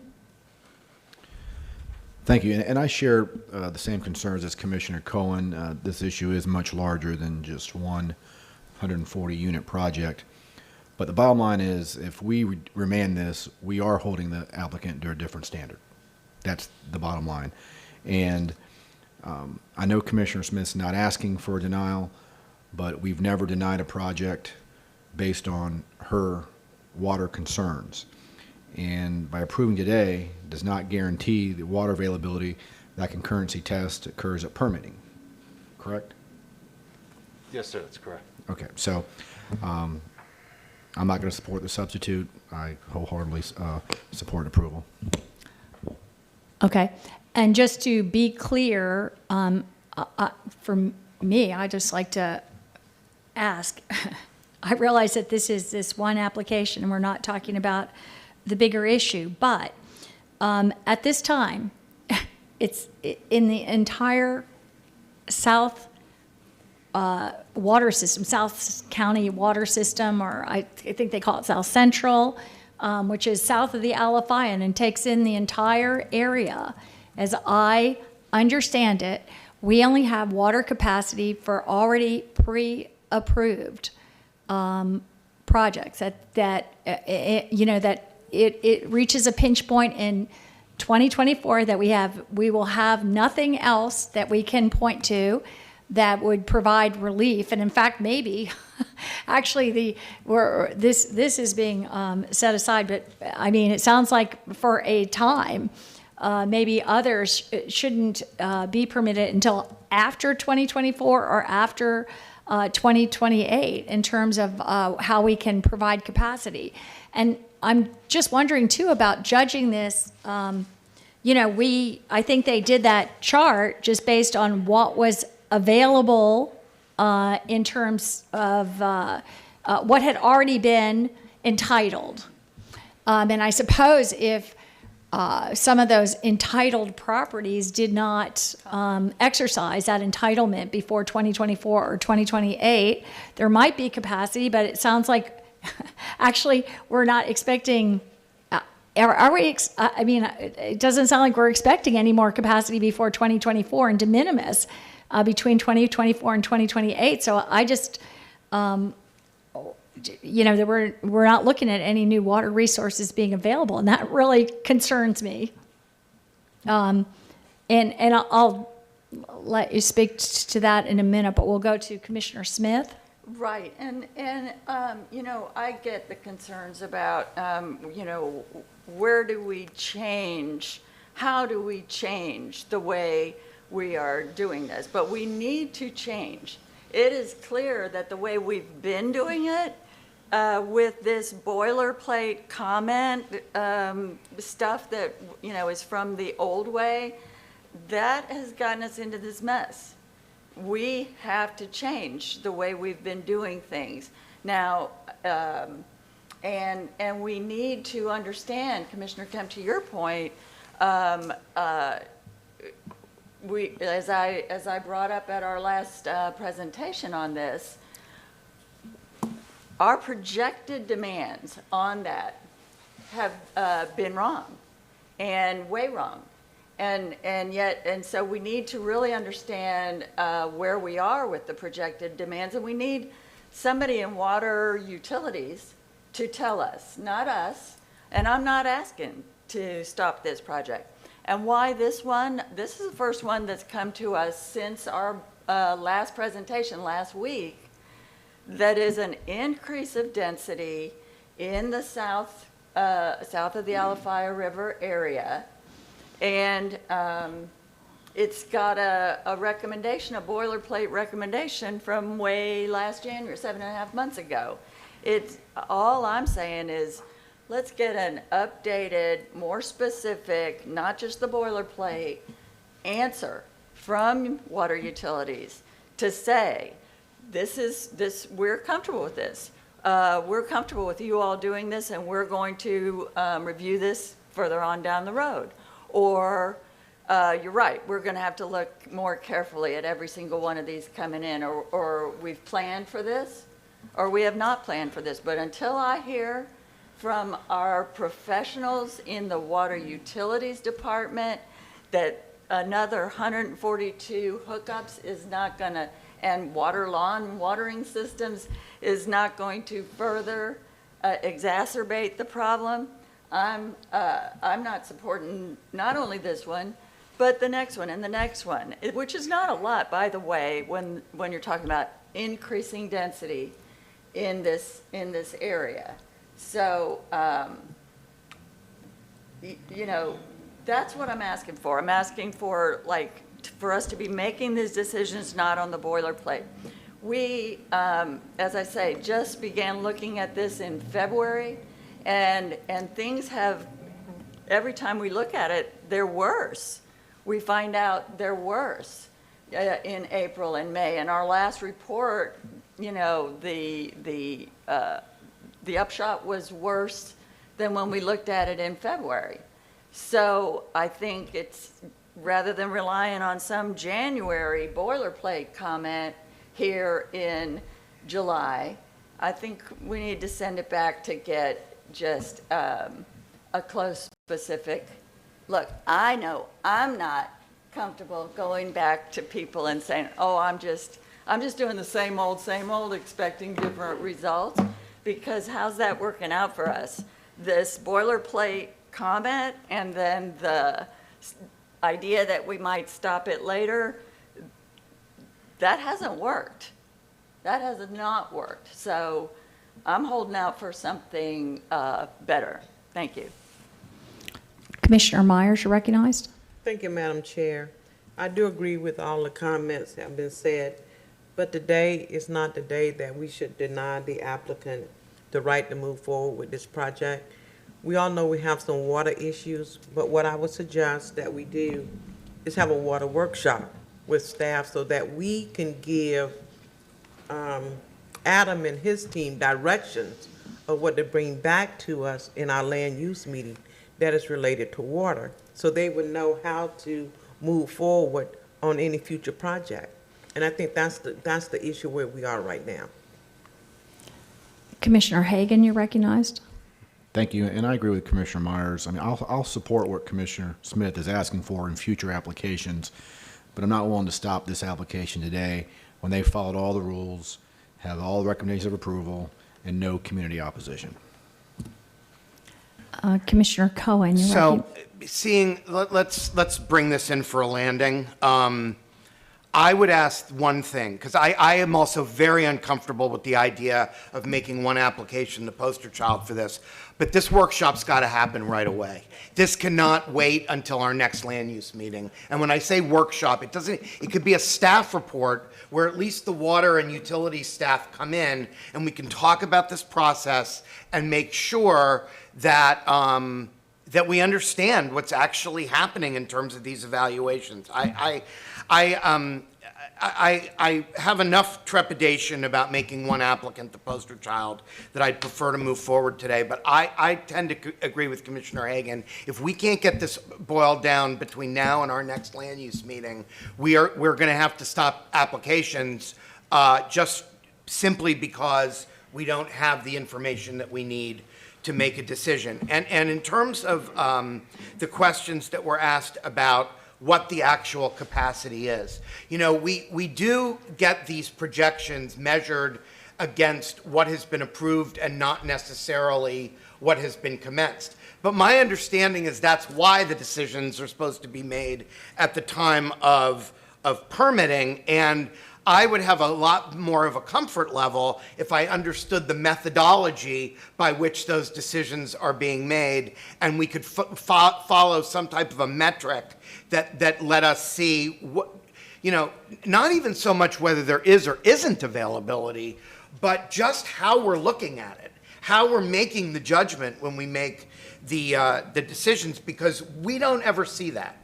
And I think that, but I also don't, given the size of this problem, I'm very concerned about having one application of 142 homes be the poster child for it. So are you withdrawing your second?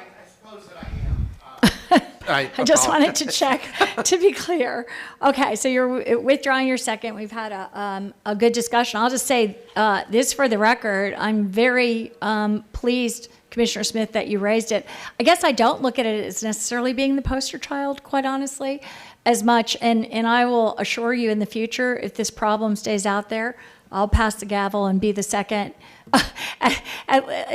because I have assurances. I know that you will be raising this, and I think, honestly, it's the only responsible thing to do, and it hasn't been, I don't think that this has been responsibly moved on, or we wouldn't be in this situation that we are now. And I mean, we're crisis.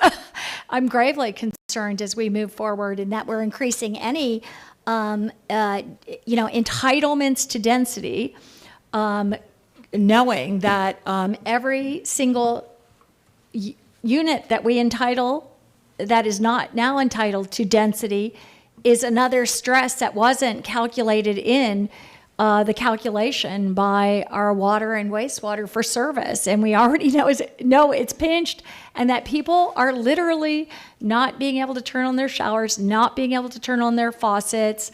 And we are in a really grave circumstance in my mind that should have never, ever occurred. And, we somehow our process is lacking that this was able to happen. And I know I was on Tampa Bay Water for about a year, but I know that within this meeting and at Tampa Bay Water, I'd heard several times just vague references to us having, water issues and having to do something. But how is it that this giant,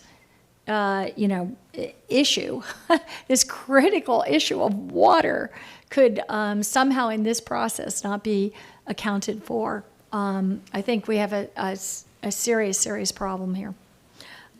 Commissioner Smith, you're recognized. Very briefly, just to remind the board that we have had a workshop on this issue, and I did bring a report to our last board meeting last Wednesday.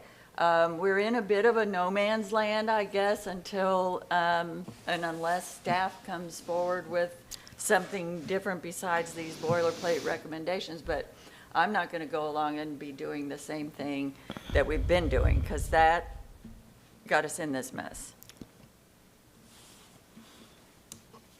Okay, seeing no further discussion at this time, and we're voting on the motion to approve. And we have to take two separate votes. This one's on G1A.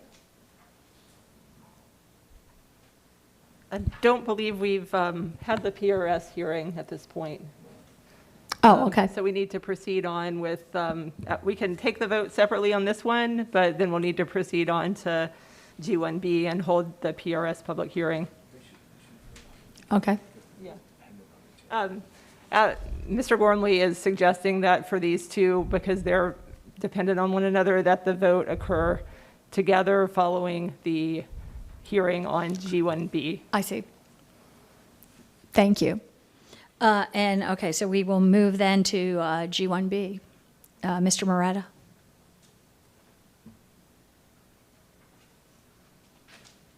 Thank you, Commissioners. G1B is essentially a clerical action to remove the portion of the site that is located on the east side of 12th and southeast of Coastal Hammock.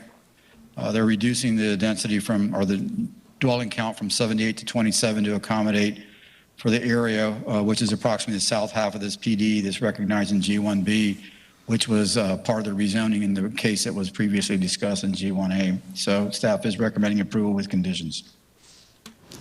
And this is a public hearing. The applicant?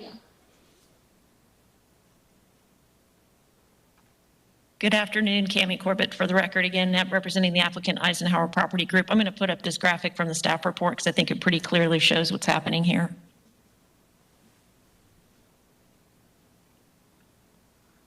Again, that label area remaining PD area, that's the area that is going to be entitled for 27 units. It's part of the existing PD, which is already approved for 78 units. And so that density from that lower parcel PD area removed, that is actually already has density on it and has RSC 4 zoning on it. There's only one parcel that has agricultural zoning, and I just want to make that point clear. But the PD itself, PRS, is pretty straightforward. We're just removing the acreage, and then the conditions have been modified to reflect that removal. And I'm here to answer any questions you might have.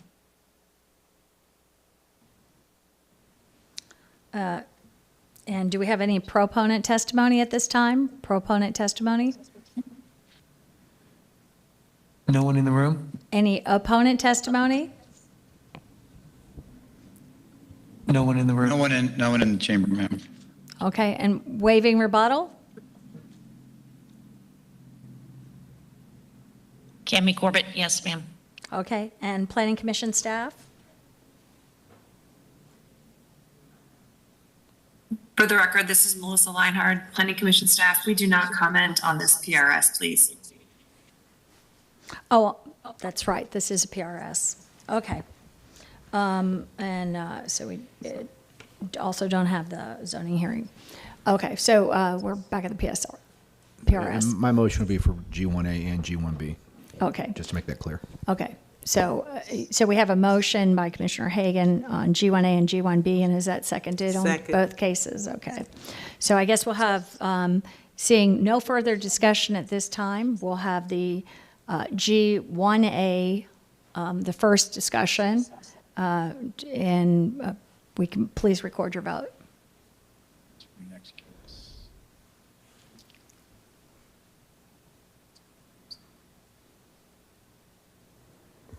Motion carried 4-2. Commissioners Kemp and Smith voted no.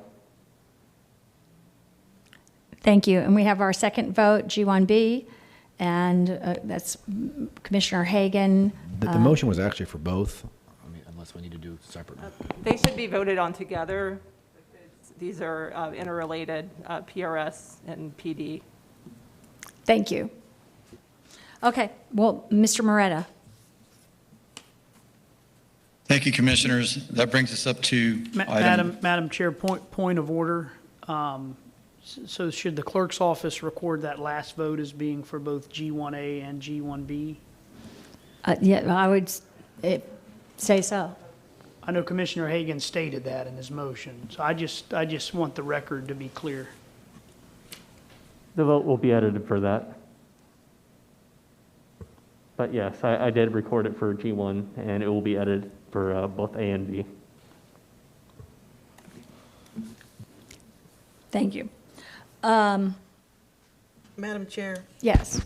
before he moves on, can we give some directions so staff that are listening to the workshop, to the land use meeting, to know when to come back within 2 weeks for a workshop on the water, so we can resolve that? So how would that be handled? At this point, I think we could, ask staff to review the discussion here. I'm sure that you will bring that to them. Yes, absolutely. At the conclusion of this meeting, I'll reach out and ensure that that board's direction, desire on that is known. I'll communicate with Mr. Cassidy as soon as we're I think we're going to have to breaking here. Yes. get a little coordination or planning off the record, but, Yeah, I just want to be sure that it's done and handled, uh-huh. so that when we get back for the next month, land use, we have our issues on the water already resolved, and give staff directions on what to do. Okay. Thank you. Okay, and Mr. Moretta. Thank you, Commissioners. This brings us up to another grouping of related items. G2A is a proposed rezoning.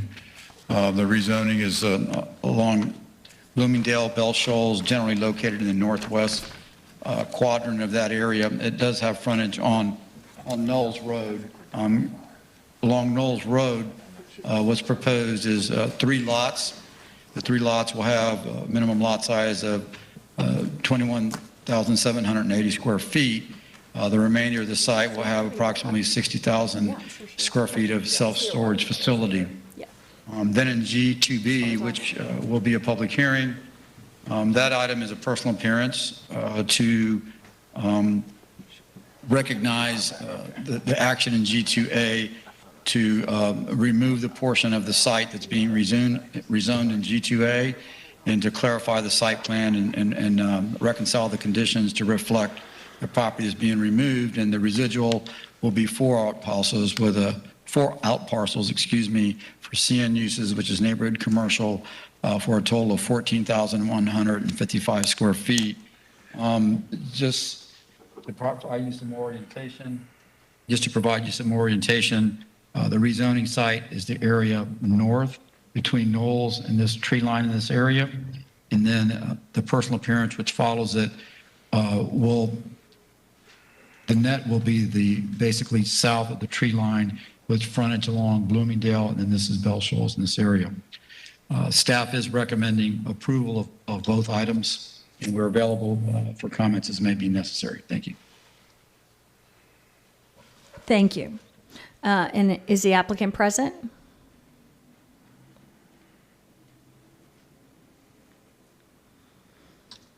Madam Chair and Commissioners, good afternoon. I'm Michael Horner, 14502 North Del Mary, Tampa 33618. I'll be brief. These are 2 companion-related cases that Mr. Moretta described. So we have worked diligently with staff, for almost a year and a half to 2. These come with full unanimous recommendations of approval, hearing master approval, review agency objections. We are proposing public storage, 5 small buildings on what Joe mentioned was the north half. This is the portion. Excuse me. Here is Bell Shoals. This is Knowles Road. And we are proposing public storage on that middle parcel. And then even though, and I don't want to get into a minimum density argument today, but we are in CMU 12 with the neighbors on the north side of Knowles Road, made it very clear that they do not want townhomes in their backyard, their front yard, and they certainly don't want to have any commercial access. So despite 12 units per acre, we proposed 3 single-family detached houses on Knowles Road. So with that, that's all we have. This is a land swap, board members. The Hillsborough County has an active road improvement plan.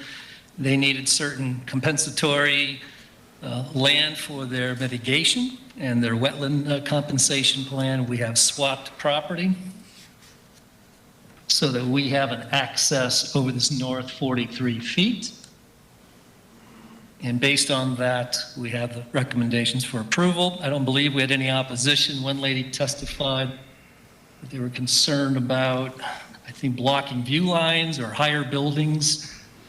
However, if you can see on this western side, we propose a large pond in this area. This is our first building, it's the closest. We have a full buffer on the west side, and these are 1-story buildings. With that, Commissioner, the PRS, again, is to simply remove that south PD from the current PD back to the south half This white building is my client's existing storage building, 3 stories, been there for 30 years. We are removing that portion from that remnant PD. That concludes my presentation. Be happy to answer any questions. Thank you, Board. Thank you. And Ms. Lundgren. Just wanted to advise Mr. Horner that at this point, we do have only 5 board members seated. So, Mr. Horner, you do have the right under our board procedures to request a continuance to a future meeting. You can proceed to go forward if you would like, but you have that right. Can I ask Ms. Lundgren, I know that Commissioner Hagan had just said he would be present by phone. I'm not aware that he's on the line right now at this moment. If he is, then we could consider that we're going forward. Are you aware that he's on the line at this moment? I do not have access over here, but if he was on the line, I can do oral vote for him. Yeah, if Mr. Horner is okay to proceed, then it doesn't. It's not it's relevant. I just say immaterial. he did say that to me as he left the room, so. I know he's I thought intending to maybe- dial back in. I'm just not sure at what point he's going to be in. Madam Chair, again, Michael Horner. I've already missed a dentist appointment, so we're here for the long run. We'll go ahead with the votes as they are today, and I thank you for that opportunity. Thank you. Okay. So we have now, and Mr. Horner has spoken to this item, to the applicant, correct? So let's move to the proponent testimony.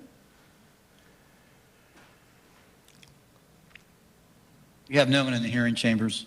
Opponent testimony. We have no one in the hearing chambers, Commissioner. Okay. And Mr. Horner, do you waive your rebuttal? Yes, ma'am. Thank you. Planning Commission staff. Thank you. Melissa Lionheart, Planning Commission staff. The subject property is located in the Community Mixed Use 12 Future Land Use category. The site is located in the urban service area and is located within the limits of the Brandon Community Plan. The applicant is requesting approval of a planned development that proposes 60,216 square feet of enclosed mini storage, 22,844 square feet of covered recreational vehicles and boat storage, and 3 single-family homes. The applicant is requesting less than what could be considered as intensity on the site. Future Land Use Element Policy 19.1 requires sites 10 acres or greater in the CMU 12 Future Land Use category to develop with a minimum of 2 land uses. Furthermore, according to Policy 19.1, at least 10% of the total square footage of the building must be designated for a second use. In this case, since the applicant is proposing residential as the second use, acreage is being used as the 10% threshold. The applicant is meeting the intent by providing 1.71 acres of approximately a 10-acre site. The applicant is proposing a mixture of single-family residential uses and commercial uses. Additionally, all development in the mixed-use categories should be integrated and interconnected to one another. A pedestrian connection between the 2 uses is also being proposed, consistent with policy direction. The applicant is meeting the intent of Objective 19 and Policy 19.1. To guarantee a development that provides for the mixture of uses, a condition of approval as addressing a timing mechanism has been put in place. The subject property is in a unique area with low-density residential and intensive future land use classifications. In the vicinity of the northern portion of the site, the development pattern includes large lot single-family residential. The southern boundary of the site is developed with commercial uses. Objective 16 and its accompanying policies provide direction on achieving compatibility with surrounding land uses through various transitions, buffering, and site planning techniques. The applicant has provided several buffering and screening measures to mitigate for any adverse effects on the surrounding area. Because the applicant has covered the RV boat storage as well as provided a 20-foot buffer with a 6-foot opaque fence along the western boundary of the site. This mitigates any impacts to the adjacent single family to the west, which is in keeping with the character of the area.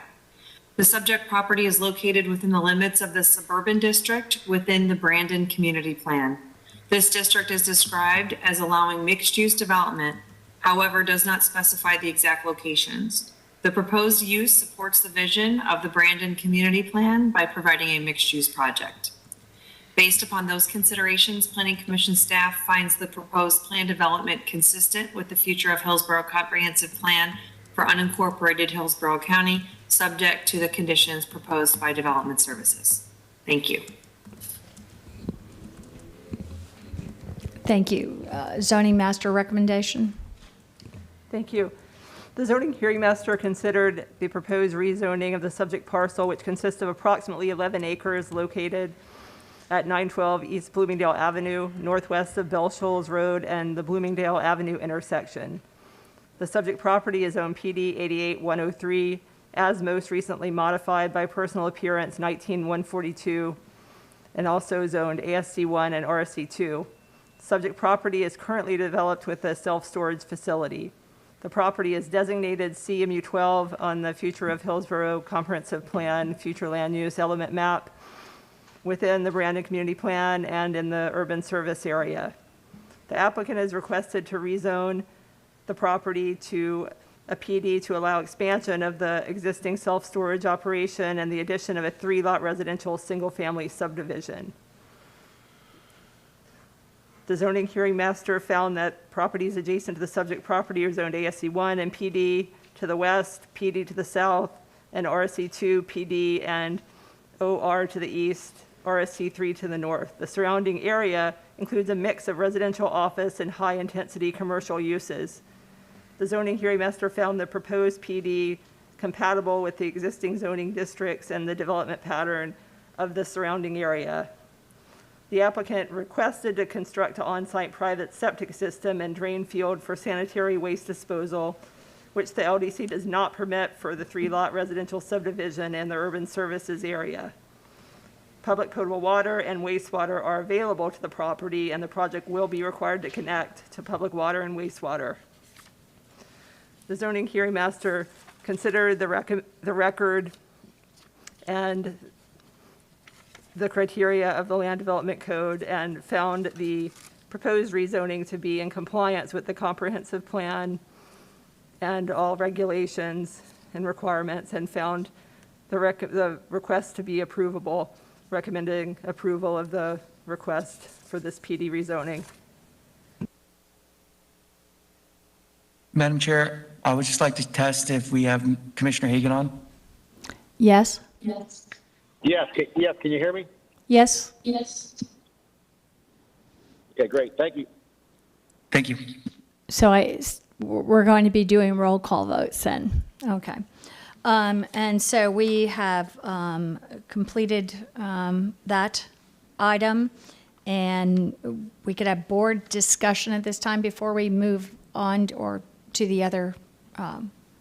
Okay. And Commissioner Myers, you're recognized. Move for approval. Okay. Commissioner Myers made a motion to approve. Is there a second? Yes. This is the same situation as the previous set of applications. We do need to take action on them together at the conclusion of the PRS public hearing. Yes. Because they're interrelated. I was going to do the discussion second, or have a vote after that too. Okay. And this is so, but we'll have the PRS presentation now, if there's no discussion, further discussion here at this time. Madam Chair, point of order. I think in order to have a motion on the floor to approve G2A and G2B, we have to have accepted the public hearing for G2B first. Okay. We have to have received it. We'll move to G2B then. Mr. Moretta? Item G2B is a companion personal appearance to recognize the acreage that's being rezoned in 2A. The parcel and site plan will net out 4 out parcels with approximately 14,000 square feet. And that's the piece of property that we discussed earlier that fronts Bloomingdale. Staff is recommending approval with conditions. This is a public hearing. Thank you. Do we have any proponent testimony? Opponent testimony? I don't believe we have any proponents or opponents, and Mr. Horner's also at the mic prepared to speak if necessary. Okay, and waiving rebuttal? Mr. Chair, Michael Horner, I just want to state that this is to remove simply the south portion from the prior PD of record. Staff support. We have no other comments. Thank you. Thank you. Not quite in order. And Ms. Lundgren, did you?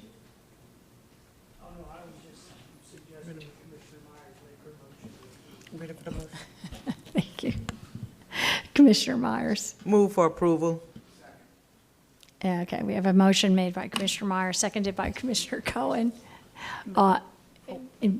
Commissioner White. Madam Chair, for the record, that's for approval of G2A and G2B? Okay. Okay, and is there any further discussion? Okay, seeing no further discussion, we'll have a roll call vote. Kemp, Yes. Cohen, Yes. Hagan, Yes.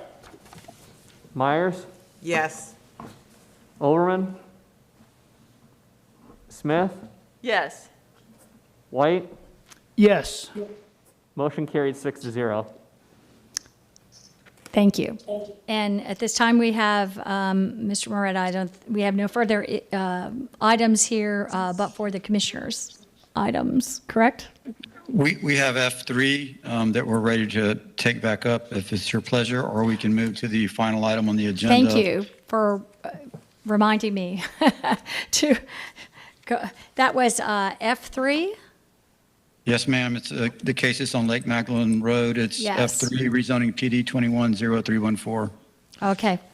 And at this time, so the applicant would like to speak to the issue of the, I believe it was stormwater? Yes, and just as a little introduction before Yes. Mr. Brooks come up, we had a productive conversation over the lunch break. We have some concepts that are not, in my opinion, quite reduced down to a condition. So in my opinion, we would benefit from some time to memorialize what the applicant is intending and committing to do into a condition. But I do understand what they're doing, and it will relieve existing drainage pressure on Nundy Avenue, which was a concern expressed. So I think the applicant would speak to that, but I think we're on the right track, but we don't have the words quite honed yet to put down at this point in time. So at this time, then, would we have a motion, would it be the board's pleasure, motion to continue? I do believe that the applicant would like to address this and express the efforts that they've made to address the concerns in the area. I believe that he and I are on the same page with this. Okay, at this time, does he want to address the applicant? Yes. Okay. The applicant's recognized. Thank you, Madam Chair. I will keep very brief. I just want to let the board know that that we had spoken, and particularly Commissioner Hagan, that we had spoken to the church that had filed the letter. It's not for a matter of being design insensitive to drainage issues. It's a matter of just getting the qualitative words of the condition in light of a lot of things happening in the boardroom today. So we respectfully request a continuance as to the stormwater issue only. Thank you. Thank you. So Move to continue. It was a motion to continue. And Oh, I see, by Commissioner Hagan on the phone. Okay. The continuation date would be August 10th at 9 a.m. Okay, so we have a motion to continue by Commissioner Hagan, seconded by Commissioner Smith, and it will be continued on August 10th. Okay, And seeing no further discussion at this time, please a roll call vote. Kemp, Yes. Cullen, Yes. Hagan, Yes. Myers, Yes. Smith, Yes. White. Yes. Motion carried 6-0. Thank you. And now, I think we are, Mr. Moretta, left with commissioners' items. Yes, ma'am. That takes us to item I-1, Commissioner's item, and that pretty much concludes all the caseload we have. So now we're on the Commissioner's item. Okay, Commissioner White, you're recognized. Thank you, Madam Chair. And before I get started, it's my understanding that the Land Development Code affords the public an opportunity to speak to commissioners' items. And I have laid eyes on a speakers list. I don't know whether or not all those folks are still with us as we've gone into the afternoon, but to the extent that we still have some of the folks here, I think I'd like to hear their testimony before take over. Okay. This is we were going to hear from the public at this time, and I'll just, I guess, recognize that this is a public hearing? It's public comment. Yes. And we do have a speaker list of people who have signed up. I believe Mr. Hoag. Okay. We do So I'll have a just- list of people virtually, as well as, I believe, some people in person. Okay, so we have people both virtually signed up and people in. I see. Saunders to So I provide guess I'll public just comment. start calling on the speakers. Okay, so in 3 minutes each. And so we have Ashley Simmons. She's approaching the microphone.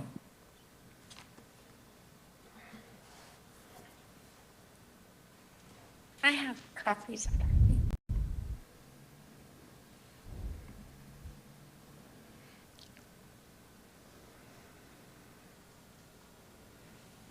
Hi, my name is Ashley Simmons, and my family and I are building a home at 270 DeBeal Road in Lutz, Florida. I'm here today as a proponent of the county revisiting the sidewalk requirement. The current sidewalk requirement is a nightmare for my family. We bought our lot in 2020 and are in a rural area of unincorporated Hillsborough County. Due to a drainage ditch, we are unable to build the sidewalk on the county easement and are instead forced to build a sidewalk on our property. Not only are we being forced to give the county part of our property, we're also responsible for the cost to build the sidewalk and dedicate it to the county. This requirement is not told to buyers who are buying land. It is a huge shock when you're finding out that the county will not release your CO until a sidewalk is built.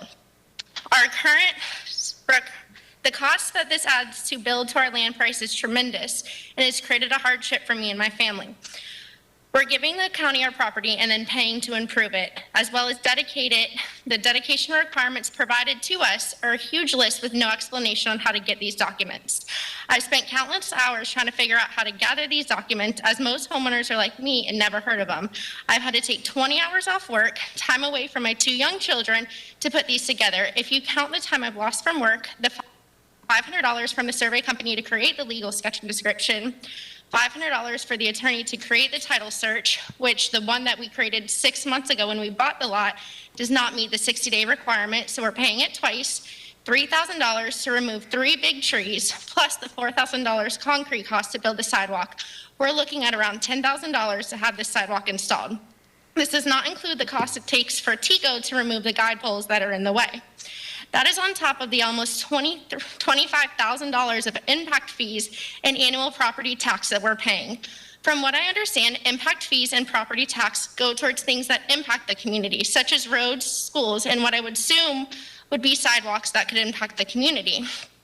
I do have some pictures where you can see that we do have a full sidewalk on the other side of the road. So pedestrians are able to use the entire side. On our side, we do have a 2-foot ditch that goes 2 feet above the crown of the road. To have a sidewalk that pedestrians would have to walk through a ditch to get onto our property, to then go up 2 feet, would also create a drainage issue, as now we're not able to allow the water to completely flow in our property. This is just showing now the sidewalk would not be in the easement, but would be in our property, dedicating it to the county. More pictures showing how it is and the sidewalk on the other side. As I'm sure you can understand, this has become a hardship for our family with our budget, and all we want to do is build the dream home for our children to grow up where they can enjoy the outdoors on the little land we have. I really hope that you reconsider this blanket rule and help reduce the burden on the homeowner that this requirement causes. Thank you. Your time and has have a run great out. day. I'm sorry, your time has run out. Thank you. Jason Odom?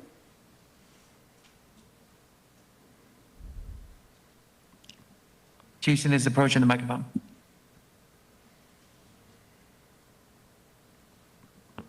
Good afternoon, thank you. My name is Jason Odom. I also own a lot on DeBule Road. I don't yet have an address there. It's Lot 1 of DeBule Road Minor Subdivision. I guess I understand on conceptually the rule of trying to get sidewalks, but if you spend any time on DeBule Road, you'll realize that on the north side, this is where our properties are at, there's no sidewalks to the east or to the west of it. To the west, it goes all the way to 41, no sidewalks. There's no sidewalks on the eastern side of 41. There's a railroad track. This rule is, in my opinion, is being misapplied and would not create any benefit to really anyone, and just a huge cost to the individual homeowners who are trying to just build their home in a rural agricultural area. To the eastern side of my property, of Lot 1, there is all wetlands, including the adjacent property line, and the adjacent property to the east of me is all wetlands. Likely would never get built on in my lifetime because it's all wet. Furthermore, I can't even build a regular sidewalk because all of my road frontage, 300 feet of it is wetlands. The wetlands would require an elevated boardwalk is what I'm told right now. And the quote I got in March was $84,000 to build this sidewalk that would essentially be a bridge to nowhere. They would have to board it up at the end because the next 1,000 feet on DeBule Road is still all wetlands. And then when I say it's wet, it's not wet by vegetation. It's wet because it's a swamp. And it only gets bigger as you go farther east. Even after that ends, there are large estate homes with brick walls all the way out to the road. So sidewalks won't ever be there. So this line item here from the, I guess Commissioner White, that this is practically located near any existing pedestrian network. There is no pedestrian network on that side of the road, nor could you ever conceptually believe that it would ever happen in the future. I appreciate your time, and hopefully you can unburden a lot of the homeowners that have really stopped projects, because mine has stopped until this gets solved. Thank you. Thank you. Amy Latimer? I do not believe Amy called in. Wesley Joyner?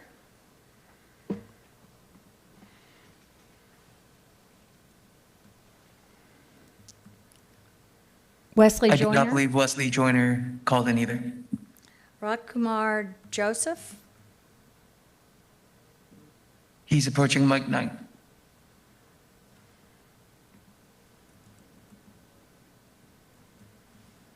Hi, good afternoon. I'm Kumar Joseph from Lot.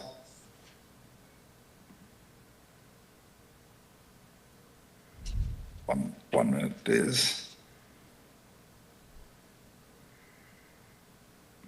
I have a lot address yet. I'm on Dubell Road, and the sidewalk, concerning the sidewalk, on the west side of my lot, there's all wetland, so I don't know where the sidewalk can continue to go, because there's no land towards Nebraska Avenue.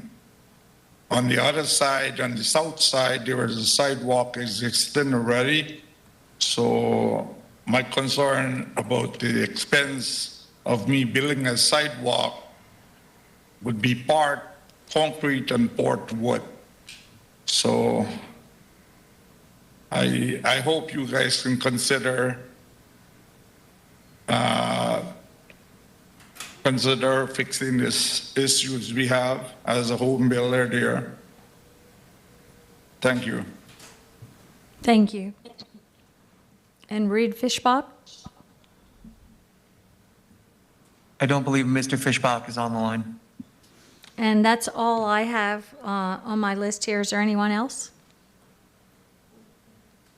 Would anyone else in person like to speak? It doesn't appear so. Okay. Commissioner White, you're recognized.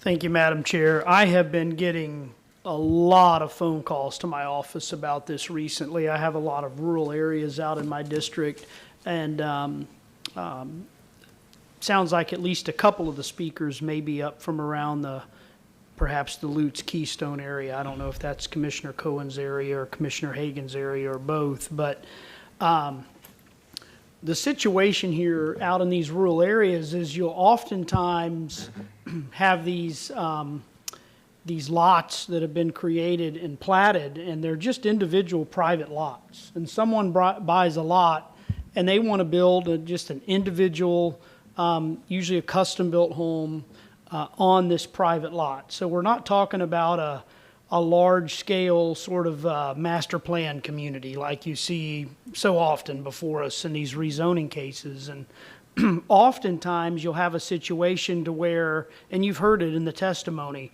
you may have neighbors to either side of you that built at such a time that there was no sidewalk requirement, or you may have land on each side of you that's maybe in preservation or wetlands or production agriculture or something like that. And, these folks are being asked to spend, usually in the neighborhood of $10,000 to $20,000 to construct a segment of sidewalk that's, for all practical purposes, never going to connect to anything.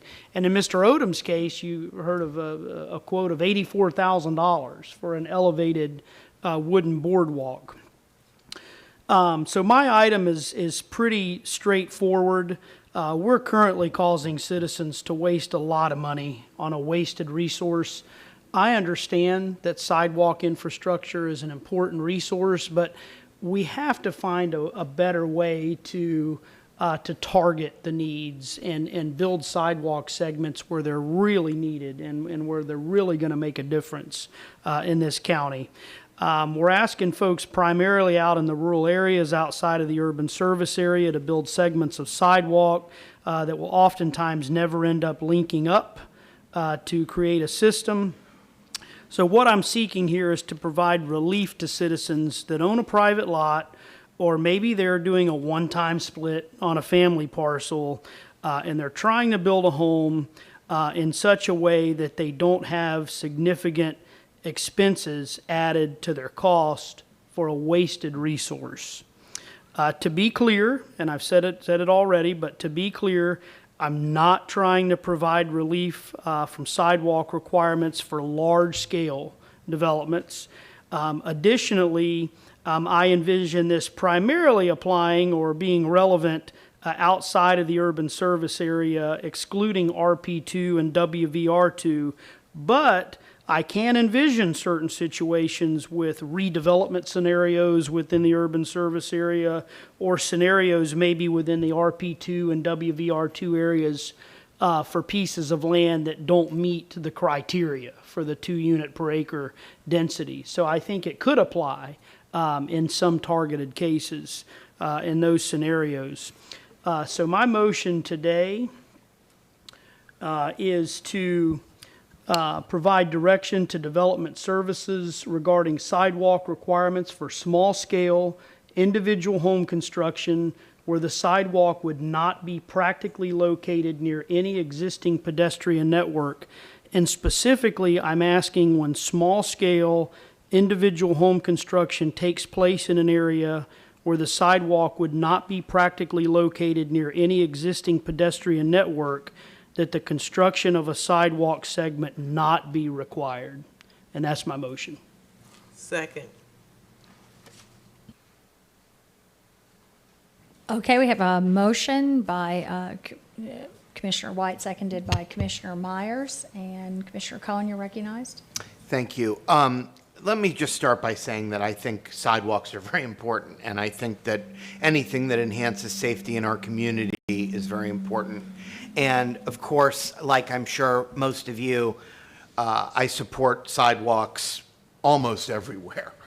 But there's nothing that upsets people more than a good intentioned rule that just simply does not have any logical application in reality. And we've all heard from constituents that have had to spend a lot of money to build something that doesn't connect to anything else. And it's not just, by the way, in the rural areas. My mother lives in the city of Tampa, and she has a beautiful sidewalk in front of her house that connects to absolutely nothing around it, and there is no prospect of any sidewalk going around it. So there is really always a good idea to have options for people and to give people choices when the one-size-fits-all rule doesn't necessarily apply to their particular situation. So I support this, and I look forward to seeing what comes back, and I hope that what comes back will be creative and give us some ways that we can find to enhance the community where sidewalks just may not be appropriate. Commissioner Smith, you're recognized. Well, first of all, I think nothing's coming back. I think we're giving direction today. You want to explain? Yeah, my understanding, because staff, this is not a knock on staff by any stretch of the imagination, but I think they maybe had put a read on the board such that, they, felt that there's a mandate, to require these segments of sidewalk. So I'm asking that staff has the latitude to interpret things really as I've read into the record, which is, when we know that there's just, as a practical matter, not going to be a linkage like in your mother's case, where there's just going to be a sidewalk to nowhere. I think we would all agree that that's a wasted resource and just a waste of people's hard-earned money. And I think staff is more than capable of interpreting this in such a way that, frankly, that they can thread that needle and make sure that we're building a meaningful, functional, useful sidewalk network, but not asking people to build a segment to nowhere in a scenario where we know it's just going to be a sidewalk or a boardwalk to nowhere. So I would be content with that direction, Mr. Gormley, if you're content with that direction. But if you want to bring something back for the board's review, I'm certainly okay with that. I would just ask that, and I don't remember the legal theory or the legal terminology, but if you do decide to bring something back, I know usually just based upon a board motion to do that, that you will kind of put a stay of enforcement in place for any that may be, in the hopper and needing to move forward. So, Commissioner, I'm comfortable taking this direction if it's the board's pleasure and applying it in a reasonable way. Happy to come back with something if the board would like, but I am comfortable taking this direction and applying it to the various scenarios that we do see for the single home and small scale construction projects.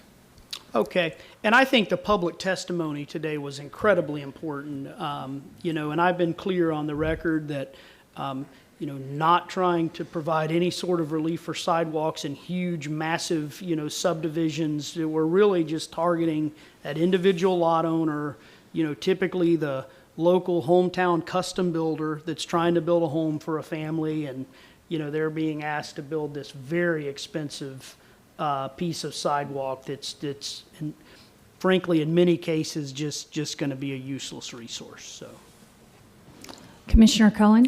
I appreciate, I'm sorry, I was going to say, Commissioner Smith, I appreciate your clarifying that. I would just ask that at some point, it doesn't have to be nearly as quickly as the water discussion, we hear back as to just sort of how this is playing out, how it's being done, and get some sort of an update in a few months about what the new policy is and how it's being implemented.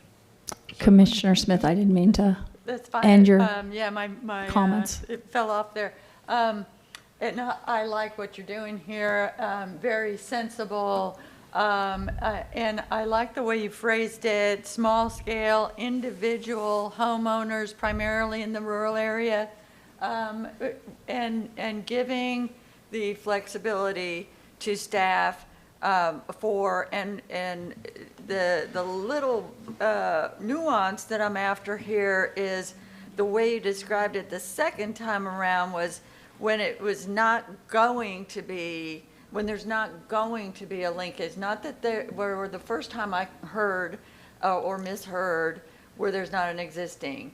But I think if the idea is where there's not going to be any linkage in the foreseeable future, not necessarily just that it's not there today, but you can, there's nothing planned.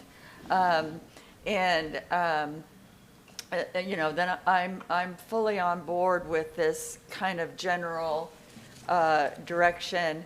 There are times where we've had like RP2 wrapping around some individual inholdings, maybe 8 or 10. I'm thinking of Saffold Park Drive for some reason. And so I could see some of those coming in 3 or 4 at a time where they're surrounded by development, and then you would say, yeah, we're really doing stuff out there that needs sidewalks and bicycles, even though it's, rural and this is just one at a time. So as long as it's, if there's not, going to be a linkage in the foreseeable future, then I think this is great. Commissioner White. Thank you, and I agree 100%. And sometimes governance just requires common sense and just staff just understanding from discussions like this what the board's intent is. So by all means, if you own a property and you have a 300-foot, missing link where there's a sidewalk going 2 miles in one direction and 2 miles in the other direction, by all means, that person should be responsible to fill in that link. But I think staff, understands, where we're going to see sidewalks to nowhere and wasted resources and things like that. And just looking to give staff that clarity if this motion passes. So. Yes, sir. Thank you. I see no one else wishing to speak. And thank you, Commissioner White, for bringing this forward. I do think we have rightly been on the side of really doing everything we could to ensure infrastructure and sidewalks, and have had a lot of stories, with, as you know. In fact, you were one of the people that brought it to the attention of the board at one time about the crosswalks, and harrowing stories about kids walking to school in knee-high grass on the edge of roads with speeding going by. And I think our concerns have rightly been on pushing the whole sidewalks and just not wanting exceptions. But as we all know too, I think it can be very exasperating when you're in the situation as we've heard here, and you're just like,